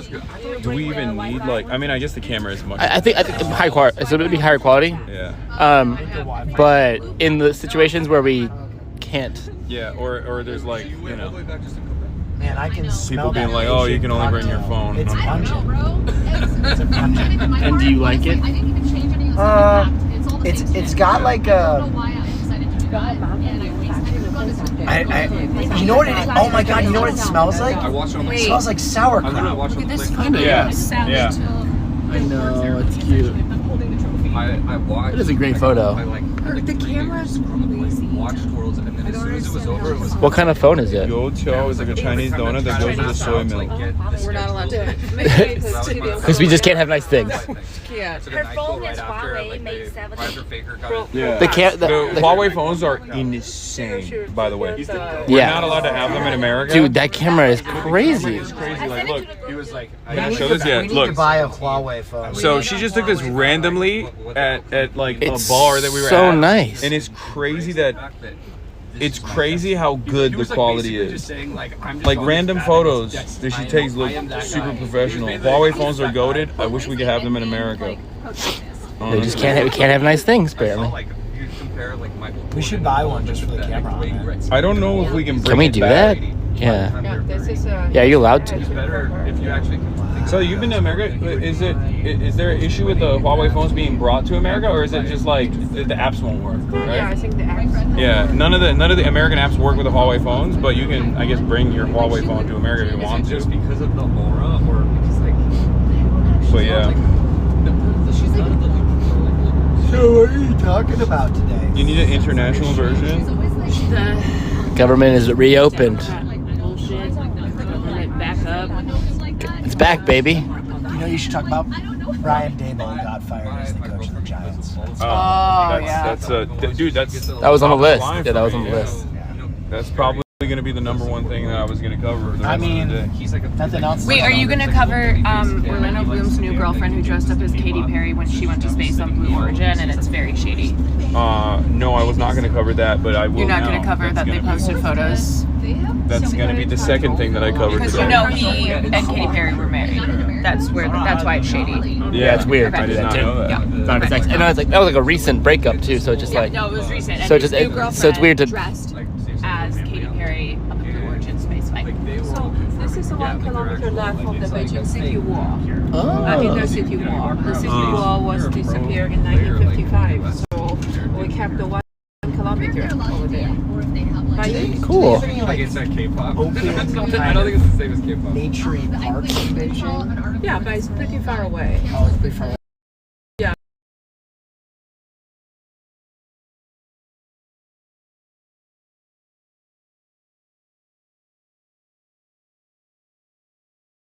Driving is not that good. Beijing chose it. Like, what about the Katy Perry location is of dating Justin Beijing? Trudeau now as well. Yeah, I was about to say. Part of the- Wait, is it back? It's back, it is back, still it is back, effing- it is oh, back. It's back. Okay, I was gonna say it'd be a much shadier, a much more dangerous one if Orlando did the classic Justin Trudeau fit for Halloween. Oh, The blackface. classic. Yes, the classic This is a map of blackface. China. Oh. So You're already getting by the Chinese HasanAbi industrial complex. Yeah. Chat. That's the other thing. We're literally we're pumping Chinese HasanAbi industrial complex clips. So we're all over Bilibili as well. Is it just Bilibili or other apps as well? Bilibili, Douyin, there's a couple other, I think. Ming Dynasty original capital was in Nanjing. Nanjing is on the way to Shanghai. So tomorrow when you take the train, so how close is it to the water? Zoom in a little bit. We are 120 significantly we far are away. 100 kilometers away from the ocean. The hat is a radar jammer, bro. Is a bad idea to buy. So this is Beijing. Yeah, this is Beijing. So not many capitals in the whole world have no ocean close by. No, that's what I Beijing was is one saying. of Like them. the United States, almost all of our And major. because in ancient time in China, Chinese wasn't very strong for navy. Right. And so enemy came from the ocean, from the sea, from far away, you know. So this is why they keep the capital away from the water. And away from invaders. yes. And Are you guys hearing this? This is actually fascinating. Chat can hear it. No, I say this is a map of China, and now the map of China looks like a rooster, and this is where we located At the neck of the rooster. Where we located, it's like a throat of the rooster. Yeah. So this is very important. So Ming Dynasty overthrew the Mongolian power, Yuan Dynasty, and then they keep the Mongolian back to Mongolia, and guard Beijing safe, and the other part China for safe. So this is why 1368 to 1644 was a period of the Ming Dynasty, 276 years, and then the capital of the Ming Dynasty original was in Nanjing, South China, now far from Shanghai, inside the Yangtze River, you know. And so after the third son of the emperor, he guarded in Beijing, so he know how important of the location of Beijing. So in 1420, when he became to the emperor, in 1420 he moved the capital from Nanjing to here. So like if the Mongolian fight, and the fight to Nanjing means almost half of China lost, you know. Yeah, so this is why he moved the capital to here. Yeah, so Beijing was a city more than 3,000 years history, but we became to capital of China of around 800 years. Yeah, we're gonna go shopping. Wow. No, because I was asking like how they chose this as the capital location. Because so many capitals are either adjacent to like a body of water, or, you know. This is the shortest way. And she was telling me that it was like to keep it away from a body of water. Yeah, Turkey's the same. That's why Ankara is in the middle, smack dab in the middle of the country. Interesting. Away from bodies of water. I think you get a lay flat seat. Whereas Istanbul is what most people think is the capital, instead falsely is smack dab in the most important trade route. We were talking about China. Oh, it's been changed. Yeah, Always making it about in China, we used to have 6 different capitals, you know. So we have Xi'an. Xi'an was the oldest capital of China during the feudal society, and Xi'an was the 13th dynasty's capital. So in China, we have kind of sentence. We say, if you want to see 5,000 years of China, go to Xi'an. Xi'an, Xian. It's where the Calcutta warriors come from, you know. Yeah, and if you want to see 1,000 years of China, come to Beijing. So they refer to Beijing as the neck of the rooster. Do they refer to anything else as like? Xi'an is the heart of the rooster. Oh, the heart. Yeah, is there anything like a town that they don't like? Like, oh, that's the rooster's feet or something. Yeah, it's the rooster's butt. No, rooster's feet. It depends on the location. You know, it's not real like a good or bad or. Yeah. Okay, I have a question. Yeah, so this is. Are there any regional rivalries? Because, like in the United States, Boston and New York, we hate each other. We don't like each other.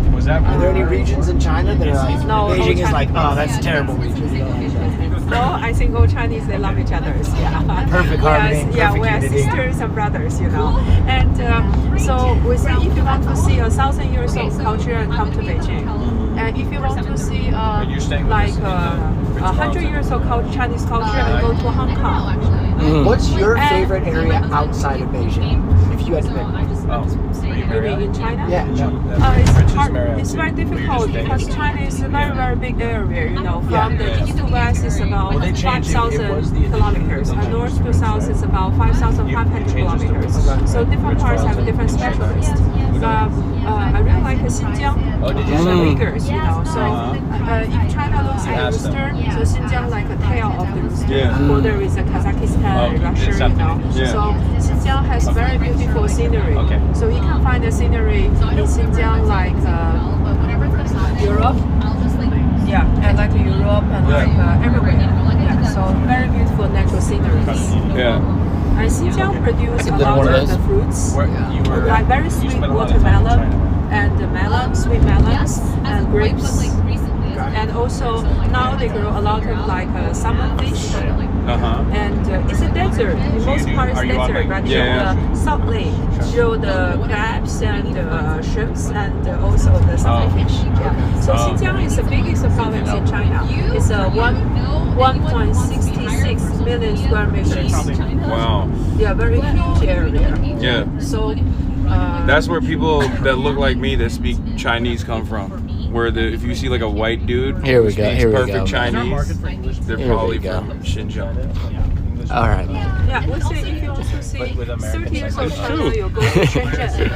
My podcast. Yeah, the software. Oh yeah, no, I can't wait for Shenzhen. I'm so excited. And if you want to see 5 years, 10. I maybe get banned from Red. Actually, no. You know what's crazy? Yeah, if you want to see 30 years of China, go to Shenzhen. If you want to see 5 years of China, go to Shanghai. Oh, 5 years of China, Yeah, go to so Shanghai. yeah, Wait, going to really? Shanghai. Yeah, But it's Shanghai but I feel like is Shanghai was very always like a modernized city as opposed It's to a the rest of high-rise China, building. right? So like, Yeah, we call it financial center for Yeah. mainland China.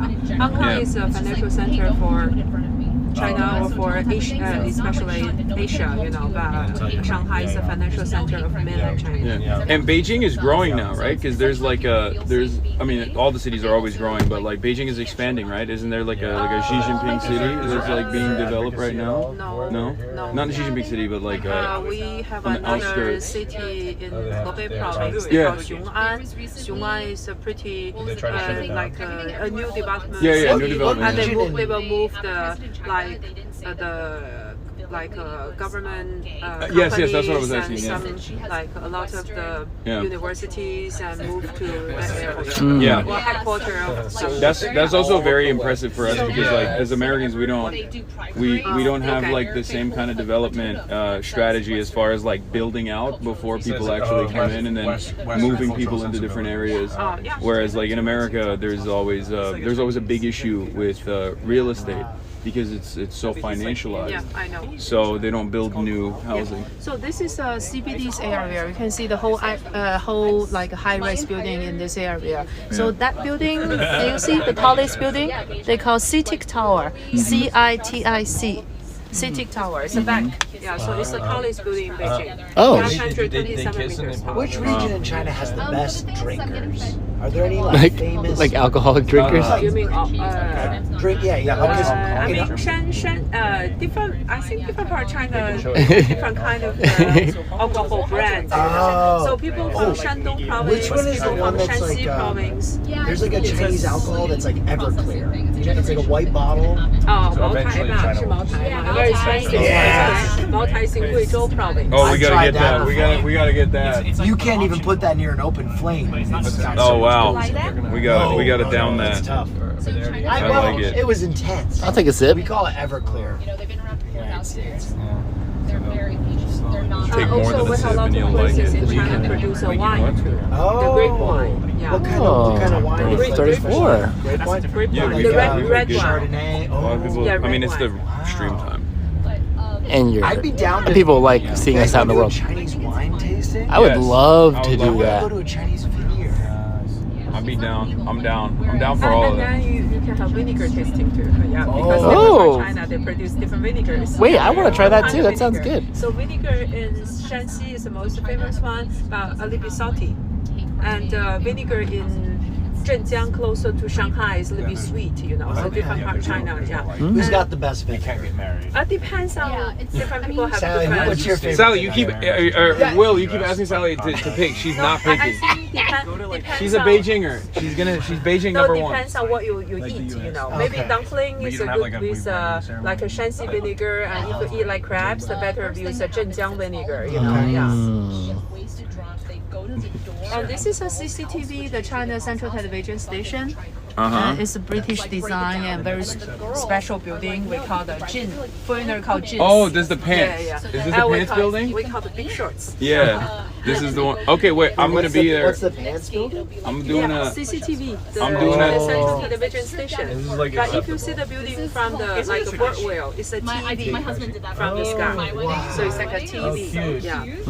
Wow. But it's a Chinese tradition that's being brought back. Oh, it that's was sick. only regional for a while, but then became really big on social media. So now it's like every Chinese person is doing Interesting. it. It's really fun. Doing what?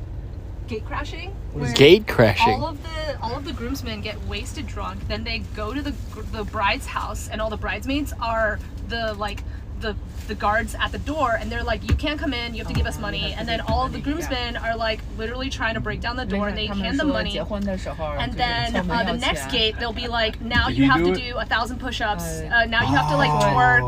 Now you have to eat like, you know, the mud bean soup or whatever.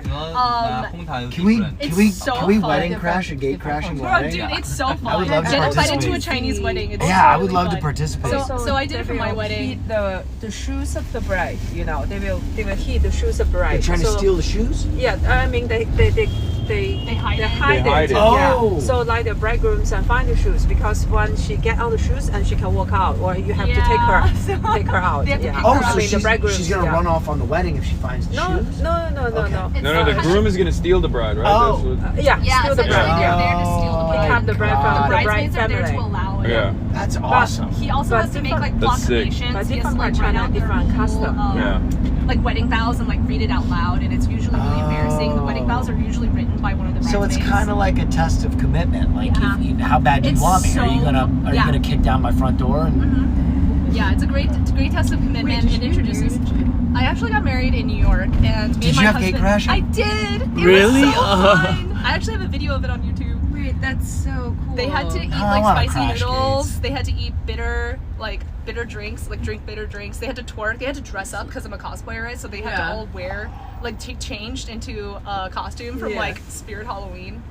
And then at the end, he read me an entire speech that my sister wrote. That's so. It was such a good time. did he get your shoes? He didn't take my shoes. He didn't take my shoes. But yeah, they did everything. It was so fun. I love that. When did that become a trend? I think it's always been like a regional thing, and then it became big on social media in the last like couple of decades, I guess. And I saw it because some girl I follow who's from Hong Kong was doing it. And then I asked my mom, like, hey, do we do this? And she's like, no, I don't know what this is. Like, what is this? I don't even know what it is. So now because it's big on social media, a lot of Chinese people are doing it. Oh. Yeah. It's fun. Yeah, go to it. You want me to crash gates? Crash gates. Get all your groomsmen, all your bridesmaids involved. It's a great way for them to like get to know each other. I mean, yeah, laying siege to a house. Yeah, that's amazing. But the bridegrooms, not only one person, not only himself. There's a group. He has friends and relatives and knock the door together. Right. Yeah, they have to preparing the red envelope. Yeah. 红包嘛, red 红包 envelope. with Yeah, money. and then they give to Isn't it like the girlfriends of the how much bride. money You is know. inside a ball? Isn't it like Depends. Yeah, where. Is Yeah. it like 888 like ba ba ba? 不一定, depends on where in China. Oh, okay, I see. And also 不同地区 different 不一样。 part China, different 有的地方 custom. 是 Yeah. 百为单位的，有的地方是几十块，有的地方是几块，也有地方是几千块。 I'm looking at the Chinese Google Maps. A-maps or whatever? Or it depends on What's it the called? income of the family, you know. What? There was what was that? What was the app called? Like A-map or something? You have a big giant banquet. Oh, it's a different one. They It's not the don't one I have was like a using. ceremony where they exchange vows. But They it's just not. go to It's a in huge Chinese though, drink. so it's like. So you can read it perfectly fine. Yes, I can read The it. first marriage have to be finished getting the me. ceremony before 12 o'clock. This is the one I was told to use. Is A-map. Just to represent your But it's also in first Chinese. marriage. Is But it now cutie the pie people anime don't care lady that in it? much like Yeah. before, you know. Yes, Yeah, 就 but 北京， but 他们 you 是 know. 说早上结婚才是头婚。对，就是12点 Is that a problem? Yeah, it's from No, I like it's it. just like Yeah. the tradition. And to if get married it's a before second 12. marriage, you need to like do the ceremony. Oh wait, this In might not be the. afternoon, yeah. This might But, be you know, the. Tianjin Is it is Didi? only No, 100 Didi's the kilometers Uber away app. from Beijing, No, so Didi's they the get Uber married app. at night. Oh. Yeah, But so in Guangdong, like You didn't make a folder? It's in the evening. Oh, and then the yellow one is the. Yeah, so it's Deliveroo? different culture. Yellow one is the delivery one. What's the yellow one called? No, I have no like idea. depends what Because I just Do went you to know? one in Taiwan. I don't know. I think it's like Fleeky or something. What's this app 就 called? 是不同地方的地区美团。 Oh, Meituan. Yeah. I've heard. Delivery, so you can buy food, everything. Yeah. Like if you want to buy swimming suit, you can just Oh. come Yeah. in half an hour or maybe 20 minutes. Will they bring it to the hotel? No, the hotel doesn't They bring will in. bring to your The, hotel use a robot signed to your room. yeah, but hotel doesn't do food. They said Okay. they won't let food in. Is what they said to me. They don't let food in to the hotel. Is what they said. Yeah, I don't know why. But You probably misunderstood that. no. She was speaking perfect English. It wasn't like, You probably understood that. Okay, I'm gonna hide this. Yeah. So guys, we arrived. You want to just swap it hotel over? And, so please meet I don't know what it's on the 9:20. camera. Right Okay, we can just walk in the lobby. We are going to the Tiananmen market. What time are we going there? 9:20. We start from your hotel. Oh, 9:20. Yes. Ah, okay. Do you want to talk Because- about that? Because I think you need more desktop time, don't you? No. I mean, you guys, do you want to do it? Do you want to stream it? Like, Wait, what is it we're doing? I mean, Hasan, are you going to be ready in an hour and 20 minutes? Like, let's be realistic Yeah. about this.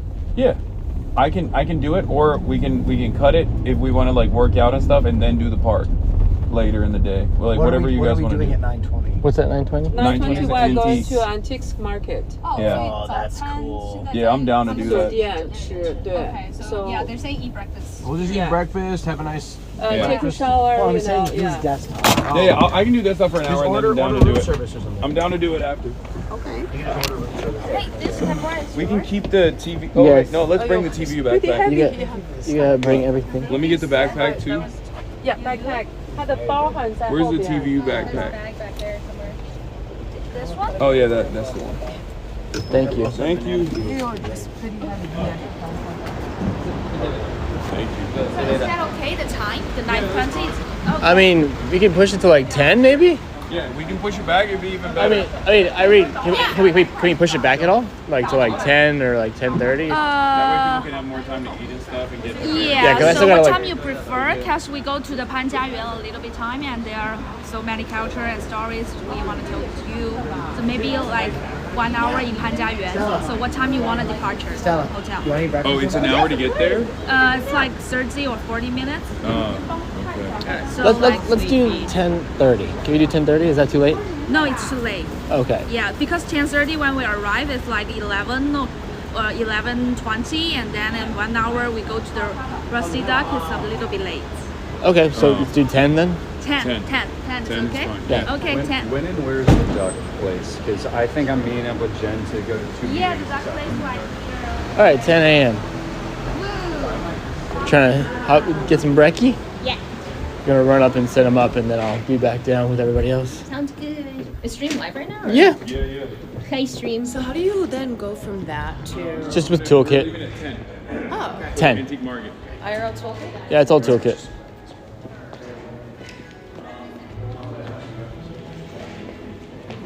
Probably gonna F in the hotel. Yeah, it's probably gonna happen right now. There's no way it clears.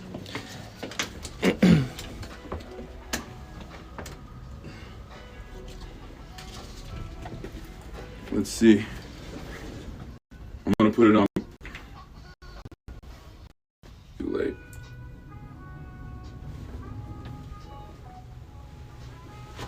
It's actually not effing. Yeah, it's which kinda is crazy. Crazy. That is crazy. I have to piss so bad. It says low bit rate. Delivers lines with the subtlety of a community theatre actor's understudy while dressed like the star of a Cialis commercial. He is right to imply that police chases can be dangerous, and for a long time, we didn't know exactly how dangerous because the federal government doesn't reliably track deaths from them. But when the San Francisco Chronicle recently compiled their own database, they found over a 6-year period, more than 3,300 people died nationwide in police pursuits. That's an average of nearly 2 a day. On top of which, a majority of those killed weren't even the fleeing drivers, with over 500 of the victims innocent bystanders. All of which is probably why a DOJ report once called high-speed chases possibly the most dangerous of all ordinary police activities, with a former sheriff describing them as like firing a 4,000... All right. Hold on. We're back. Let me fix all this shit. As always, now I have to pee so bad. March is going to put it together real quick. But we're going to do a little bit of news, and then we're going to go to an antique store chat. So get excited for that. But we'll get back to the... Sandra? We'll get back to the battle right now while March sets up the camera and I go piss.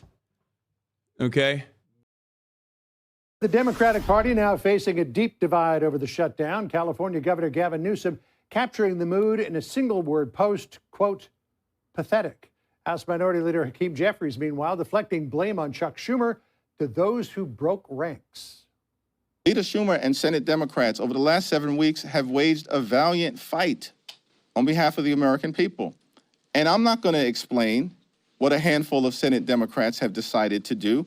That's their explanation to offer. Correspondent Madeline Rivera reports live in Washington.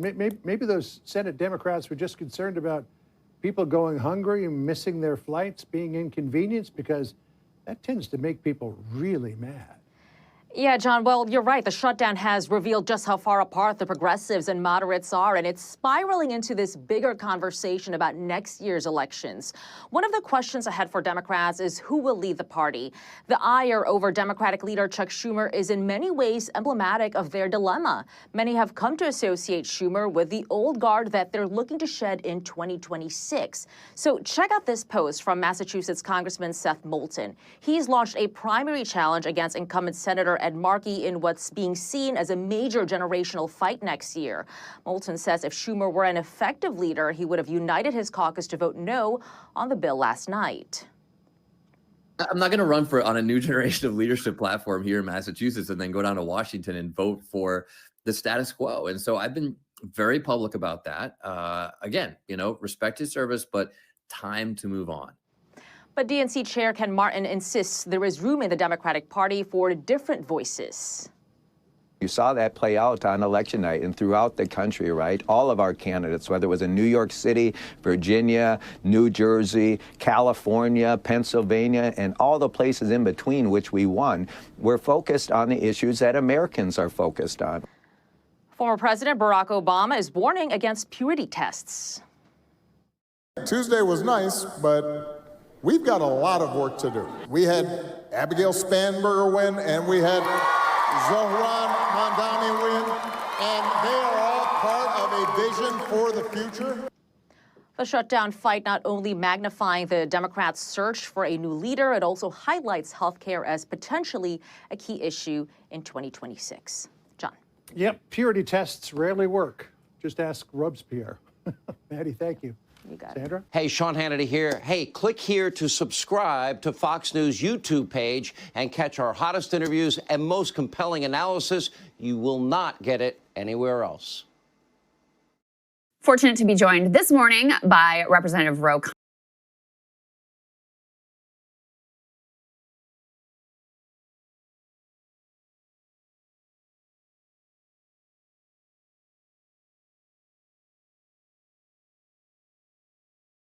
Blinds? Yeah, we can do the full blinds.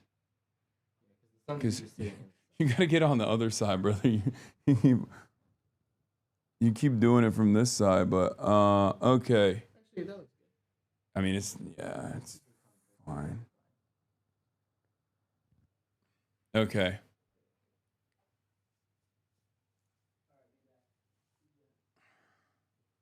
Play Red Sun in the Sky real quick. Games, bro? Okay, everybody shut the fuck up. March with the Arc Raiders drip is true. Okay, so we're back. We're going to talk briefly about the shutdown before we move on. Little this, little that, okay? We're doing... we're going to talk briefly about the shutdown. Geez, man, you were walking around Beijing today, and now we got to listen to Sean Hannity's voice. No news today, no politics. Okay, can everybody fucking calm down? Like, this is my job, man. This is what I have to, this is what I do. Okay, this is what I do. This is what there are people that come in here specifically because they want to hear me talk about the politics and the news, right? Like, Lock in.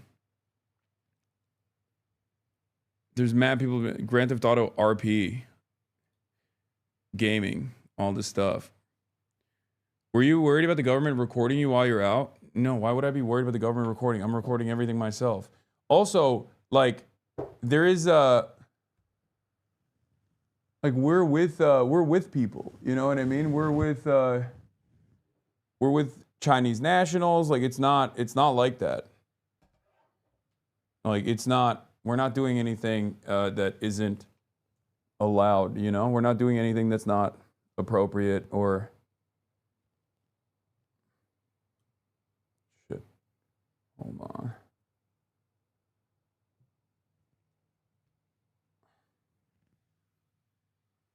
Fuck. Why is that not lined up?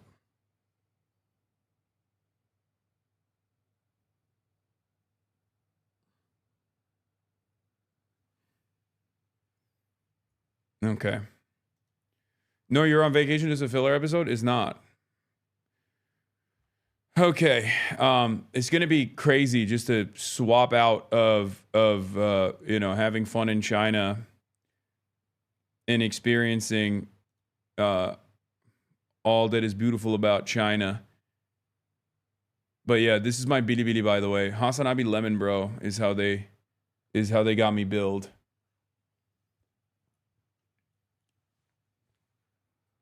What is happening with this fucking with this goddamn?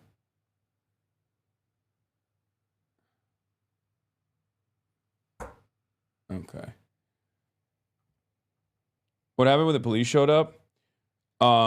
They thought, so that thing that we went to, okay? The flag raising ceremony is not. It's not in focus. Hold on, I'm gonna fix it. The flag raising ceremony that we went to is not a thing that white people normally go to, right? It's not normally something that like white people attend, right? And I assume that they are probably extra attentive and extra careful about people coming to you know, do some fuck shit. Like there's a reason why, for example, there were Chinese nationals on each other's backs, right? But I knew that like if we did it, we would get called out by cops.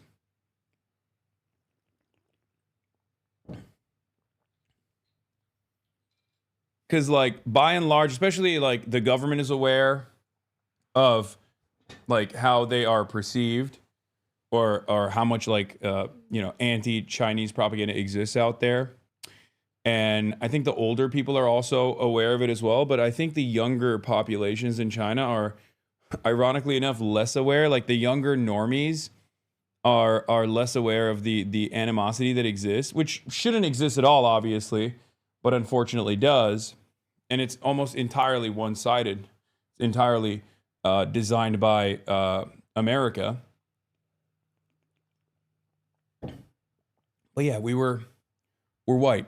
So as foreigners in China at this like national event rather than an international one, where as you guys noticed, like they didn't have any like foreigners there at all.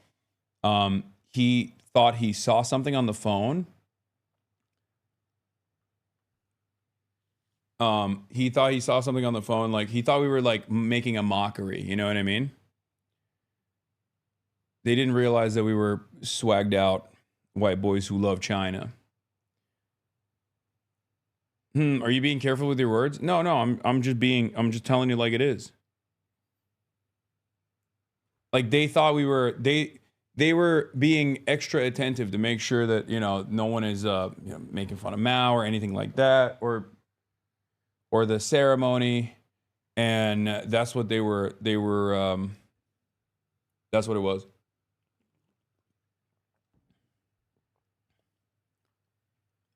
But it's fine. But once again, Was the cop understanding after it was explained? Not really, but it doesn't matter. It's not like they, you know, it's not like they give us, it's not like they gave us more trouble after, you know, we just still, we walked in, we filmed the whole thing, we had a great time. So it wasn't really an issue. It's normal for police to take a close look at foreigners and make sure that white people don't do stupid shit. Yeah, it's just, yeah, it's just, it's a cultural difference. And also they just don't want anyone to pull a fucking Logan Paul or anything like that. How was it resolved? What do you mean? We just like talked to him. We just were like, no, that's not, you know, we're not doing that at all. We're just here to experience the event.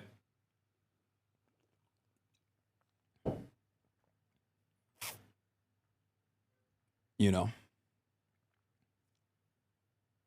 I told you would end up in jail. You got lucky this time? Yeah, okay, calm down. That's not, you're being ridiculous.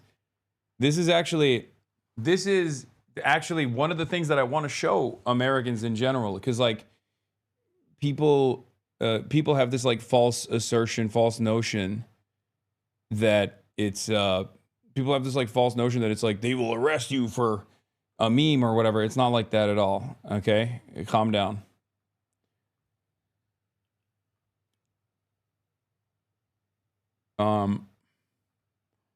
Did that one auntie recognize you as Lemon Bro? Yeah, no, that's what it was. The aunties were like, oh my God, you're Lemon Bro from Bilibili. No, that's not. Yeah, we will be going to the Great Wall as well. All right, so let's get back to it. Police are far more corrective, if that's a term you could use. Yes, for sure. They are also more abrasive. Cultural differences, in many ways, in some weird ways, I feel like Chinese culture is like similar to American in that way, where people are more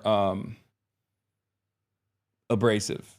Like they don't have an issue telling you don't do this, do this. Like for example, when you go to Japan, like people won't fucking tell you anything. Like they will not confront you, right? Even if you're doing something that they don't like, they won't confront you and they'll be very passive about it. But in China, they would just straight up fucking tell you. They were like, don't do that. And they'll even yell at you.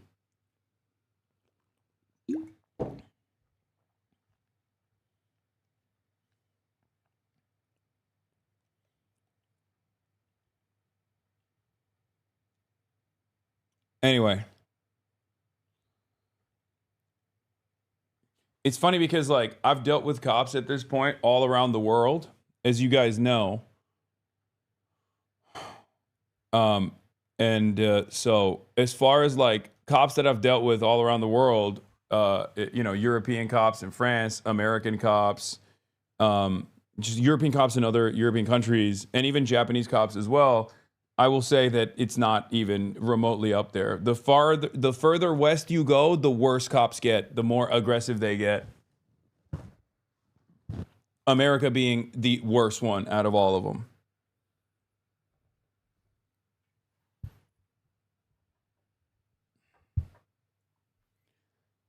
But yeah, in any case, Ro Khanna has come out and has talked about how Schumer must resign, and obviously we're going to cover that. What is happening here? Sonic Fox, thank you for the retweet yesterday, Hasan. Hey, my goat. Fuck those weirdos. I can't believe Sonic Fox made it to Libs the TikTok Twitter.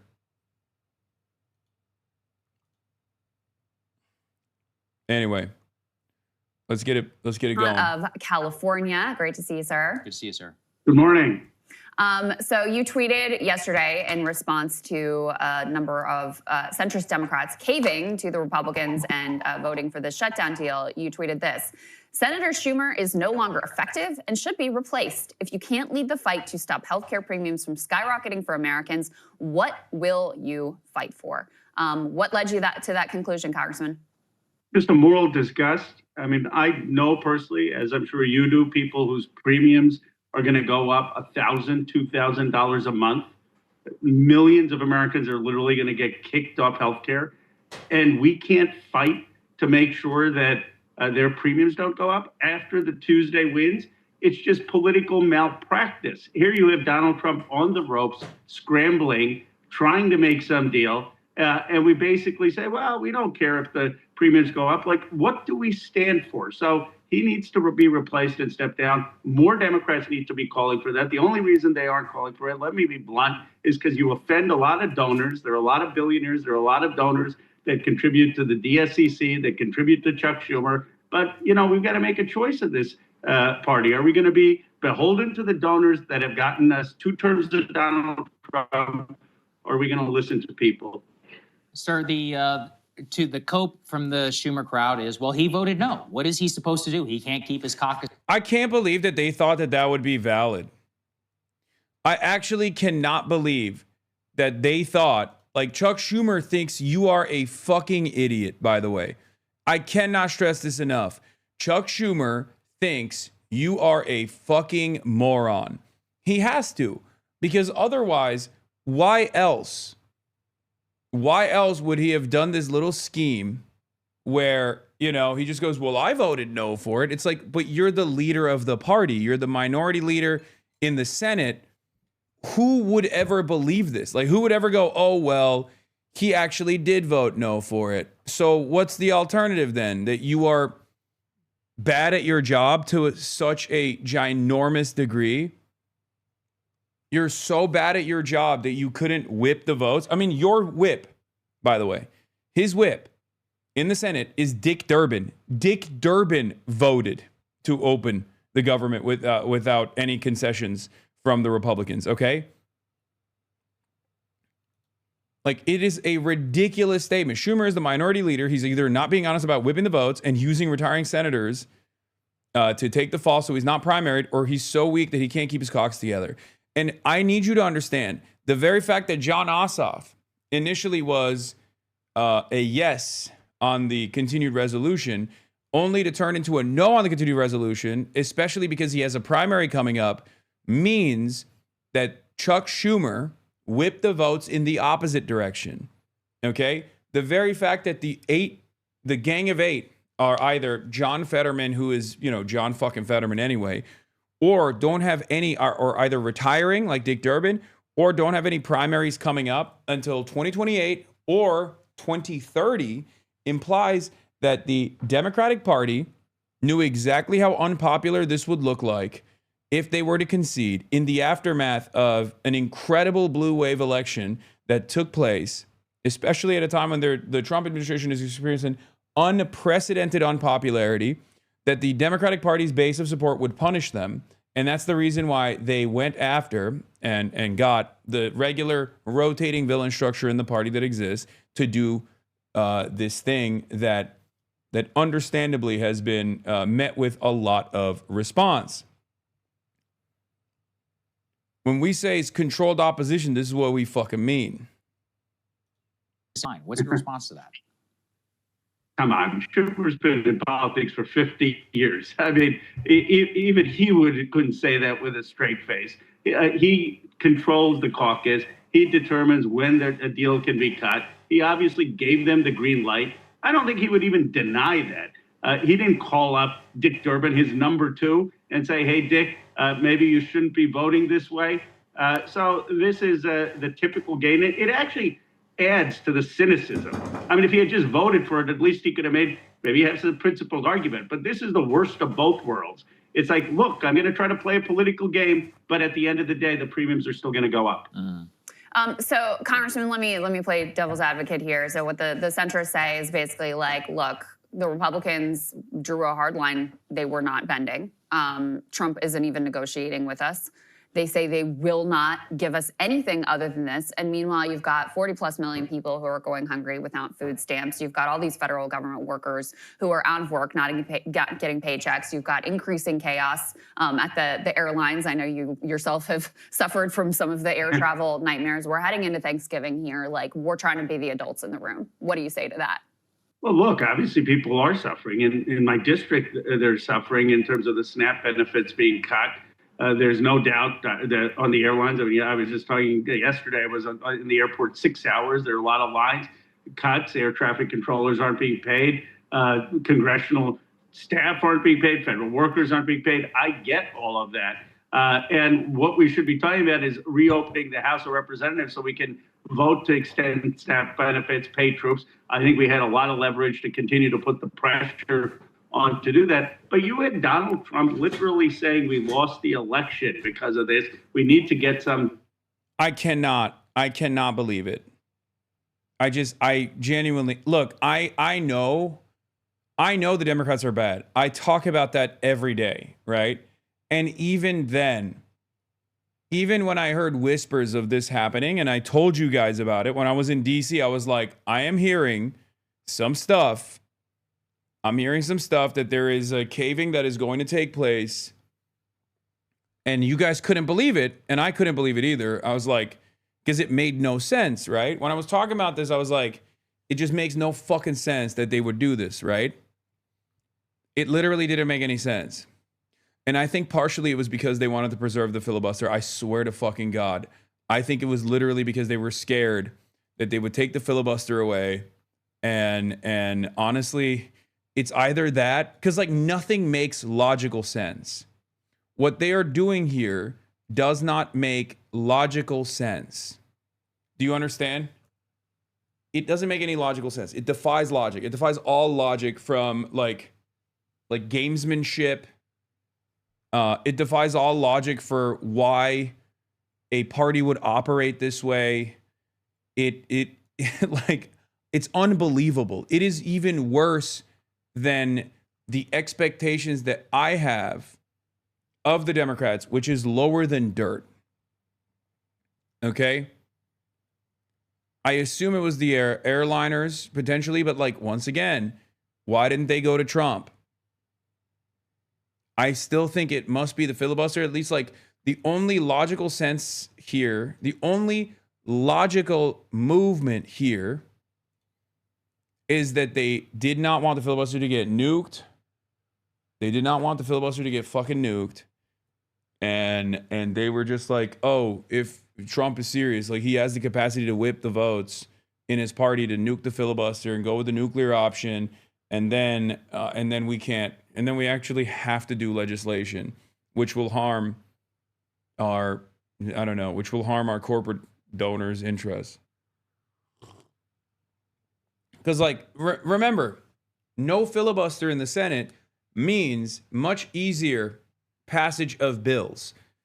A Democrat president and a majority Senate and a majority Democrat Senate and a majority Democrat House of Representatives could quite literally get together a comprehensive healthcare bill like Medicare for All and pass it.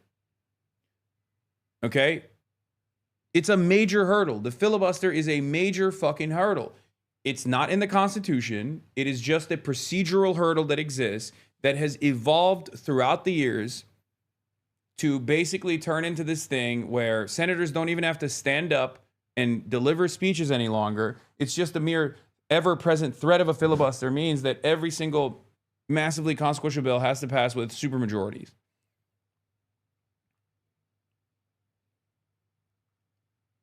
And I know that the Republicans don't want the filibuster to go away because they use it against the Democrats. Democrats don't want the filibuster to go away because they don't want to legislate. Do you understand? Here's the Fox News host also echoing this statement, which, take it with a grain of salt, obviously.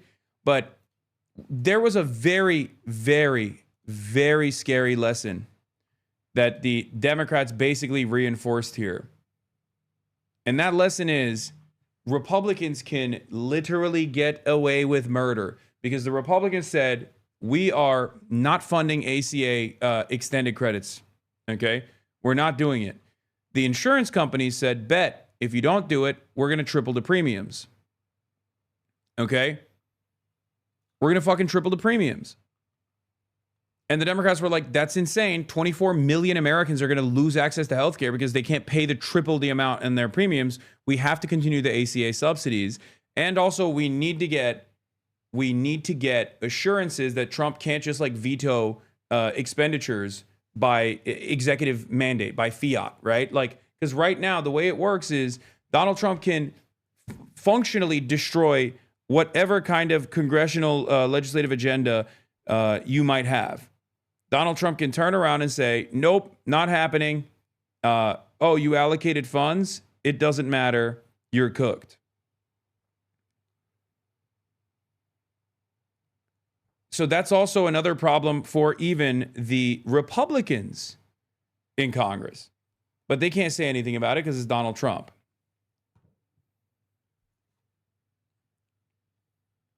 So that was another part of this battle. It was supposed to be continuation of ACA subsidies so that 24 million people don't get possibly kicked off of their healthcare coverage. And also additional clearances that like Donald Trump cannot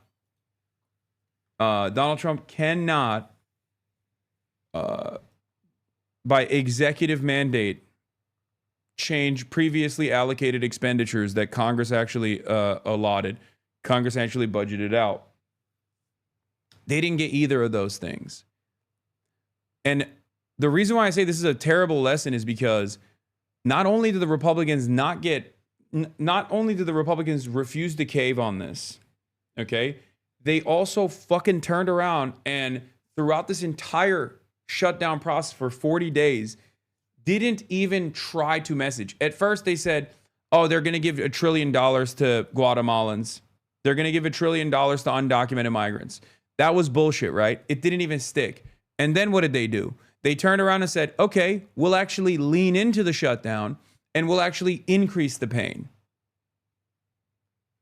And because they were doing that so openly, so flagrantly, that they started actually suffering consequences from it. One of the greatest examples is the blue wave that you saw, right? Every single district flipped back to Democrats in Virginia and even in places like Georgia. Like Democrats actually had a incredible electoral performance. And right at the precipice of Donald Trump feeling that pain, they fucking caved. The Democrats caved, teaching the Republicans a lesson that they don't ever have to concede to the Democrats in any point of leverage because they can just keep punishing the public and the Democrats will get fearful and they will turn around and they will concede for no reason whatsoever.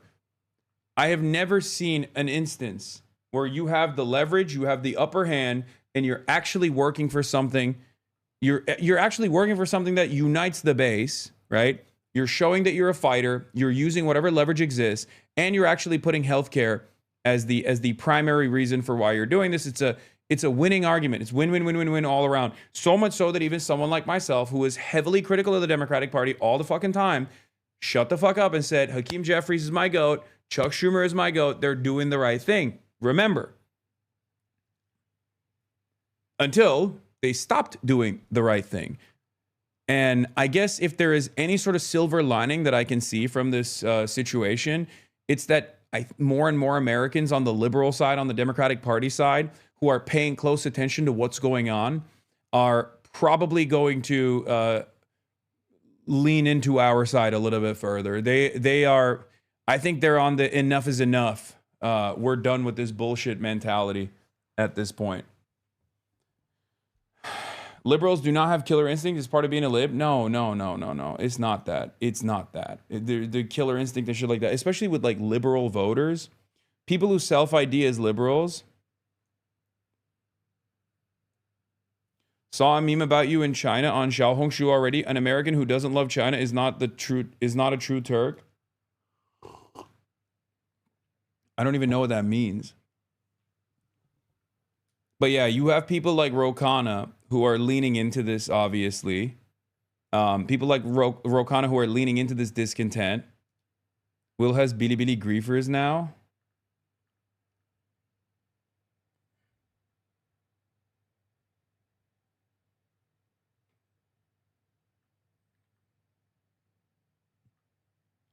Sometimes the grand scheme is less defined than we think, and the greater cause isn't being paid attention to. No, I don't think it's like these guys are not thinking in centuries or anything. Yeah.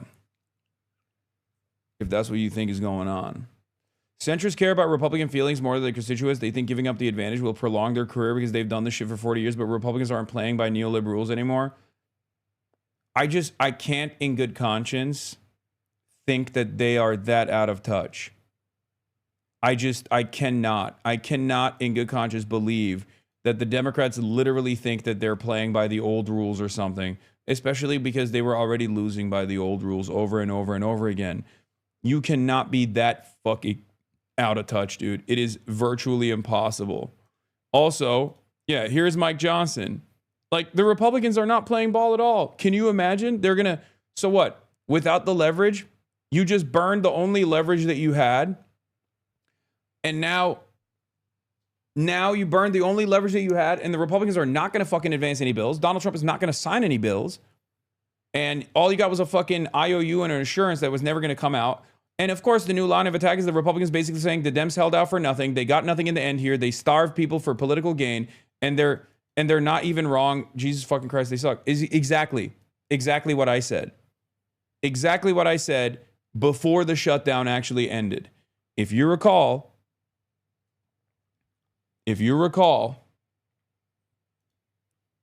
when they were on the verge of actually conceding, I said, you will look silly. Okay? I said, you will look like you did this all for naught.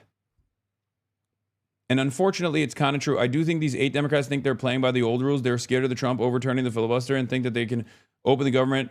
The ball will be in Trump's court and he'll be unable to fix it. No. I think that's happening no matter what. I think that's happening no matter what. I cannot believe that these motherfuckers could actually be that out of touch and that fucking stupid. That is, I mean, you shouldn't be able to hold office, let alone ever be hired for the rest of your life if you are that fucking stupid. Okay? Yeah, assholes like Scott Jennings are doing I told you so's. Yeah. Of course they are. I told you that they were going to do that. Didn't I? I said it. If the Republicans are willing to nuke the filibuster in order to pass their priorities, then it only exists in order to block Democrat priorities. In other words, these centrist Democrats voted to overturn this filibuster to give Republicans more power if Democrats ever win. And Karen Tumulty, Washington Post chief political correspondent, also has the same assessment, says this was all about the filibuster. A lot of people, I think, are seeing it. A lot of people are seeing the same shit that we're seeing. This is what Premier Spike, for a man with cancer who's a taxi driver in Arizona, met his son. This is Ambetter, operated by private health insurer Centene. This is why we need to extend to ACA credits and fight for Medicare for all. I don't understand how fucking incompetent these guys can get. It is mind-boggling to me. I've long opposed the filibuster, and lots of people will say, well, how would you feel if the R's had united government and no filibuster? And my answer is, fine. It would be better to have Congress doing stuff and actually passing laws than a wannabe dictator issuing decrees. This is my assessment as well. This is also my assessment. Remember, last week I was talking about this when there was some chatter about nuking the filibuster, and I said this is not a bad thing. Nuking the filibuster is a good thing because the filibuster is a significant hurdle for any kind of initiative that you build out. It's much easier to break things. It's much more difficult to build things. And if you are the left party in this country, if you are the Democratic Party in this country, you are constantly trying to expand the pre-existing social safety nets, right? At least in theory. The Democrats don't do that, but in theory, that is what the left party is supposed to do. And therefore, you need 60 fucking votes. You need you can't do it by simple majority. To break things is much simpler. And not only is it much simpler to break things, and they can already do the simple majority tax cuts, just like Trump did and Trump won, and just like Trump did and Trump too, right? Trump also has taken it beyond that, where anything that he wants to do right now, he just does by executive mandate. So it's not like he isn't accomplishing his agenda. So nuking the filibuster in this regard would have unironically helped the Democrats. Partially, it would have helped the Democrats because then they could have a potential majority, because who knows how crazy things get by the midterms, right? They could potentially have a majority in both the House and Senate, let's say, and then it would all be up to Donald Trump's vetoing power. Like, they could just constantly start pumping bills out. Okay? And it's such an obvious point that even Ezra fucking Klein is in agreement with us, chat. Think about that. I worry that the Democrats have just taught Trump that they will fold under pressure. That's the kind of lesson he remembers. Obviously, it's the lightest fucking version of how devastating this is. In reality, it is the lightest criticism that you can apply. But it's even Ezra Klein is on our side. Like, think about that. The only person who seemingly doesn't get it is fucking Neera Tanden. Schumer voted no. How about some tweets on the yes votes? What do you mean Schumer voted no? How about some tweets on the fucking yes votes? What are you saying? Again, if that's your counter, if that's your fucking counter, okay, you think every single voter is a moron. You think Americans are fucking stupid, okay? And even stupid people know when they're getting fucked. I'm sorry, I do not believe Americans are that stupid. I don't. It's crazy. Any American that is actually paying attention to what's going on here is going to go, why the fuck did you not keep fighting? What are we doing? How could you just like give up without any concessions? Do you not care about the 24 million people who are going to have their healthcare coverage lapse? Do you not care about that at all? Because that's what you're doing. You're admitting that you don't give a shit about that. You didn't want to fight hard enough. And also you're doing it in the worst way possible. You're doing it in the worst fucking way possible, where you're basically showing everybody that you're always going to concede. You're always going to concede. Anyway, even MSNBC is shitting on the Democrats. Let's take a look. You have left or right or more progressive on ACA subsidies, almost 80% of Americans want the subsidies to continue. That's not left or right. That's right and wrong. Almost 60% of Republicans want the ACA subsidies to continue. Chuck Schumer should have negotiated a better deal. He should have been in the public more. He's not a bad guy, any stretch. He's just not the right person at the right time. We're going through a different time. We're dealing with a GOP that's an anti-democratic movement. They don't care what the American people think on an issue like this. So CNN right now doing a hippies on Abdul, thrashing him for tweeting defund the police. This shit is so tiring. It doesn't matter. That stuff doesn't matter at all. I don't think that matters. Guys, think about it. Donald Trump and the Republican Party wanted to rob 24 million Americans of their healthcare coverage by refusing to fund the additional subsidies for ACA. And in an effort to get away with it, they shut the government down, and then they threatened by force to starve 42 million Americans. If you think that Dr. Abdul El-Sayed saying defund the police in like 2020 at peak woke is going to be a blemish on their fucking on their track record when they're actively championing Medicare for all in the eyes of the broader liberal electorate, you are out of your fucking mind. Liberals voted for Jay Jones, Attorney General Jay Jones in Virginia. Okay, Virginia has less of a blue swing than Michigan does, especially when you have left flank candidates in places like Michigan. Okay? Liberals do not give a fuck. I'm telling you right now, liberals will, and most people at this stage will vote for whoever the fuck they can. And I think in primary situations, I suspect the more stuff like this happens, the more they will go, I will primary anybody and I will put anyone on the fucking board. I will literally do everything in my power to vote for the most radical candidate at this point. It matters because he's got a center-left competitor that wonks and why moms like. He won't make it out the primary. Wrong.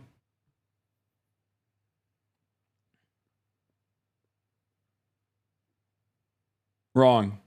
Bernie Sanders is seen by many liberals as the North Star in the party right now. You're wrong.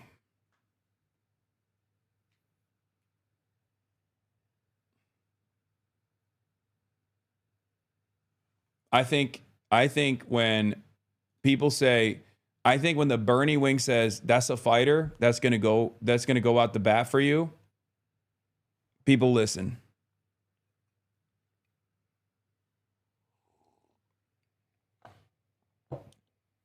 Haley Stevens is cooked, right? Stevens, I keep forgetting. There's another person, Mick Morrow, that is like a somewhat more progressive.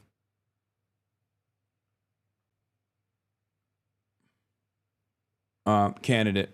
But Dr. Abdul El Sayed will, I think, cook. Yeah. Bernie was asked if he has confidence in Schumer. He said he's backing anti-establishment candidates. Do you still have confidence in Schumer as the leader of the Senate? Schumer and I have very fundamental disagreements about where the Democratic Party should be, and I'm strongly supporting candidates for the Senate who are not a part of the Democratic establishment, who believe in Medicare for all, who are prepared to take on the big money interests and fight for the working people. I have a very different vision for where the Democratic Party should go. If Schumer steps down, who is going to take his place? The truth is, progressives in the Senate are right now.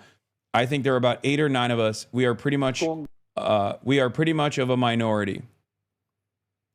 Things are changing. As I said, the Democratic Party is very weak, and Democratic Party's weakness creates a political opportunity for it to become a strong party in general.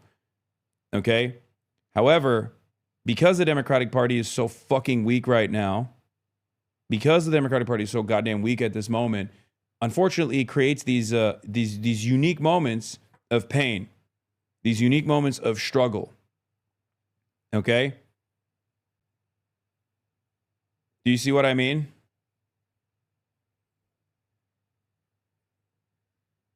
These unnecessary moments of hardship.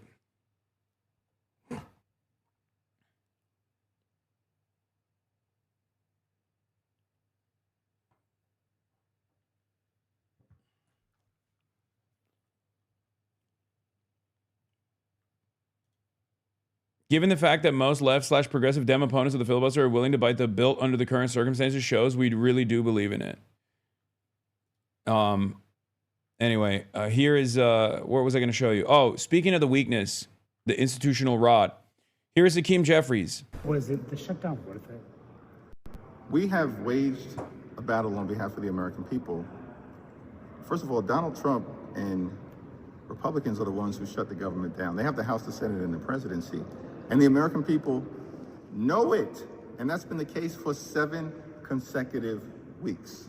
But, you know, at the end of the day, you didn't get what you want. So was it worth waging this fight? At the end of the day, the fight lives on. Any outdoor content later? Yes. In an hour and 30 minutes, I will be going to an antique store, like an antique bazaar style situation in Beijing. It's very exciting. Anyway, you guys recognize the statue room. I was there. I was just there. Yeah, this is a punishing media environment for any fucking Democrat. Okay? I don't know what he could even say in this situation. I don't know what he's supposed to say because they fucking lost. And as much as I despise Hakeem Jeffries, they didn't lose because of him. Okay? I don't trust Hakeem Jeffries. I despise Hakeem Jeffries. He was not even fucking responsible for this loss. It was Chuck goddamn Schumer. Okay? Now, would Hakeem Jeffries operate in a similar way if push came to shove? Abso-fucking-lutely. I think Hakeem Jeffries and Chuck Schumer have the exact same issues. Okay? They are the old guard. Hakeem Jeffries is a younger face, but still the fucking old guard of the party. They represent the old guard's interests. They represent establishment Democrat policies. And establishment Democrat parties' policies are that they are going to always concede to the Republicans. They're not going to fight. They're not going to fight hard. Hakeem Jeffries personally also doesn't have the prowess or the persuasive capabilities, right? Not a bad guy. No, I'm not saying Hakeem Jeffries is not a... I think Hakeem Jeffries sucks. I hate Hakeem Jeffries. I think Hakeem Jeffries is exactly the same kind of loser that Chuck Schumer is. Okay? I'm simply stating that fair is fair. In this circumstance, this is virtually entirely in the hands of Chuck Schumer. And I also don't think that Hakeem Jeffries even has the capacity to defend, the capacity to uphold a fighting spirit. Yeah. He also is defending Chuck Schumer. Here it is.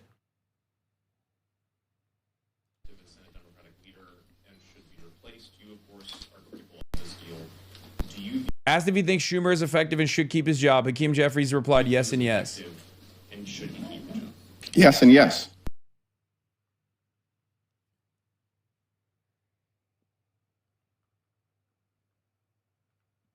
I'm so tired of this, man. I just fucking hate it. And in the absence of no alternatives, it's like, what are you supposed to do, man? What are you supposed to fucking do? Like, what can we do? We have nothing. We don't have any solidarity. We have very little labor union power in terms of like expressing labor union militancy, for example. Like, we don't have that. Like, unfortunately, Democrats are the only fucking game in town in the interim. They are the only game in town in the short term. There's no other viable alternative for pushing back against the forces that the Republicans are advancing, the fascism that they are building. So I don't know what to say. But yeah, having Schumer's allies anonymously brief Axios wasn't malicious, just too weak to stop it, is the same Biden is angry leak strategy. It's PR for dummies. We're supposed to applaud that he heroically delayed the dissenters until after the election. I see Jeffries is joining Schumer on the "we think you're all idiots" train. Yeah, anyone that says that Chuck Schumer has actually whipped the votes brilliantly is lying to you. And you should understand that they think you're stupid. They think you are stupid. They think you're a dumbass. They think you're a moron.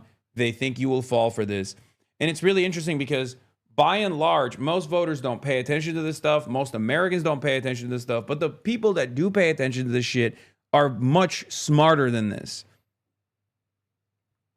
House Minority Leader Hakeem Jeffries instructed members to keep focus on healthcare and not on a few individuals in the Senate, according to 3 lawmakers who were in on the call. Yeah. And it's also like very obvious. Yeah, Schumer privately fought to extend government shutdown. Sure, and Biden was outclassing all of his younger aides with his razor sharp mind in private. Like, we've seen this song and dance. These kinds of like fake leaks to the media is not effective. It's not going to work. Dick Durbin thanked Thune for the offer. Leader Thune has God. also promised the Democrats an opportunity before mid-December to present a Democratic bill on the floor with proposals to change the law and protect American families from dramatic health care premium increases. It is my fervent hope that this ends up being a bipartisan effort. It would be such an achievement of the Senate to finally return to that status. I've served in this. Yeah, I love that it's like their argument is, nah, we're just bad. Like, incompetence, not malice. Masterful defense, sir, is right. Noah's correct. Their defense against, like, how could you have fucking done the spectacularly bad thing is to just turn around and be like, oh, you don't understand. We're just bad at our fucking job, man. We are just dog shit at our job. That's the problem, sir. I'll have you know, I'm not evil. I'm just horrible at my fucking job. Great. Love to hear that. Love to hear that from this insanely incompetent party. At a time when there is like exceptional pain, at a time when there's exceptional pain being unleashed by the right-wing forces in this country, and people are desperate for a crumb of defense, a crumb of community defense, a crumb of pushback, especially when they actually fucking had it. It blows my mind. They had it. It was working. I'm sorry, This is everything that I fucking complain about in real time, happening, unfolding in ways that even liberals can see. It blows my mind. Like, it genuinely feels like, look, you know, Democrats are the controlled opposition party is something that we say all the fucking time because of this, because exactly this kind of behavior, right? It's like, it literally feels, like they just straight up got together and said, things are getting too good for us. People are going to get the wrong idea that we have to, like, actually fight back against Trump. And we don't want to fucking do that. For the first 9 months, they have experienced unprecedented, historic levels of disapproval. But the Trump administration is so bad that people finally are like, okay, well, at least like the not Trump vote seems a lot better for us now than ever before. Holy shit, even though you're not doing anything. And these guys were like, no, you misunderstood. We are still fucking awful. Make no mistake. We will fuck you. Make no mistake. We want to make sure that you understand.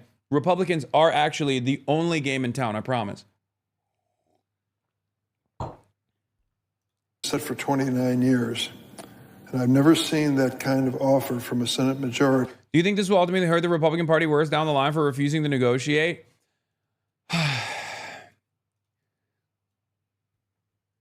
Everything that the Republican Party does hurts the Republicans because the Republican agenda hurts the voters on both sides. Okay? The point here is not just to make the Republicans erode American democracy, you know, with Gestapo operations happening in blue cities and you know, refusing to fund SNAP, things of that nature. The point is to actually put up a strong response against that so your voters have confidence that you actually have their fucking back. And they did that. They did that to a certain degree. They did that in the shutdown operation. They pushed back and the voters rewarded them. And then they turned around and were like, whoa. I don't want you to get too confident here, okay? We're still fucking up the bag. We will let Trump molest the money. We will let Trump molest you in general. We don't care.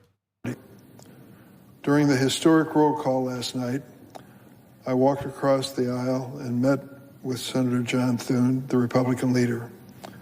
I told him that I was counting on him to keep his word on this agreement. He assured me he would. Oh, hell yeah. The fate of this effort depends on both the Senate and the House of Representatives. After a 7-week absence, the Speaker Johnson needs to call his members back and join us in the hard work that lies ahead. Many of my friends are unhappy. They think we should have kept our government closed indefinitely to protest the policies of the Trump administration. That's not like, remember, Dick Durbin is the second in command in the Senate Democratic Party. Okay, did you get sponsoring for promoting the new Vince Gilligan TV show? No. I would, though. I really liked it. I watched the first 2 episodes and I loved it. Anyway, Dick Durbin is the second in command. He is the whip. Okay, he's the minority whip. And he's over here being like, many of our colleagues are upset that we did the right thing. It's like, dude, your job is to literally, your job under normal circumstances is supposed to be to tell everyone that would say something like that to shut the fuck up. That is your job, brother. And you're the one saying it? Are you fucking kidding me? Of course he's saying it because he's retiring. So he doesn't give a shit. So you can't even do anything to him. He's retiring and his children and his grandchildren are always going to get cushy fucking jobs because of all the corporate interests that he actually advanced while he was in this key position of power, including but not limited to this last moment. Okay? The opinions of this administration, but cannot accept a strategy which wages political battle at the expense of my neighbor's paycheck or the food for his children. Mr. President.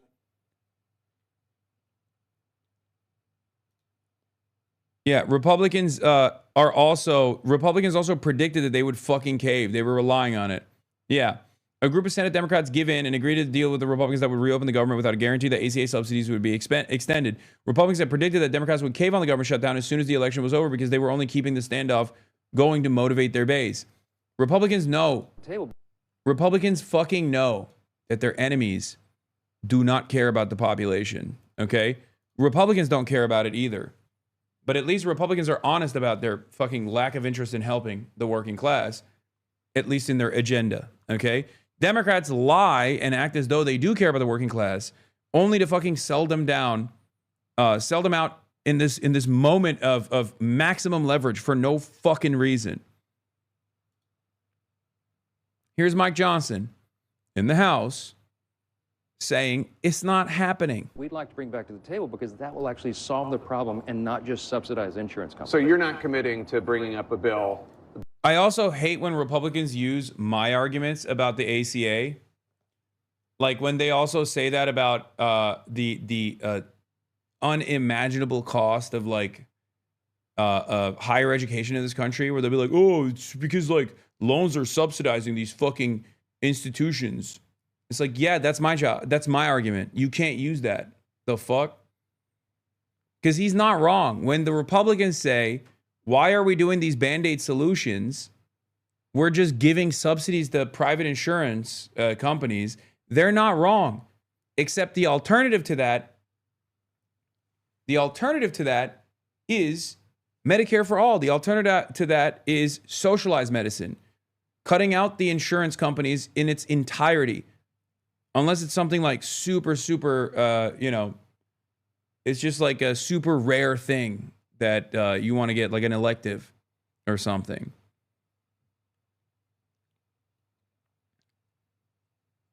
It blows my mind that these guys also had the audacity to make the correct argument against the ACA subsidies while simultaneously just continuing to advance deregulation in that front. That deals with the Obamacare subsidies before they expire. I'm not committing to it or not committing to it. What I'm saying is that we do a deliberative process. That's the way this always works, and we have to have time to do that, and we will in a bipartisan fashion. If something passes the Senate, we'd like... Yeah, and also here. Senate votes 53-47 to shoot down the Baldwin Amendment to extend ACA funds for 1 year. A party line vote with every Republican rejecting it. An important vote in this series is Tammy Baldwin's proposal to extend ACA expiring funds for 1 year is structured as a motion to table, i.e. scrap it from the amendment tree, but it'll show the appetite or lack thereof in the Senate to address this issue. What an utter humiliation, dude. News. House Democratic leadership is officially whipping no on the bill to reopen the government.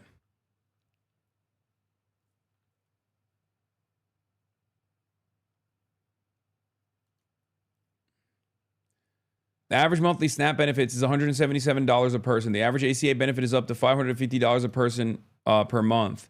People want us to hold the line for a reason. This is not a matter of appealing to a base. It's about people's lives. Working people want leaders whose word means something.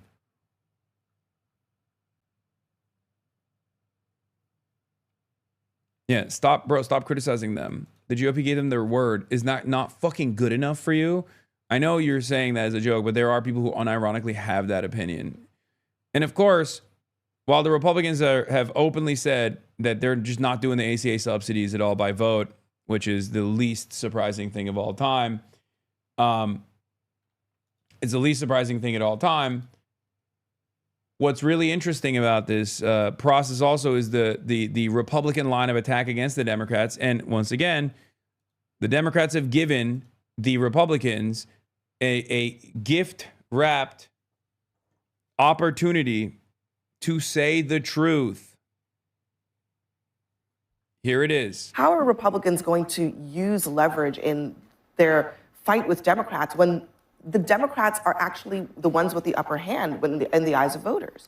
Oh, I'm sure Democrats will be more than happy to open the government now. The election's over. I mean, part of the reason they shut it down was to get through tonight. I mean, I would suspect they'll be glad to open it up by the end of the week. Adam Schiff, he was like, hold the line. AOC, there's lots of rumors of people wanting to open it. Look, I don't see what is the incentive for Democrats to back down when voters are basically saying Trump's not doing enough, it's the Republicans' fault, and then they... Do you think Xi is aware of you? No, of course not. That's crazy. They basically handed the keys in this past election to the Democrats. Where's the leverage? Again, these are blue states electing Democrats, not a shock. Democrats clearly wanted this shutdown to get through Election Day. I do think they are facing pressure from their internal coalitions. The unions, the air traffic controllers, the government employee unions are desperate to get the government back open. They're feeling a little bit of internal heat. But again, the election's now over. I'm sure tomorrow morning phones will start ringing and it'll be open soon enough. This was a political shutdown, and that's what they did. And now, incredible.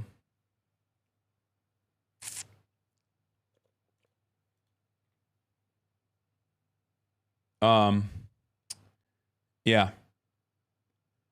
Why is he always on there? Because he's a high-paid CNN special correspondent. And I think we could have gotten an extension. Could we have gotten it permanent on the tax credits? Maybe not. But a year? I mean, there were Republican House members like Lawler who were willing to give a year. And the fact is that we've got nothing. I mean, that's what is so frustrating about the situation. And then, I mean, how do you think Leader Jeffries is going to handle this in the House of Representatives, Congressman? So far, he is saying that we're going to fight it with any procedural vote we can. I mean, we need a few Republicans to break. They may break, depending on what the bill is. So the Democrats in the House are going to stay united and fight for the stopping the premium increases. You know, back to on the point with Schumer, one of your colleagues, Mark Pocan, also tweeted this out. He said, "Don't endorse or say who you voted for in NYC, despite there being a Dem candidate. Get Dem senators to negotiate a terrible deal that does nothing real about healthcare. Screw over a national political party. Profile of courage of." Profile, I think he meant to say profile of courage, question mark, next. So clearly your sentiment is shared by at least some of your colleagues. You know, and I think the point he makes there too about Chuck Schumer refusing to even say who he voted for in New York City, I think it's an important one as well. Because if you're gonna be a leader of the Democratic Party, and the Democratic base is saying, hey, this is Zohran Mamdani, this is our guy. Like, we like this guy. We like the direction he's going for. We're going to vote for him in the primary. We're going to show up in record-breaking numbers to vote for him in the general election, make sure that he wins. And you can't even say that you voted for the Democratic candidate? I mean, how out of step are you with your own voters in the party, let alone, you know, your own caucus, let alone, you know, colleagues such as you? But he's also, and most importantly, wildly out of step with where his own voters are within the Democratic Party. So you're absolutely right. I mean, look, this was the straw that broke the camel's back.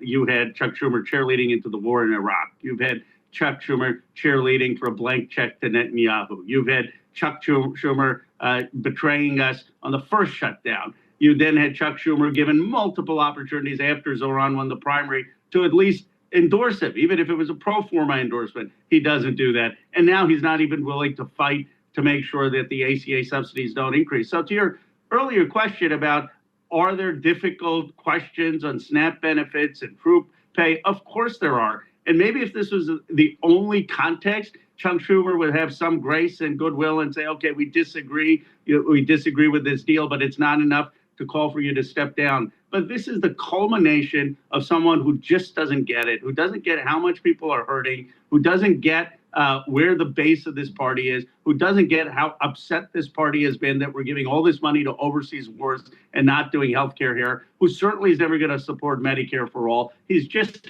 out of touch. He's not the future of the party. Yeah. Thank you so much for joining us, Congressman. We appreciate it. Thank you. Appreciate it. Hey, if you like that video, hit the like button or leave a comment below. It really helps get the show to more people. So knives are out, it looks like, for Chuck Schumer. Ro Khanna is already calling for him to be replaced. What message do you have for Schumer tonight? Well, I think he made a mistake in going too far. Going too far, how? Well, he just went too far. He thought he could break the Republicans, and the Republicans broke him. But he did think that we have good policy, they have bad policy. And there's something, I don't know if it's Trump derangement or are they just crazed. They're like crazed lunatics. But, you know, we have just great policy. It's literally not. I mean, it's just... they aren't even an opposition, bro. I know. I already covered this. Republicans have predicted that the Democrats would cave on the government shutdown. They're not. They're not an opposition party. They do not behave like an opposition party. Okay? They do not. It's fucking nutty. There's a bunch of crazy Trump votes in there as well.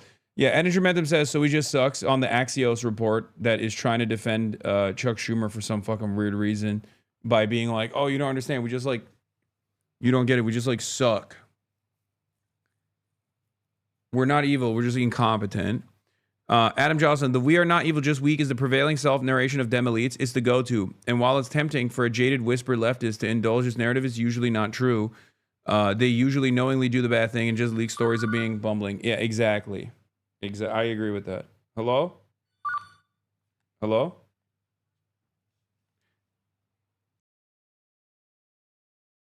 Good people. Hey, Sean Hannity here. Hey, click here to subscribe to Fox News.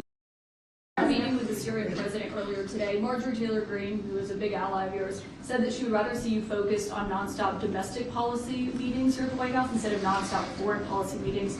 What's your response to her saying that, and also saying that grocery prices are up and not down, as you've said? Yeah, so I don't know what happened to Marjorie. She's a nice woman, but I don't know what happened. She's lost her way, I think. But I have to view the presidency as a worldwide situation, not locally. I mean, we could have a world that's on fire where wars come to our shores very easily if you had a bad president. We had a horrible president, and we ended up with Russia, Ukraine, and we ended up with other disasters, too. Don't forget, I put out 8 wars, 9 to come. I think I'll get the other one taken care of, but I put out 8 wars. And look at the damage that Russia, Ukraine has done to us as a country. I mean, we spent $350 billion. We're not spending any money anymore. Now they pay us through NATO. You know, I got NATO to go from 2% to 5%. Well, that's very important. When you're president, you really sort of have to watch over the world because you're going to be dragged into it. Otherwise, you're going to be dragged into a world war. I think if I weren't president, first of all, that war would... Might as well say whatever the fuck he wants, honestly, at this point. He can say whatever he wants. Who's going to push back? Who's going to be like, no, you're wrong? Who? You know? Who's going to say, no, I don't think so? Does that even fucking exist?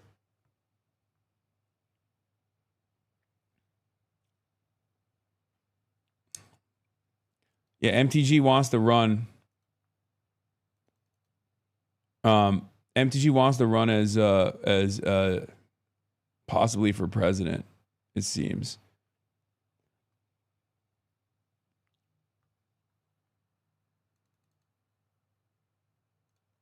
Here, Matt Iglesias also had an interesting take, which is surprising to say.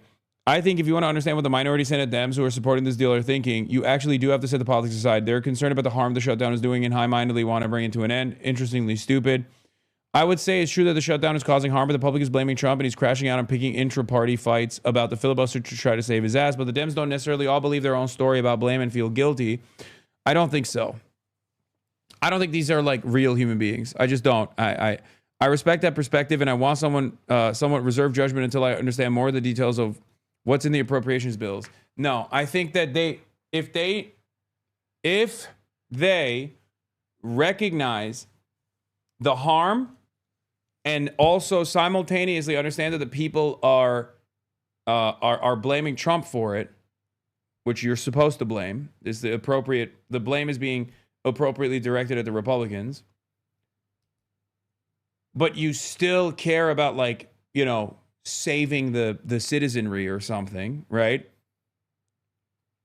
And you're too pussy to fight back, you wouldn't have delegated the responsibility of the continued resolution to the 8 senators that are high-ranking, older, and don't have any additional career ambitions or won't be primaried until 2028 or even in 2030.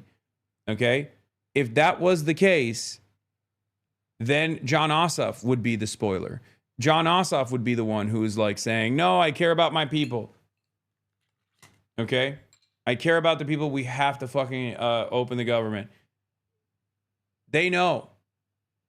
They know that this was a fucking unpopular decision. That's why they swung. That's why they ensured that the people that were actually engaging in this act were people who were not going to be contested until far later.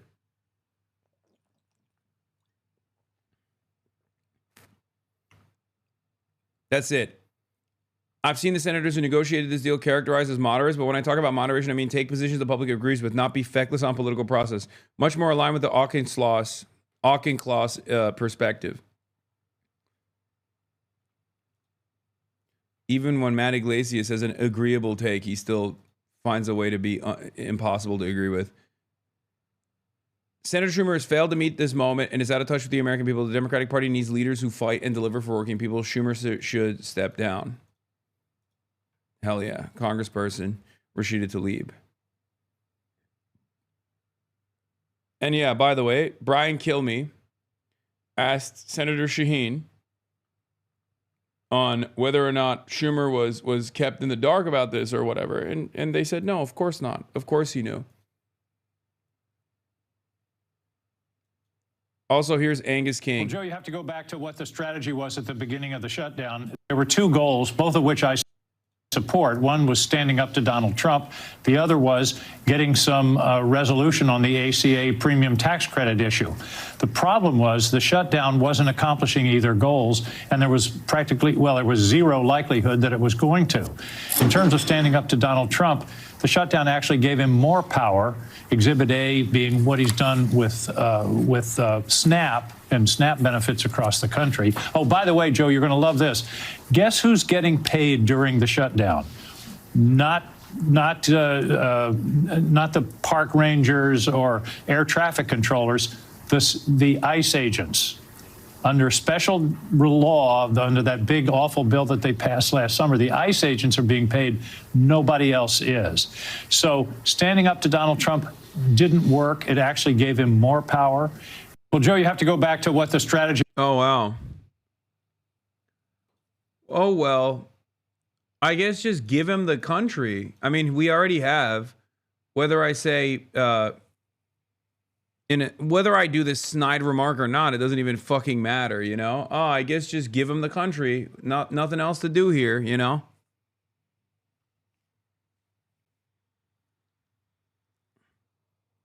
It's just crazy because you know they can be united and actually make, release angry statements and actively fucking fight. It's just only directed towards their left flank. And the more loud their left flank candidates get, the more snide these fucking assholes get. What is this? Wow, Hasan, you're a huge hit with the Chinese. I've never seen them this excited with an American vlogger. Where are you seeing that? Hell yeah. I mean, I love that. That gets me stoked. Oh.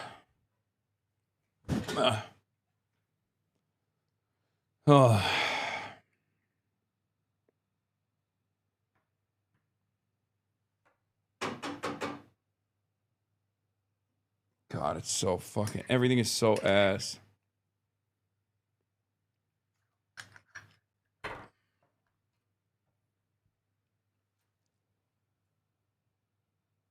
Today at the flag thing? Oh, hell yeah. Your China trip is a big deal on Xiaohongshu.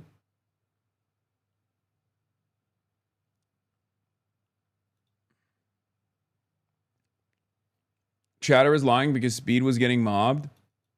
Yeah, that's by the end of his trip he was. And I don't think that's going to happen to me. I'm not going to be as like poppin', let's be real.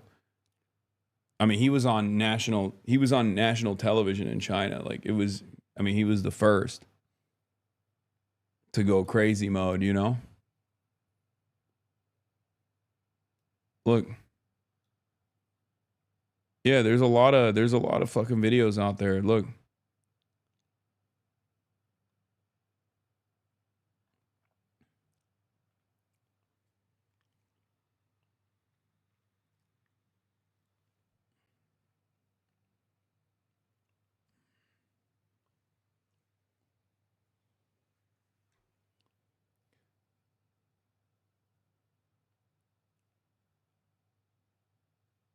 Check out the comments here on the monument. This guy seems quite interested in China, and his friends just seem to be playing along, forcing a smile. That's funny. I can't see the comments because I mean I have a Bilibili account, but I don't know what the login is.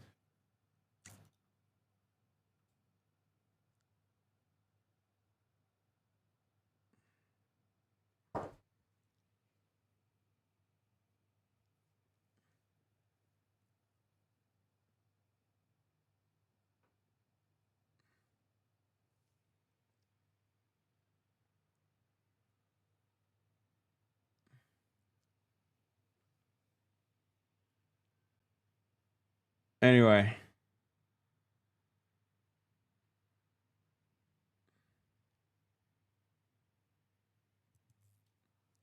Dems just took the heat off Trump. Yeah, they did.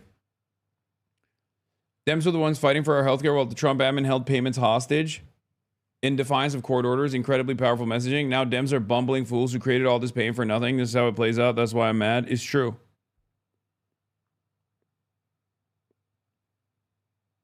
It's true.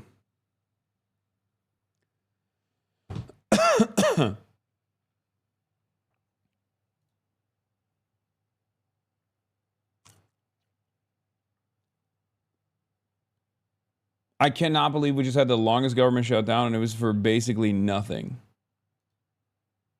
That the next time Democrats have a trifecta, they have the House, the Senate, and the White House, they're probably going to try to pull the filibuster themselves to get a couple of new states in, to get more electoral votes, et cetera. His threat to end the filibuster, I think, scared the heck out of a lot of Democrats. But also his focus on Obamacare and the incredible unaffordability of the Affordable Care Act is becoming very clear. That was the main sticking points of Democrats. They wanted the incredible unaffordability of the Affordable Care Act is becoming a sticking point for the Democrats is crazy.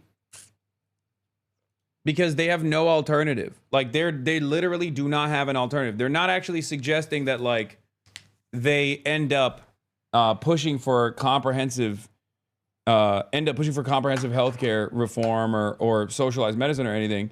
They just don't have a plan. They just want to talk shit. It's fucking insane.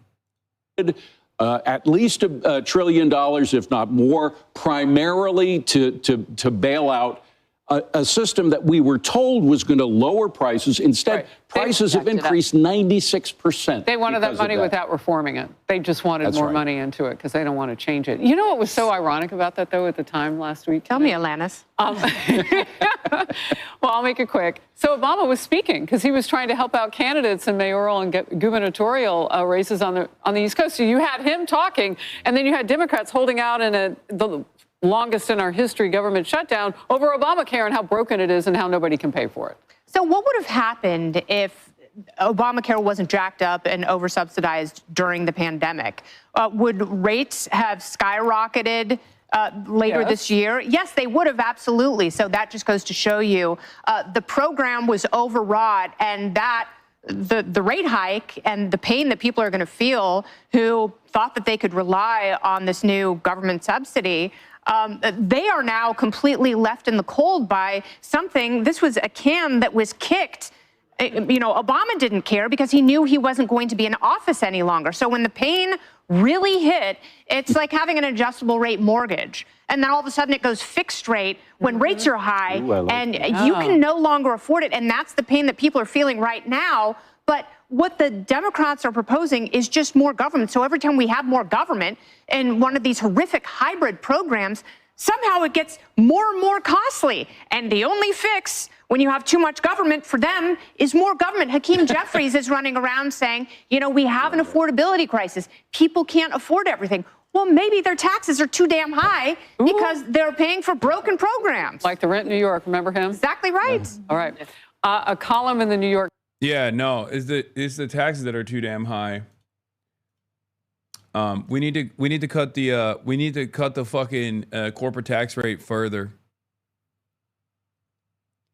Unprecedented amounts of income and wealth inequality in this fucking country, and these guys are still talking about taxes. Where do we go? Like, what do you want? What do you want? What do you want to get to? We're just like the working poor just literally can't afford anything. Is that what we want to do? What do you get for breakfast? Nothing. I just got coffee. They want to just melt the poor into biomatter. They want to make AI. They want to get AGI done so they can just fucking start melting the poor. I swear to God. I swear to God, if these fucking billionaires actually got AGI, they would just start killing the poor. They would be like, yeah, we should just hunt them for sport. You know? Like, we need to have trillionaires. It's not enough that we have billionaires. We need to have trillionaires, guys. What do you mean? One day you can be a trillionaire, right? Meanwhile, they're just like absolutely cooked.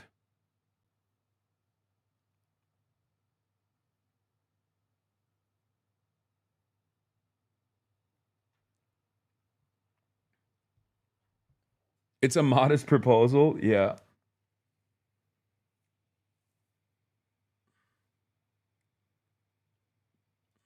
Times is arguing that before the Senate DEMS decided to cave last night, quote, DEMS were on a roll, so why stop now? The piece explains, though, Democrats were winning this one. Polls showed that most voters blamed Republicans, not Democrats, for the current. I just cannot believe it. Like, I can't. Like, you only. I don't know why I shouldn't say I can't believe it, because, like, this is what I've argued about the Democrats for years at this point. But it just still feels unbelievable that they literally said, oh no, things are going too good. Let's fuck it up, dude. I mean, it's something that I called ahead of time, and I still can't believe that they leaned into it. It is bizarre.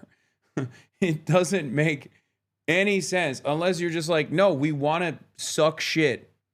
We want to be dog shit. We want you to spit on us when you see us walking down, okay? Walking down the street, we want you to be like, fuck you. It wasn't good for a lot of normal people. Brother, understand something. Nobody wants the fucking government to be shut down, dipshit. You think I think it's awesome that fucking air traffic control is reduced to like 0 people in certain towers in the country? Do you think it's awesome that people are working without pay? Like hundreds of thousands of people are working without pay? No. But there's 2 sides to every fucking negotiation. And in terms of like the political gamesmanship, people understandably were frustrated with the Republicans, because the reason why the shutdown took place is because the Republicans did not want to extend the ACA subsidies, making it impossible to afford healthcare for 24 million Americans.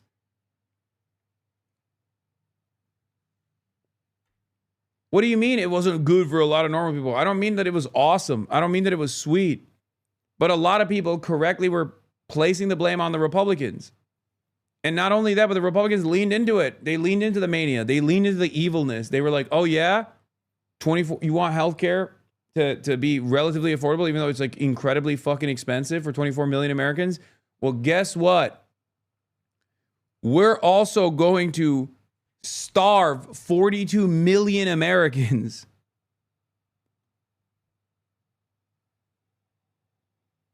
It is fucking insane.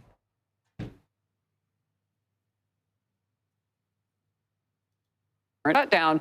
And last week's Democrats wrecked Republicans in the elections, and Trump blamed his party's losses in part on the shutdown. Democrats were riding higher than they have been in months. It's worth noting the headline, Democrats were on a roll, why stop now, was changed. It now reads, what were Democrats thinking? Cheryl. Because they made the wrong bet. Let's see what Tim Miller had to say, okay? Ready for my most controversial takes yet? The Dems won the shutdown fight. This fold won't matter at all in the next year's midterms, but making the GOP own the dog shit BBB tariff health policies will. Okay, that would have happened with or without the shutdown. That's crazy. That doesn't mean it's a winning moment to just like push the government to a shutdown only to get no concessions out of it, and then just like what? Create chaos and instability for 40 days for no fucking discernible reason. This is an entirely separate thing from the shutdown. This is not an example of Dems not fighting like Republicans. This is a longer shutdown than anything the kamikaze Tea Party ever did. The people who are mad at, yes, because the Tea Party has nothing to fight for. The Democrats did have something to fight for. And for once, they were actually fighting for it. It was crazy to see. Again, the Tea Party will actively tamper bills because they're like, we don't want any fucking funding. Like, we don't want any increases in funding, okay? That's an insane reason to try and shut the government down. It's a very unpopular reason to try and shut the government down. We're not talking about 24 million people losing health care.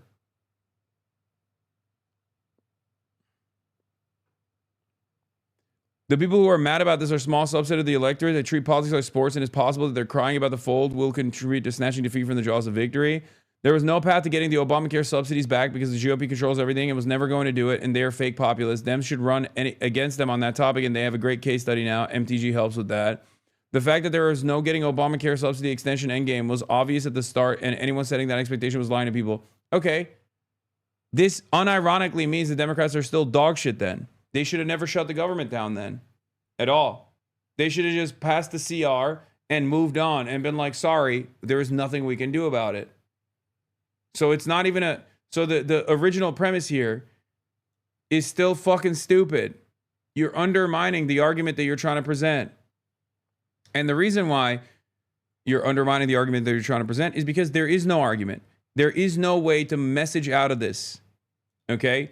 If the Democrats had held strong and gotten concessions because the Trump administration was getting unimaginably unpopular, there was so much discontent that they were like, all right, we have to do something about this. And it was getting there anyway. Then they would have looked like fucking victors. They would have saved 24 million people's health care.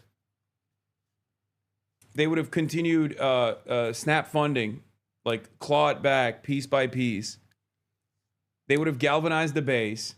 They would have shown people that if you actually push back against these fucking corrupt, authoritarian charlatans, they inevitably concede. But they didn't do that. And they taught everybody the worst lessons, that the Democrats don't have your back and they will do something silly.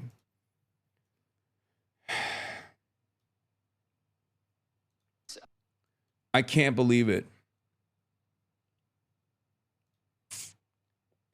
Tim trying to intellectualize this L, meanwhile, the actual takeaway. Yeah. Why did the Dems fold when the shutdown was hurting Trump? Matt Iglesias says it's because they felt guilty. The public blamed Trump, but they blamed themselves and felt bad. If true, that's clear indication that they lack the requisite fortitude to play political hardball. I mean, that's an idiotic assessment. They did not fucking feel bad. That's ridiculous. Oh, they actually felt bad. Sure. On Obamacare, you raised several times during this shutdown debate that it's clear.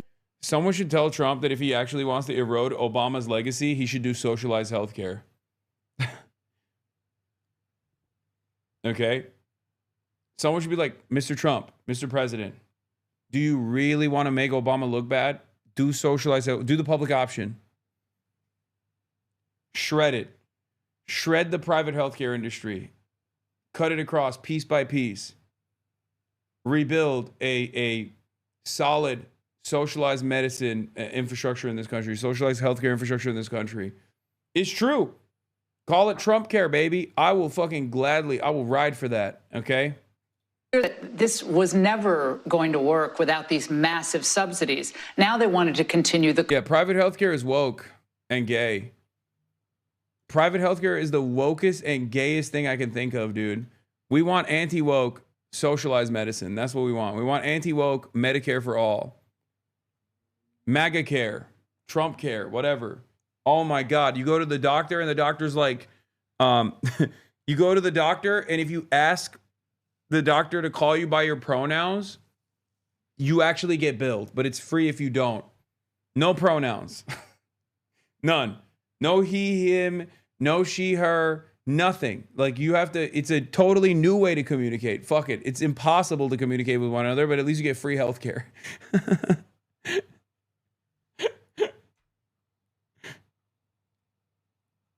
Med beds. COVID subsidies.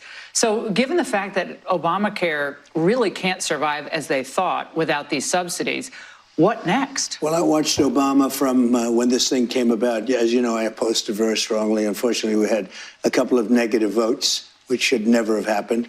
But I said it's going to be a disaster, and I was exactly right. The premiums have gone up like rocket ships, and I'm not just talking about recently. I'm talking about for years they've been going up. And he said premiums will go down, everything will be wonderful. It's horrible health insurance at a very high price. Guys, who would have thought they're not going to do that? Because then they'll be providing for black and brown Americans. Trust me, they'll have universal health and education once we all die off, and that's not happening. I mean, it's not the main reason. That's the marketing. The main reason is because it's capitalism, right? Healthcare, private healthcare is a ginormous industry that doesn't need to exist, that actually feeds a lot of mouths, right? A lot of fucking corporate executives, lobbyists, people making hundreds of thousands of dollars, if not millions of dollars a year, by basically denying people the adequate healthcare coverage that they actually paid into. And year over year, the cost goes up. That means people are making more money. The way to sell it to the broader population is by saying, well, you know, black people and brown people take advantage of this too. And they do that. They do that every day. That's why they lie and say, oh, immigrants are taking advantage of our free healthcare, like we have any free healthcare in this fucking country, right? And that's what it is. It's an effective message only in part because there's no one that's actually a lone voice or a unified front. No one that's actually putting up a unified front, rather, sorry, not a lone voice, advancing this like free healthcare alternative.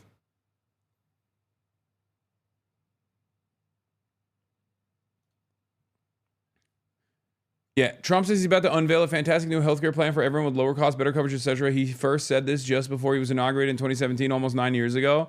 Yeah, any day now. It's called MedBeds. Are you doing a fan meetup in Beijing? No. But if you see me, you see me. You know what I mean?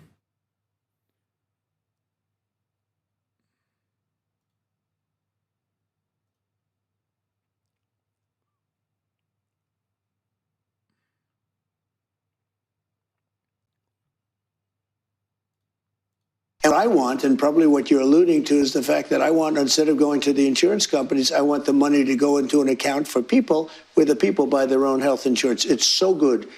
The insurance will be better. It'll cost. Please stop using VPN. You might get sentenced to labor camp. That's really funny, man. I think the real threat here is not whatever fucking made up shit that you decided that the Chinese government is going to do, but actually coming back to the United States of America. The vids are doing numbers on Bilibili the last hour, though the official channel is kind of a flop so far. That's crazy.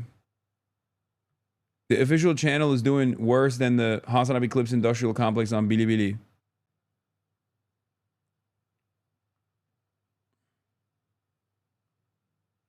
But I'll take it. I don't care.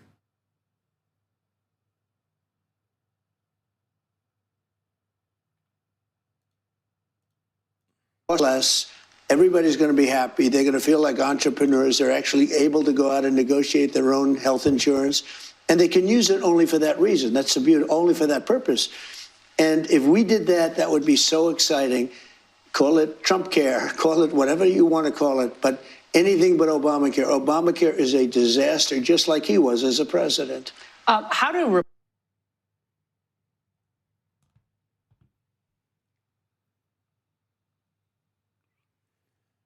Call it Trump care, baby. I don't care. Do it.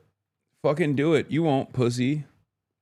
I'm skipping the Marjorie Taylor Greene thing. Will be unaffordable for working class Americans, middle class Americans, and everyday Americans to be able to go see a doctor when they need one. And we'll continue to wage this fight. No matter what comes over to us from the United States Senate to the House of Representatives at some point this week. That was House Democratic Leader Hakeem Jeffries. The Speaker of the House told House members this morning that they need to start heading back to D.C. now, given that they may, of course, run into trouble as they fly back to vote this week because the shutdown's impact on our air travel continues to worsen, as anyone who attempted to fly this weekend can tell you, following last week's FAA order to reduce domestic flights at 40 airports. As of this morning, commercial airlines have canceled more than 5,000 flights that were scheduled from yesterday through this Wednesday. Around 10% of scheduled flights were canceled yesterday, making it the fourth worst day for cancellations this year. Today, reports of staffing issues at air traffic control facilities have gone up to at least 36, causing widespread delays. Even if the shutdown is resolved this week, we should note, experts say to expect residual impacts on travel, with Thanksgiving, of course, right around the corner. But let's start right now, our show on Capitol Hill with the Speaker of the House, Mike Johnson. Speaker Johnson, thanks for being here. We appreciate it. So every Republican in the House, every single one, which doesn't happen very often, voted for the clean government funding bill on September 19th. Will they all vote for this compromise, do you think? I believe they will. The long national nightmare is almost coming to an end now, the beginning of the end, as I said this morning in my press conference. It was long overdue, and the irony is, Jake, it really was a shutdown about nothing. I mean, what we're voting on is effectively exactly what we offered them several weeks back. We've added some appropriations bills now, which we're in favor of because it's getting us back to the regular order. We'll take care of some other details, but I don't think Chuck Schumer got anything out of this other than a political show, and sadly, I think that's what he was after the whole time. So a source on today's House GOP conference call said that you told members that you're hoping for a Wednesday House vote to reopen the government.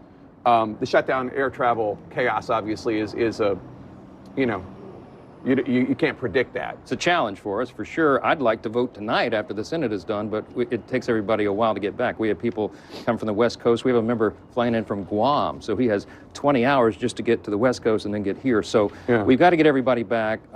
We're praying that they can make it through the chaos that all the other American people have been made to suffer through because of this needless political show that the Democrats have been engaging in. But you'll wait until you have the votes before you have the vote. We need to get everybody back. I mean, everybody in both parties, and I've told them to start the travel earlier today. So I expect and hope that we'll have everybody here. So the Senate bill is setting a date for a Senate vote on extending the Obamacare subsidies, which are set to expire at the end of the year. You have not committed to a separate House vote on the issue. 13 of your most vulnerable members, as you know, wrote a letter to you saying that after the shutdown, quote, we should immediately turn focus to the growing crisis of healthcare affordability and the looming expiration of the Enhanced Affordable Care Act premium tax credits. While we did not create this crisis, we now have both the responsibility and the opportunity to address it. That's 13 members. Are you going to listen to them? Yeah, I've been in contact with those members and all of our members throughout the entire ordeal that we've been going through. This is a very important point. We were always open to sitting down to negotiate and talk through how to reduce healthcare costs. It's a crisis for the American people. The cost have skyrocketed. It's the Democrats who put us into this scenario. Remember, they're the ones that created the ACA. We call it the Unaffordable Care Act, because that's exactly what's been yielded. Since 2010, since they put it into law, premiums have skyrocketed. Some estimates 60% overall, and they're continuing to go up. Well, premiums were skyrocketing before Obamacare, too. Not at this pace, and the problem is now it's becoming completely unaffordable for more and more people. The Democrat solution is to subsidize the broken system. We would like to go in and look at the root causes of why those costs are so high, and we've been doing that. It's not just talking points. We have had laws signed into law, this Congress, that have begun to chip away at that. There's a lot more yet to do, but we've got to build consensus between the parties. It should be bipartisan. We're looking forward to that. That's a long-term issue, though, what you're talking about. You're not going to be able to solve this issue of skyrocketing premiums, not just in Obamacare, for everything. Well, premiums are going up in Obamacare, yes. They're also going up for people not in Obamacare, for like me and you. Well, there's short-term solutions and longer-term solutions. Right, You're so, right. It's very complicated. But on the short-term issue of the people who with the subsidies, and that's going to expire at the end of the year, will you have a vote on the issue as your 13 Republicans, frontline Republicans, people that you're the speaker because of them? Yes. They're in districts that are vulnerable. Sure. Will you have a vote so they can vote? The very people that you were citing in the letter believe we have to have real reforms. So what I'm committed to, and I have all along, this has never changed, is a deliberative process that we do in the House. We have a very small margin. Majorities, whomever has the majority now in this era is going to have a small margin, and so it requires the involvement of a lot of members. See, the problem that I had with Chuck Schumer and Hakeem Jeffries is Leader Schumer was insisting that I go into a back room, Leader Thune and I go into a back room with he and Jeffries and do a four corners agreement to fix this. It's not possible. It was never appropriate to do that on a short-term funding measure. We needed the month of October. Why not? Oh, that's right. It's because it's not advancing the interests of the super wealthy. That's why.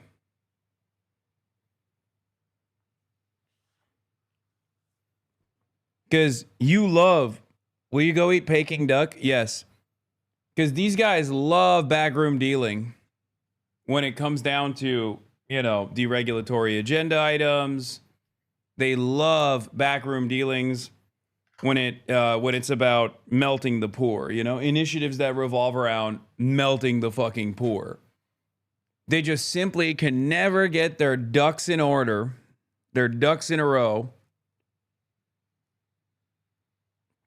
when it's actually about advancing an agenda that will, in the interim, help alleviate some of the burdens off of the shoulder of the working class.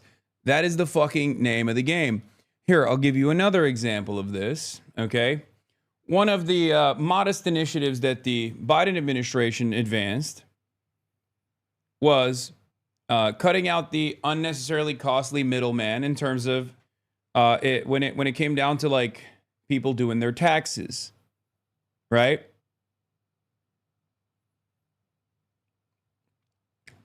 And lo and behold, the IRS Direct File Initiative, the electronic system for filing tax returns for free, will not be offered next year, the Trump administration has confirmed. And I said, even the most marginal alleviation of burden from the working class will be clawed back by force if a corporation can profit from it.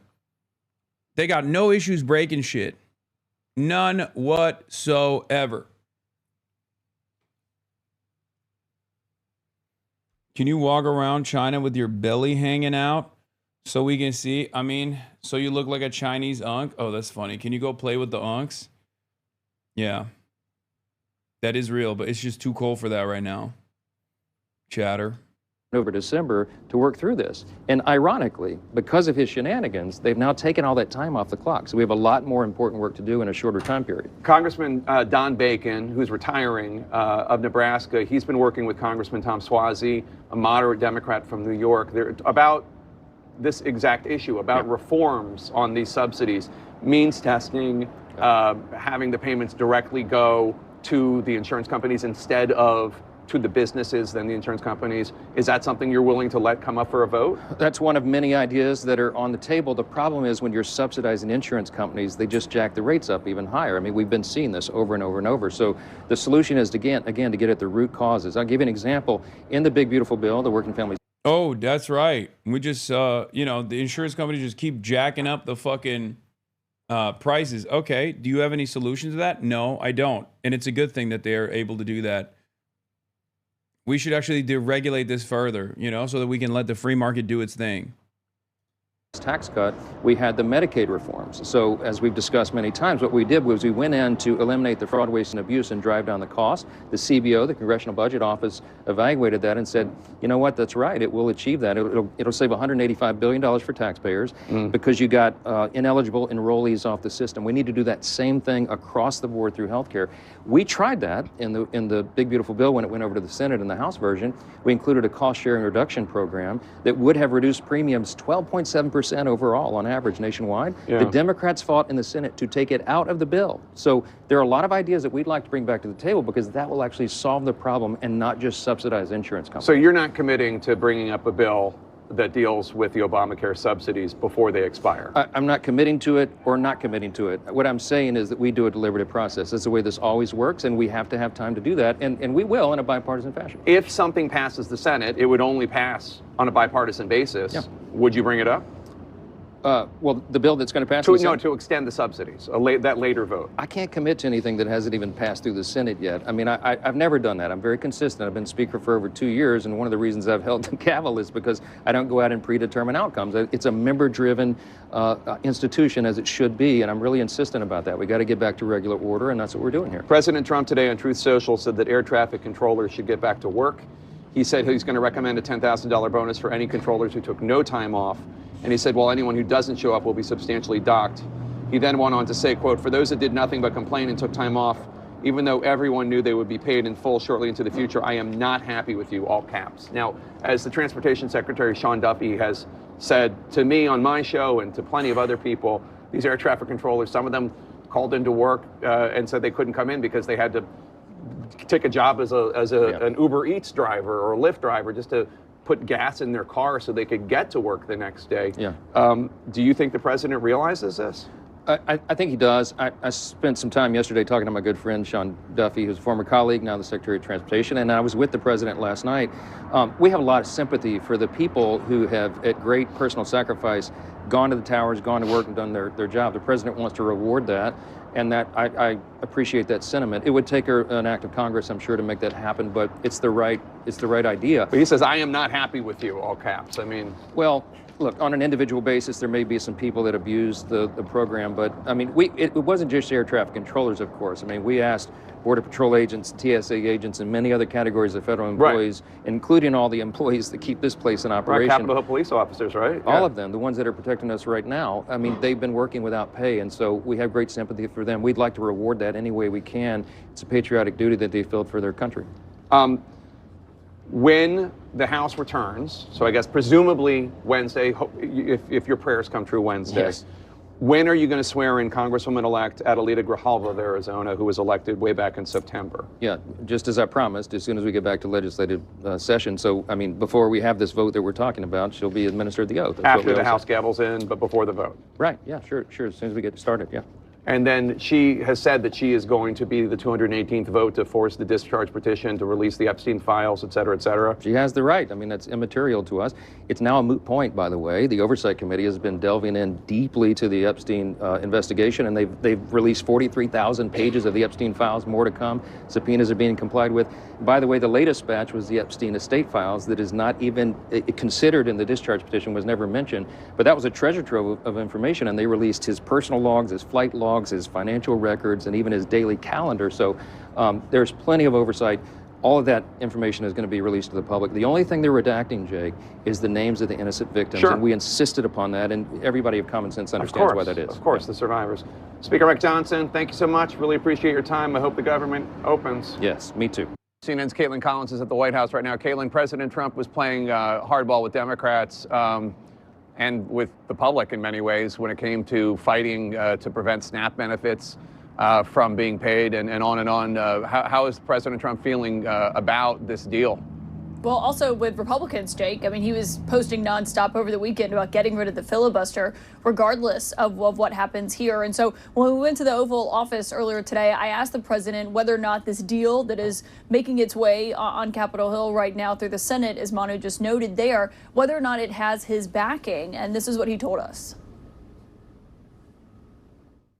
Mr. President, do you personally approve of the deal that's happening right now on Capitol Hill to end the government? Well, it depends what deal we're talking about. But if it's a deal I heard about, that's certainly, they want to change the deal a little bit. But I would say so. I think based on everything I'm hearing, they haven't changed anything. And we have support from enough Democrats. And we're going to be opening up our country. It's too bad it was closed, but we'll be opening up our country very quickly. Now, obviously, Jake, for the government to be fully reopened, it's got to make its way through the Senate, then go over to the House, which has not voted in nearly 2 months before it comes over here for President Trump's signature there. But he was signaling that, yes, they do have the Democrats on board for this. And Jake, as Manu noted, the Democrats are not getting their chief demand here, which is an extension of those ACA subsidies. And the president mentioned that and referenced that in the Oval Office earlier because there were 3 Republican senators standing there by the Resolute desk, Senator Katie Britt, Jim Risch, and Lindsey Graham. And he said that Republican senators are going to be working on a health care resolution here. He said working very hard on that in a short order. But Jake, obviously, there's huge questions of what that's going to look like. How ironic if the Freedom Caucus or Libertarians fuck up the vote. There's no shot. They didn't do it last time either.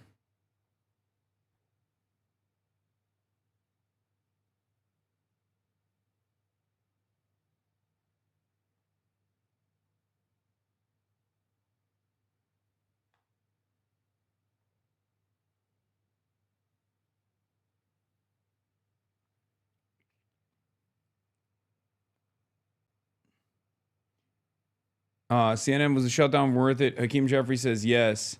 We have waged a battle on behalf of the American people. I know. I saw that. I saw that clip.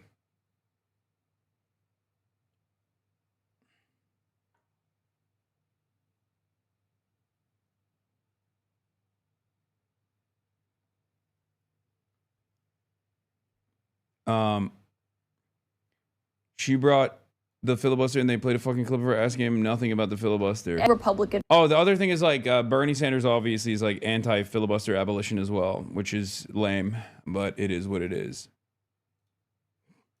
plan here when it came to addressing these healthcare costs that have been rising, what that's going to look like. And this has obviously been something that has been, a long time saga ever since Donald Trump's first term in office. And so whether or not there is any solution in sight, given what the House Speaker Mike Johnson told you and what we've been hearing from Republicans, still remains to be seen, as that deadline at the end of December of when these extensions and these of these subsidies expire, what's going to look like after that is anyone's guess right now. Caitlin Collins, thanks so much. And don't miss Caitlin on her show, The Source with Caitlin Collins. Tonight she's sitting down with Democratic Congressman Jamie Raskin of Maryland, the head Democrat on the House Judiciary Committee. That's tonight at 9 Eastern on CNN. Joining us now here live on Capitol Hill, Independent Senator Bernie Sanders. He voted no on last night's deal. Thank you for being here, Senator Sanders. I was noting that you should have those famous, the famous mittens that you have from the inaugural meme. You're about to go cast. Get some Arc'teryx, Unc. What was the jacket he was wearing that everyone was making a fucking socialist, but has a $300 jacket, by the way, type shit? Your vote on the floor of the Senate, you're going to vote no. You and Democratic Senator Tammy Baldwin of Wisconsin are going to try to force a vote to extend the Obamacare subsidies. How would that happen? Very simple. Do you need 60 votes or 51? We're going to need, on this one, 60 votes. 60 votes.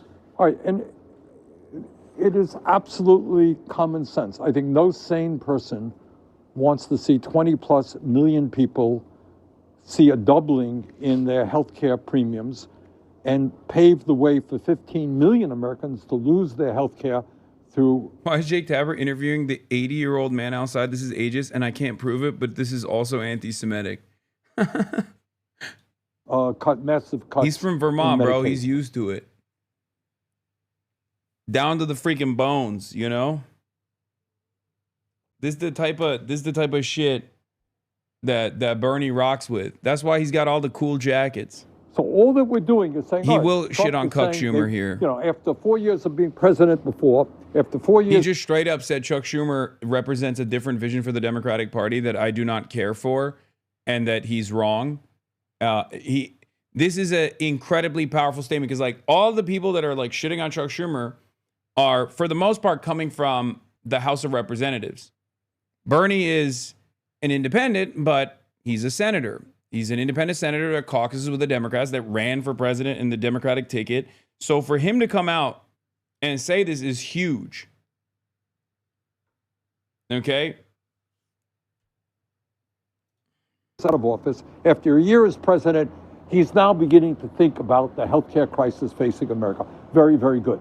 All right, why don't we just simply extend the Affordable Care Act for another year and take that year to decide what way forward for America. As you know, Jake, we are the only major country on earth not to guarantee health care to all people, despite spending twice as much per person as any other country.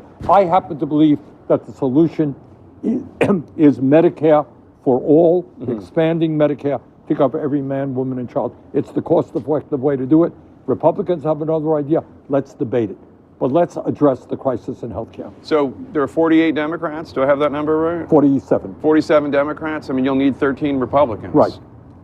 Do I think we're going to get it? No, but I think we're going to put them on the record, going on record and saying, look, we are voting now to force 20 million Americans to see a doubling in their healthcare premiums. If they want to cast that vote, that's their business. So I had the Speaker of the House on not long ago, I mean, just minutes ago, and he said that Schumer didn't get anything out of the deal. Do you agree? Basically. Well, it wasn't Schumer. I mean, you had 8 Democrats who, for a variety of reasons, decided not to continue the fight. And needless to say, I think that was a terrible, terrible mistake. I think what Tuesday's election showed is the American people are sick and tired of Trumpism, the idea that we have a president now who is prepared to literally starve children and illegally cut back, refuse to expend SNAP money is outrageous. And the idea that you have a president now who wants to double premiums for 20 million Americans is equally outrageous. We had the American people on our side. We should have continued that fight. I think the Republicans would have yielded. Are you ever going to explain yourself? What do you mean? For what? Are you talking to Bernie or are you talking to me? Because I think we both do a good deal of explaining ourselves.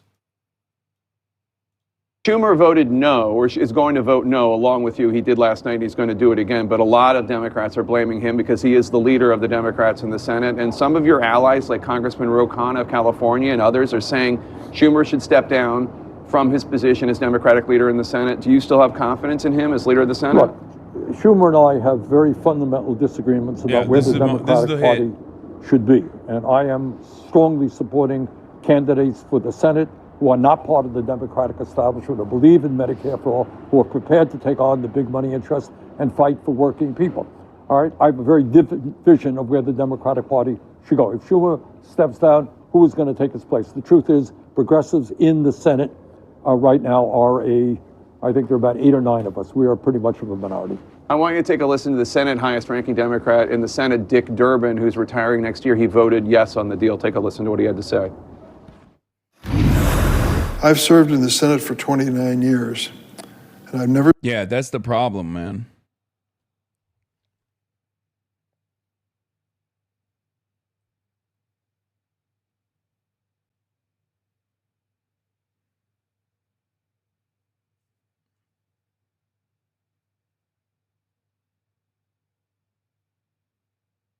Wait, hold on. Oh, we got plan changes. Hold on.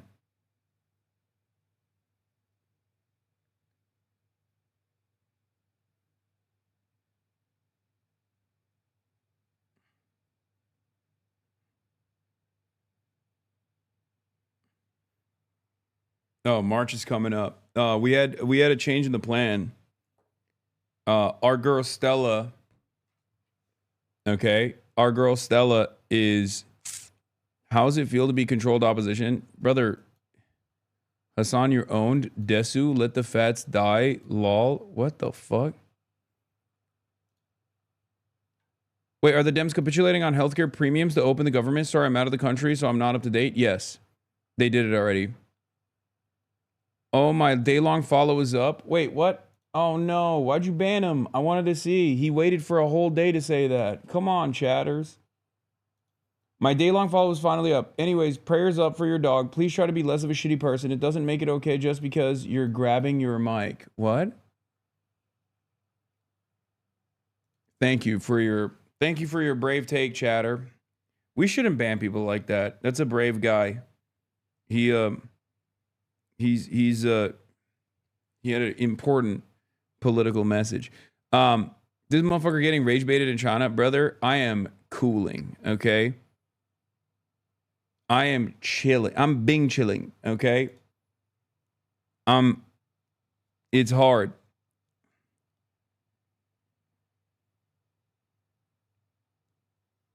It's hard for me to feel shitty because I'm in China. Okay, I'm Bing chilling in China. And are you guys heading out right now? Yeah, we are. Apparently, I think we were gonna go not antique shopping, but like learn about the history of antiques or something. And Stella was like, let's do something different. Let's do something cool. But March would not elaborate on what it actually is. So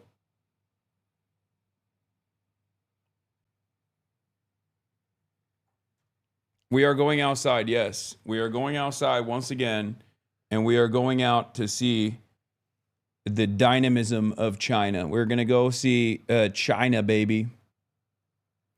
It's the Groypers in the chat coming to do fake concern. They're starting to flood social medias with it. They got in my DMs and sent insane shit. No, I know. They're... Wait, what? OJK? Those shops are closed? Wait, what?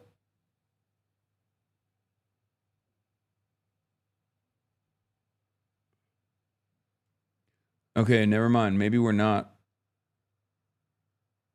They're giving you a mouth cut. Yeah. Pretty much.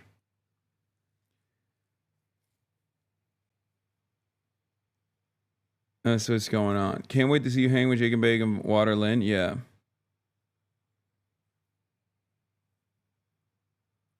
Why doesn't Bernie just out the Democratic establishment on the real reason why they sided against healthcare?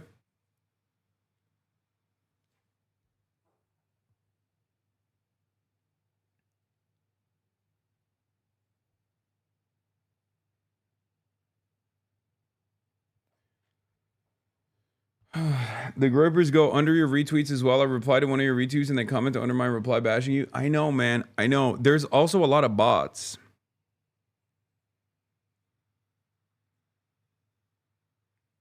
I'm gonna be honest. I really want to see you from this trip.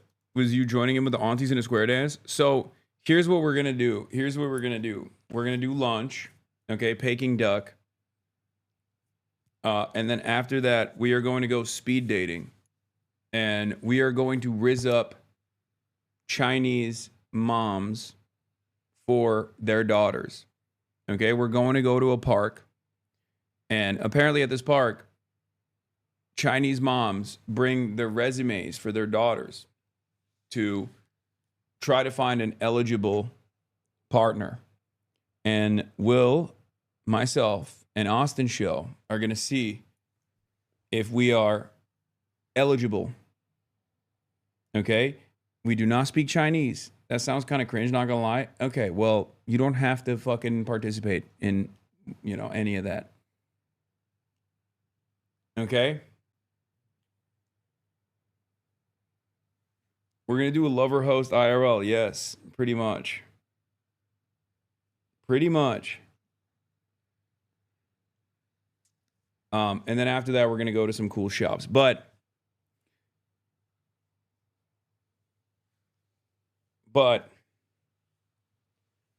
in the interim, I'm going to continue covering the news. We're not doing the antique shopping thing because everyone wanted to do stuff like workout and whatnot.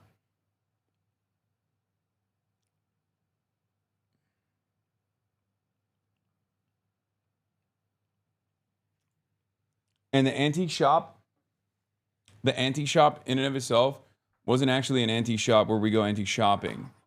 It turns out it was just like we were going to look at antiques and learn about them. It was more educational.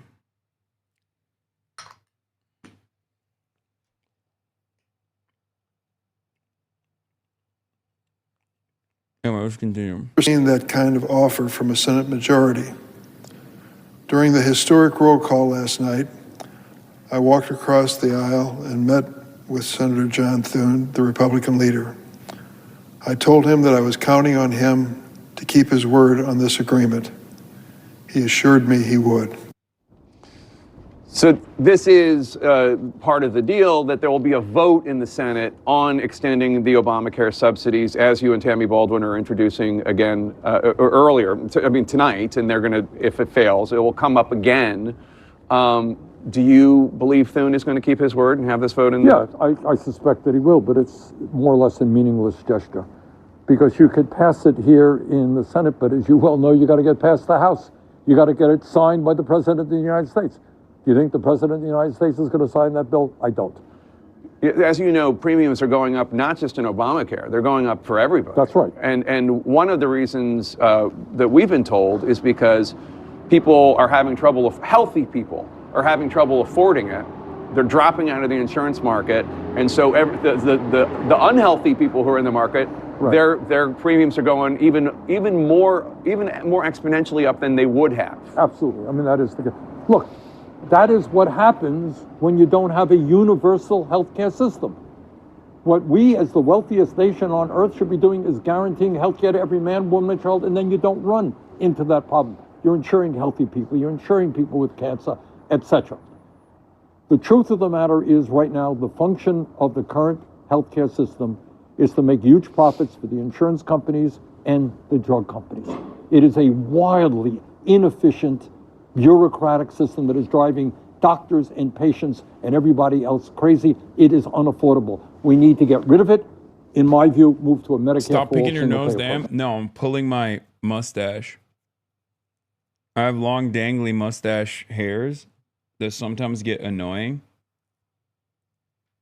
And I just pull it out.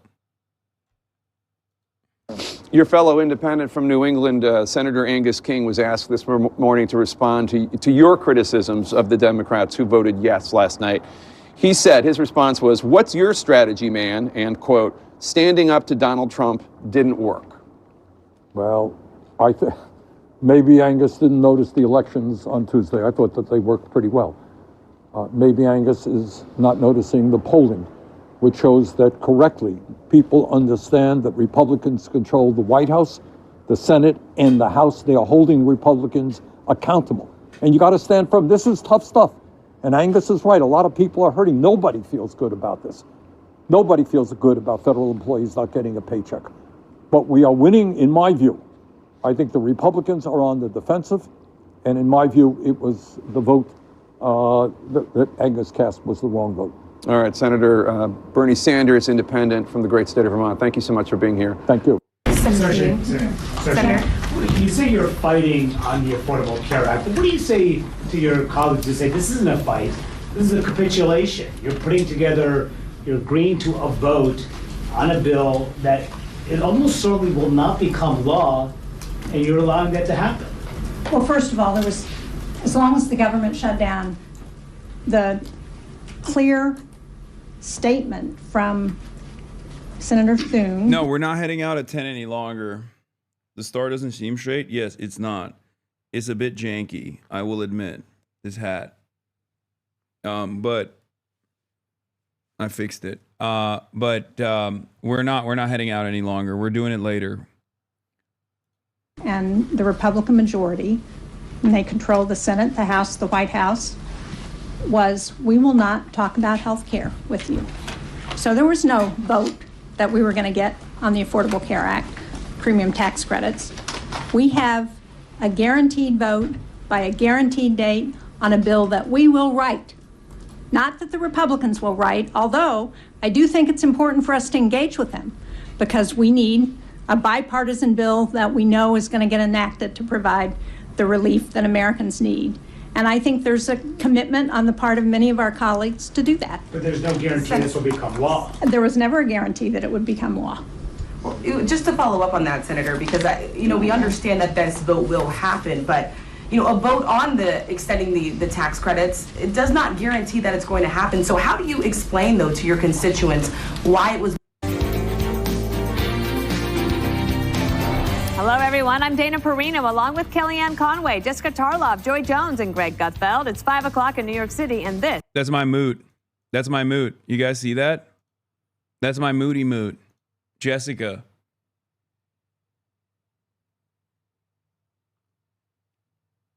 This is the 5.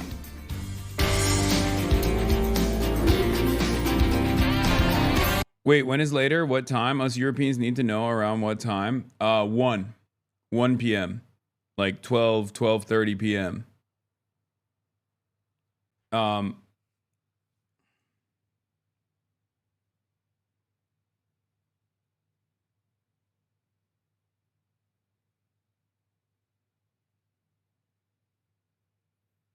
But I haven't, but I don't know.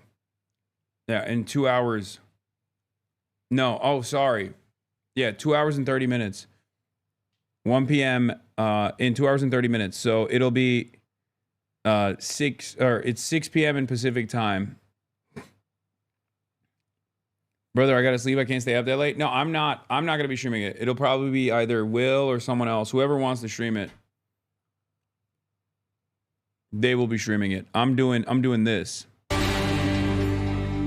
After all that, a Democratic Party civil war is erupting tonight, just hours after a breakthrough on the government shutdown. 8 Senate Democrats broke ranks and they crossed the aisle to support a bipartisan spending plan. No, I am going. Chatters. If something is not on stream, then we will vlog it. Okay? Don't worry. There is maximum content for you guys. Calm the fuck down. News React in China. Guys, did you forget this is what I do? This is literally what I did. This is what I did when I was in Japan as well. Okay? Sometimes I feel like chatters are like babies with object permanence issues. Like this is literally what I did when I was in Japan as well. I wake up early so I can do the news. I wake up early so I can do news coverage.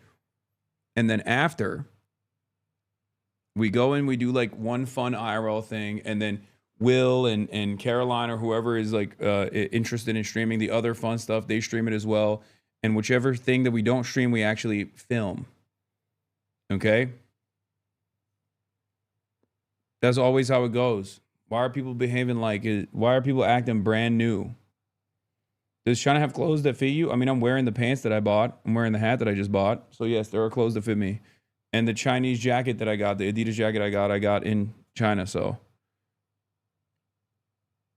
it's 6 p.m. in LA. This is prime time in the US, even though it's morning in China. That's why people are tweaking. Yeah, guys, it's 10 a.m. here. I've been up. You've been catching shit from both news frogs and anti-news frogs. I know. It's pretty crazy. The hella people were in here to watch the flag ceremony in Tiananmen Square. And then when we get back to the news coverage, everyone's like, oh man, we're doing fucking news. This shit sucks. I want China. Reopen the government. It was simple. In return, they're promised a future vote on Obamacare subsidies. The bill still has to clear the House before it reaches President Trump's desk.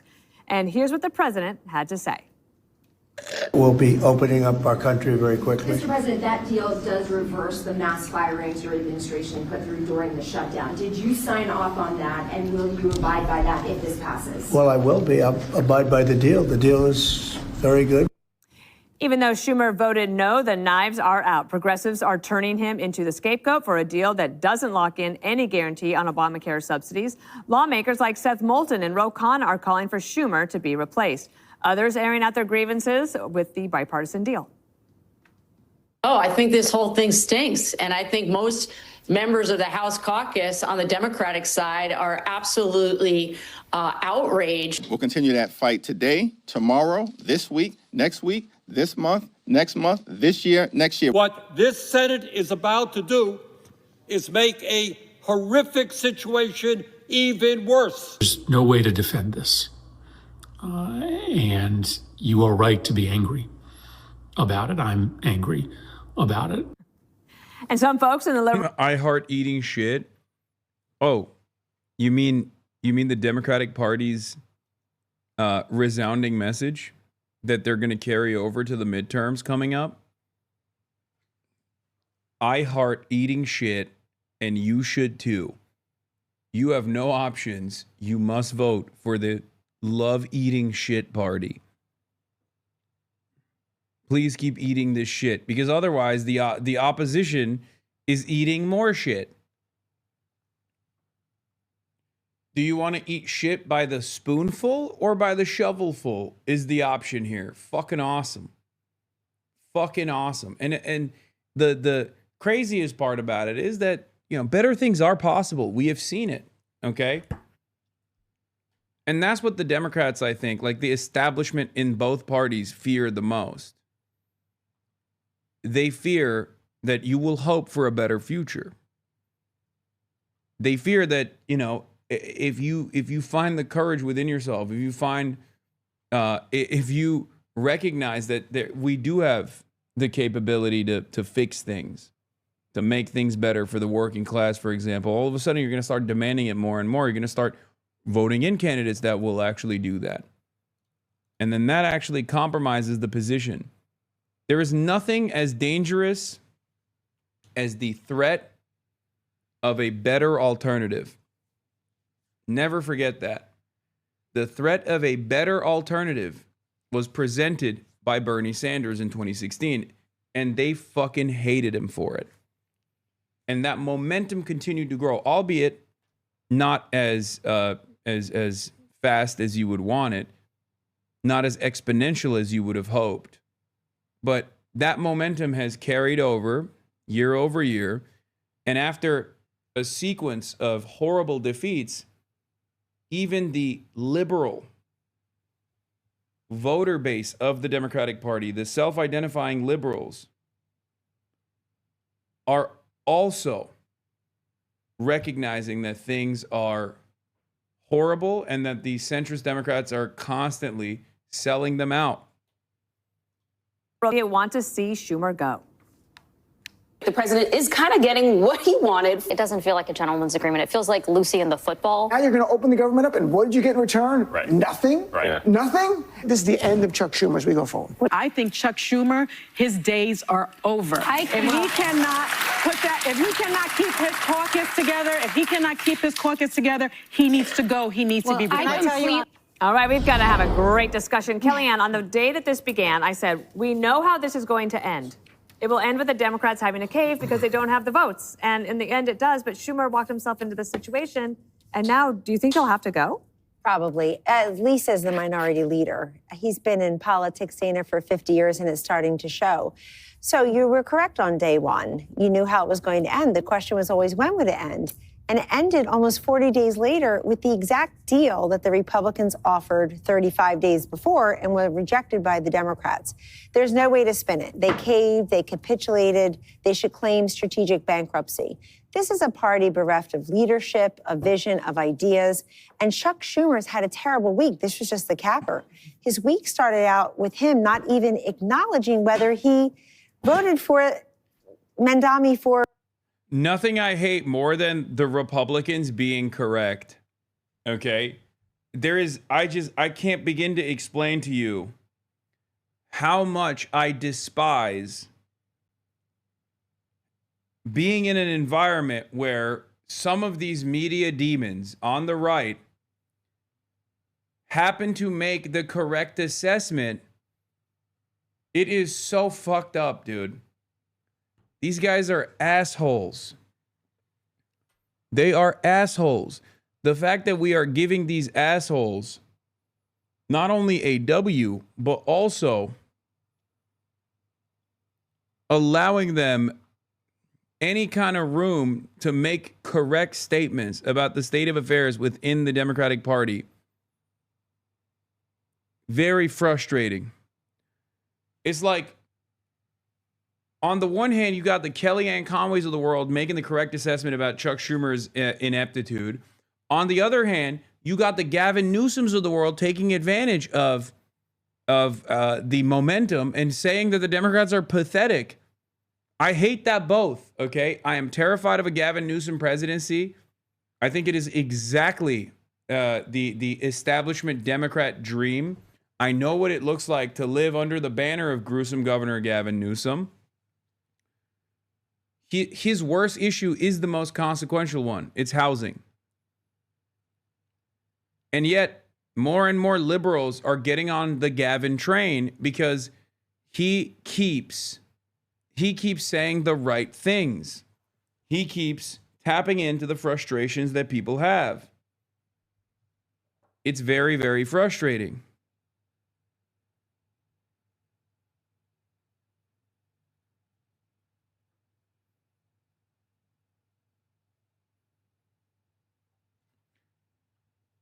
Welcome to China. I've been here for like 6 years. It's absolutely the best. It's incredible to live in a country with competent governance. Yeah.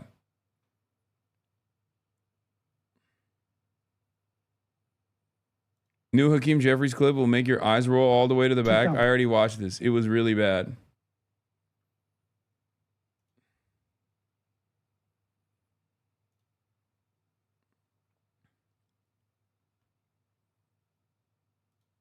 New YouGov poll. All of Zoran's policies have major national support. What?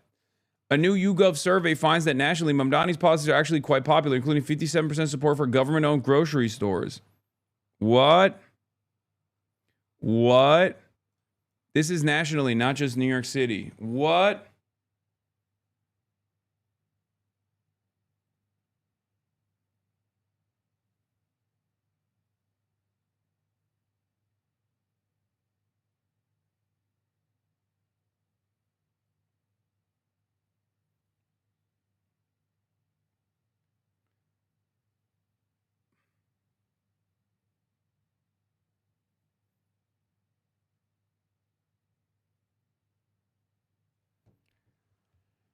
Oh.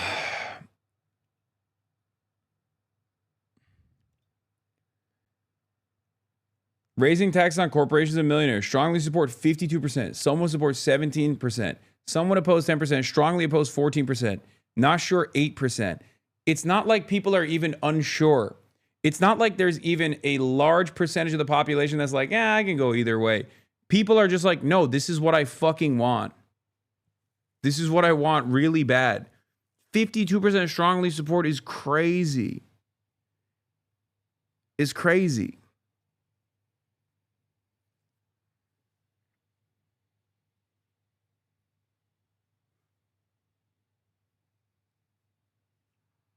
This is straight up lies. We've been told we need more CIA policies in the last 50 years. Implementing childcare for every child aged 6 weeks to 5 years. 42% strongly support. Raising the minimum wage to $30 by 2030. 39% strongly support. Creating a network of government-owned grocery stores. 30% strongly support. I'm telling you, man, these are modest expansions of already existing social safety nets. And the very fact that there is an incredible amount of support for all of it is not even remotely shocking. This is why I said the Zoran method is replicable everywhere. And it doesn't mean it's going to always be the exact same policies, because like you have to adjust it to whatever the local needs are, okay? But they certainly can make for a pretty decent national campaign. Why wouldn't it be? Why wouldn't it be? Like even the permanently eliminating the fares on public buses has 27% strong support, 26% somewhat support. So even that reaches above 50%. Every single key policy position Zoran has advanced has majority support nationwide.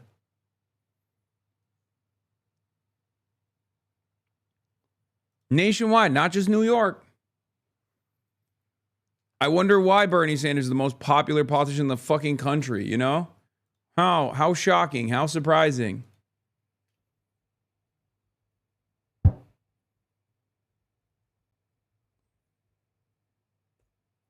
I thought Zoran's success was not replicable.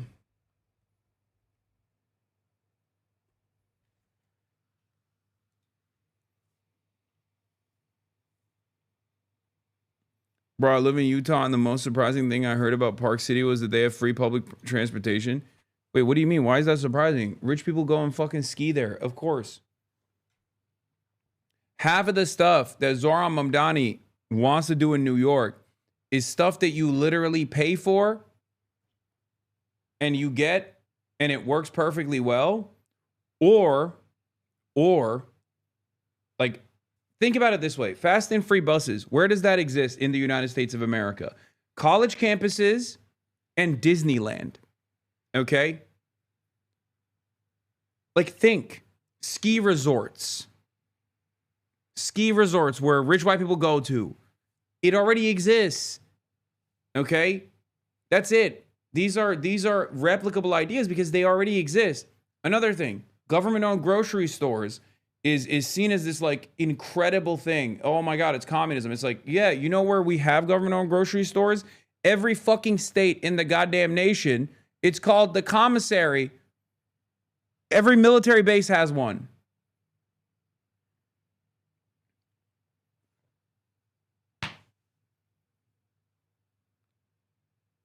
It's just a willingness issue, okay? It makes sense and it works. The problem is people constantly want to plug their ears and go, nah, it doesn't work, bro. Shut the fuck up. No shot. No fucking shot.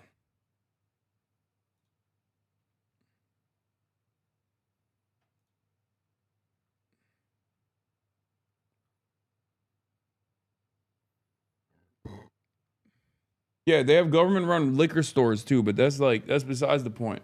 Mayor, That's a a fellow tax thing. Brooklynite, and wouldn't even endorse him. And then, of course, he's made nobody happy. The so-called moderates, the 8 aren't happy. The progressives aren't happy. And I think if you're Schumer, you also have to realize that this did nothing for the party's identity crisis of which he is in the center. Because if the entire strategy is get Trump, he just got you. He played you completely. Dana, what I don't understand. Oh, they're closing hundreds of commissaries and trying to privatize them? I know. Speaking of which, the Trump administration is trying to create a mutiny situation. At a time of like unprecedented affordability crisis, the Donald Trump administration is actively trying to make the lives of armed service members harder, which is really funny because like on the one end, they just keep pissing off the generals, okay, by being like, you're all fat and you're all woke and you need to listen to Pete Hegseth, who's hot and sexy and young and knows what he's talking about, okay? On the other hand, they're like, Also, oh, are you guys having a hard time? Well, don't worry. We're going to make it fucking worse by skyrocketing the price of groceries by privatizing them. Like, where does this go? I do not know, but it does seem kind of funny. It's like, it's almost like a playbook of like, what are the worst things you could possibly do? Okay? Because without the military, you're fucked, right? Like when all else fails, right? When it's utter bedlam, when it's utter chaos, there's a reason why these guys are all fucking moving to military bases, right? They're moving to military bases because they're like, well, if the public actually inevitably rises up against us in like some sort of, you know, militant, violent revolution or something like that, you know, at least we'll be protected by the military. Okay, but you're also pissing off the fucking military. Like, it's just so interesting that they're not covering their bases at all. It almost feels like.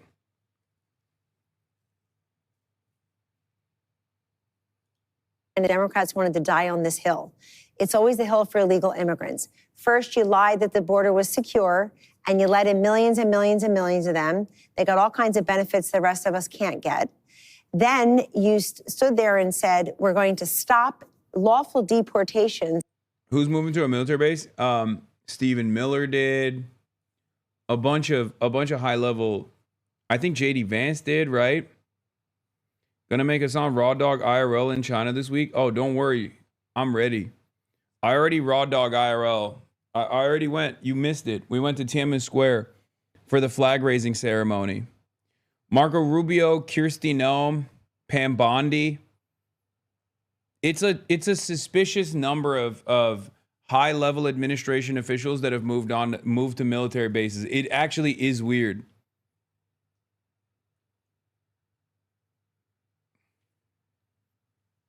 It's weird as fuck, bro.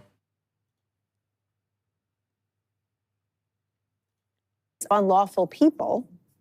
And now you said we're going to shut down the government to make sure that they get Obamacare subsidies and premiums. And they got absolutely nothing out of it except a headache. If you're Chuck Schumer, you've got to realize this party elected people last week in blue states who never invited Chuck Schumer or Kamala Harris or Hillary Clinton or Bill Clinton to campaign with them. It's a party at odds with themselves. They picked the wrong fight. And I think after 14 CRs going for Joe Biden, they can't turn around and do the same thing for the president. If you're upset, everybody, if you're upset because your flight was canceled, because somebody didn't get a check, you don't know if you're going Dog, clean CRs 14 times for Joe Biden.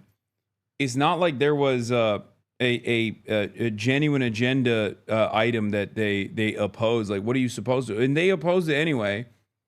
But half the time, the Republicans didn't even need to oppose because the Democrats were too busy fighting amongst themselves. The very same rotating villain structure that exists right now that is pissing off a lot of liberals existed back then too. And that made it so that like the Biden agenda was already undermined and crippled before it even got to the Republican side, before it even achieved any sort of Republican resistance. And the Republicans could stay unified and say, yeah, we don't want better things. We don't want any infrastructure spending. We don't want any spending whatsoever because the Democrats were too busy fucking it up.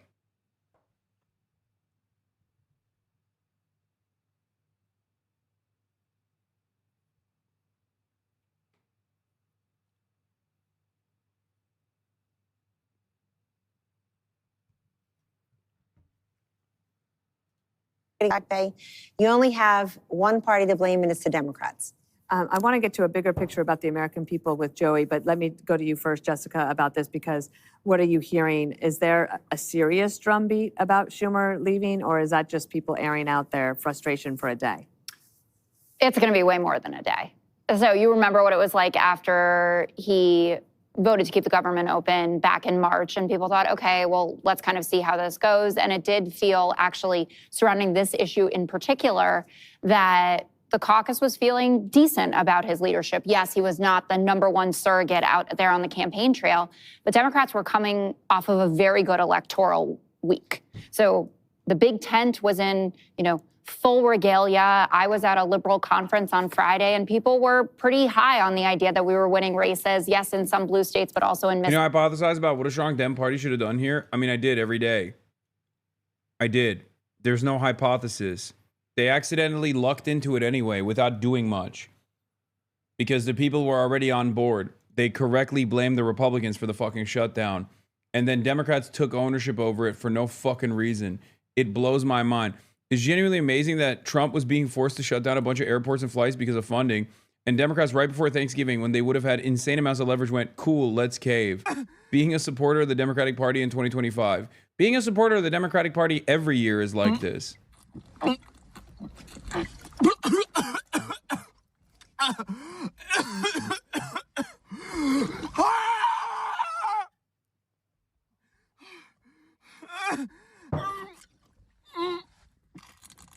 There is no reason to hypothesize. There's no reason for hypothesis. Trump is literally as unpopular as Biden was at his worst, and the Senate Democrats said, let's cave. Like, a lot of people will look at this and go, oh, look at these guys. They don't give a shit. Look at these libtards. They obviously don't care about people starving. It's like, dude, the Republicans don't care about people starving. That's the reason why it's this low right now. Okay? Like, what are we talking about? What are we fucking talking about, dude? The Republicans did, like, Gilded Age parties, Great Gatsby parties on the one side, while simultaneously telling the Supreme Court, we must starve the working poor. 42 million Americans. We will take away the additional SNAP contingency that exists for moments exactly like this one. Like, they went to the Supreme Court and they forced the Supreme Court to fucking put a pause on it, dude. What are we talking about? People were fucking very pissed off.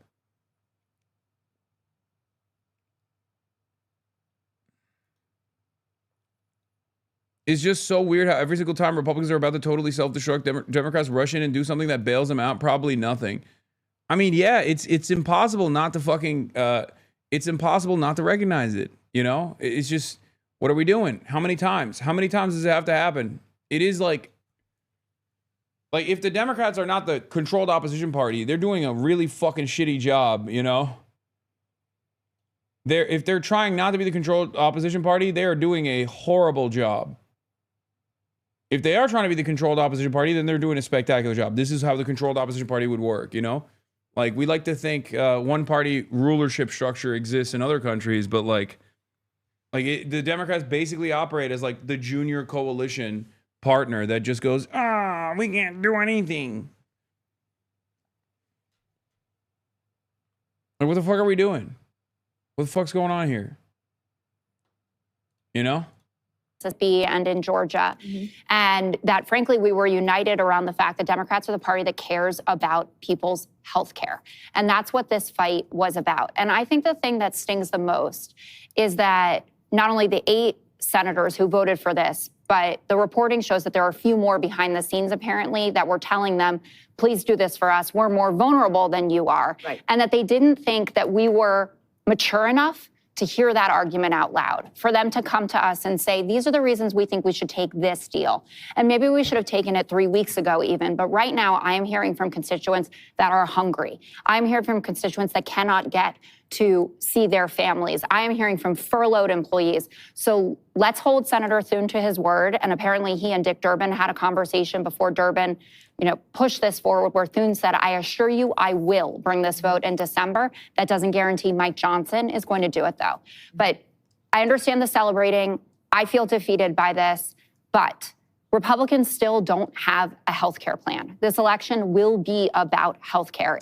Yeah, I mean, that's true. But this is a big L regardless. It was an unnecessary self-own regardless. You know?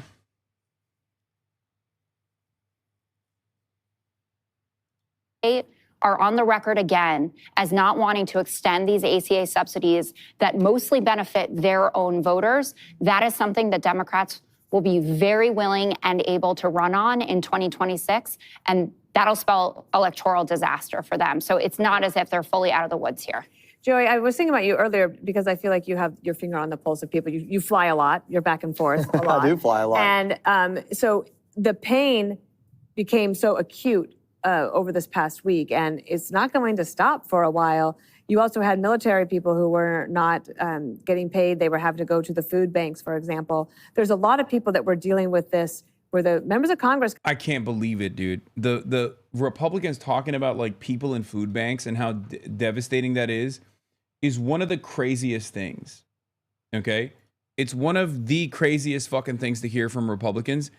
It's like, dude, what the fuck do you mean? Oh, the poor working class individuals, the tired, the hungry.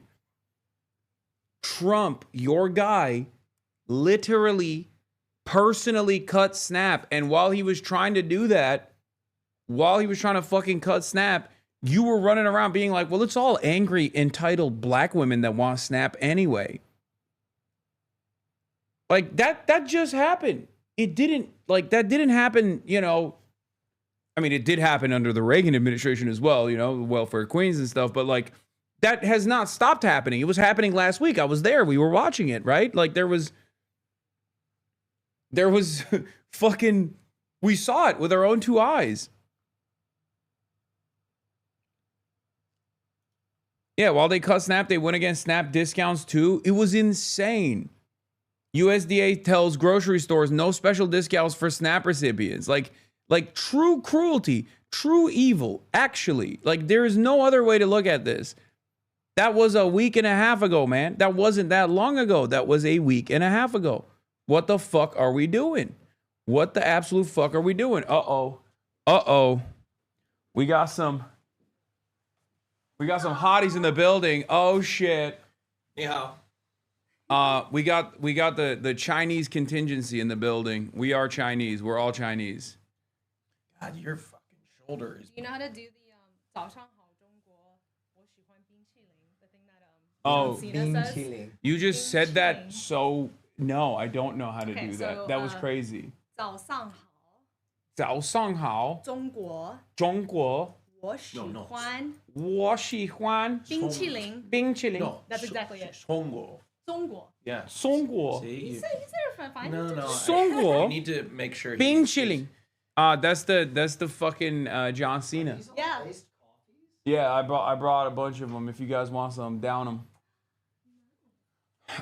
So what's the plan today? What are we doing today? So right now I think it'd be really cute and chill. Wait, if we hold went on. Luxury goods shopping at a thrift store. Oh, okay. So if you I Wait, hold sent on. you a whole video about it. Yeah, I saw the TikTok. Hold on one second. Let me unlock the noise gate here so we can hear everybody. Bing chilling. Ice cream. Ice cream. Ah. Yeah. So we I was gonna end the stream right now. Oh. And wait, have you worked out this morning? No. Do you want to not do that? You want to work out? I was maybe gonna work out later. Oh, later. Okay. I mean, will we have time later? You work out tonight. After your massage? Yeah, we're Before gonna your or massage? before the massage, maybe during the massage. They close at 10.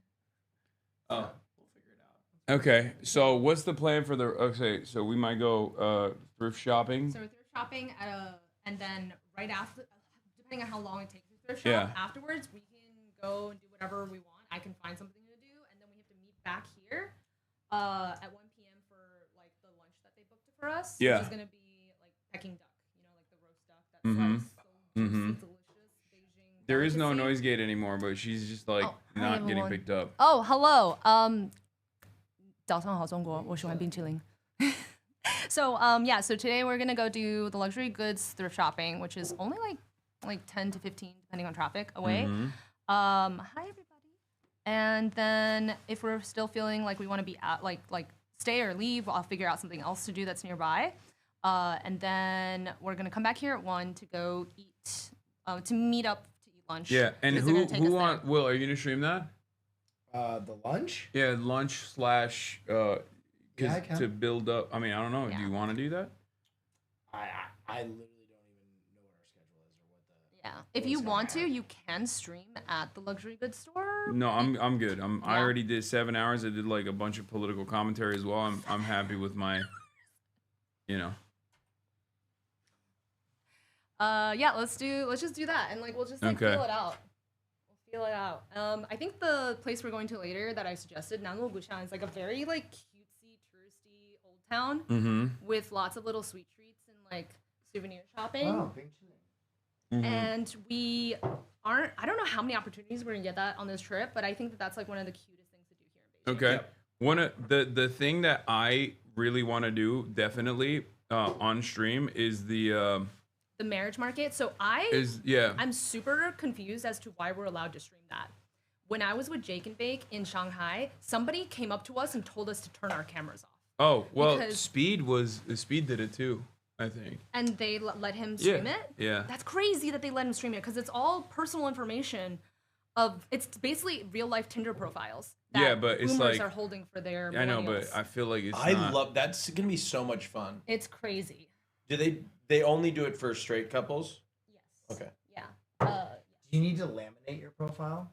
It's all like printouts from like I was hoping to fucking wear his Betamax. profile around my neck with his parent. Yeah. Do it. All right. Well, we're gonna do we're gonna do that later, and that's gonna be on Will's account. That's gonna be on Will's stream. That's in like 2 hours from now. I hope that one of the translators can like really help us translate. Oh, yeah, no, 'cause they they're will, gonna- yeah. They're gonna probably say a lot. Well, no, but like also the old ladies and like they'll probably be saying words that I don't understand. Well, can we buy? Okay. Yeah. We can buy stuff, right? At the marriage market? Oh. No. So I was thinking we were at What the. are you looking for? No. Yeah, No, sir. that's not. My son goes to Harvard. No, I was thinking. I don't know why my brain. I got ADHD and then I got distracted and then I thought we were talking about the Luxury goods. luxury goods. Yeah. Yeah. Yeah. I don't know what the prices Sorry. are gonna be, but in that video, the girl was like, "It's like half off Okay. because they're secondhand." You know. I want Well, to get let's a figure it camera. out. I want to buy a camera. Let's figure it out. All right. Well, that'll be all for me for today. Be on notice when we come back in 2 hours. Hopefully, it will be on Will's channel. That's right. And Will if be we don't, streaming. and if we don't stream something, we'll most likely just like film it and make vlog content out of it. But yeah, go to stream. Go to first day in China. Well, technically it's our second day, but first day in China, and we'll see you on the other side, everybody. All right, let me run the outro. Wait. For those of you who watch the Fear Am podcast, Yeah. the Patreon specifically, I will be filming an exclusive hotel review of every hotel that we stay at along Yeah. this journey, where I'll be giving a very in-depth tour of our hotel rooms and a comprehensive review Yeah. of the Everyone's everybody's- begging for it. I know everybody's on the edge of their seat I'm on the edge of my seat to give my true opinions on our Anyway, peace, everybody. Love you all, and we'll see you on the other side. Bye bye. Bye bye. Sunny Los Angeles, California, says Hasan. The stun lock to the stun lock to the topic that's just begun. There he is again. Hasan is streaming. Hasan is streaming. There he is again. Hasan is streaming. Hasan is streaming. Reviewing the P.O. box, Uncle Uyghur's face. Sudden discord agitprop, gray names take on race. Tiny Bernie Sanders, LGBTQ Air Force. The whole left at your fingertips, and Anye out your door. The H3 Crowder debate, the Young Turks online show. 3 full fucking years of this, and plenty more to go. 90-day fiance talks of champagne bourgeoisie. A Trump rally live reaction, a mass riot in DC. There he is again. Hasan is streaming. Hasan is streaming. There he is again. Hasan is streaming. Hasan is streaming. Reading live stream fail comments, Austin Show chat advice. In all the ways the right-wing pipeline can suck you in on.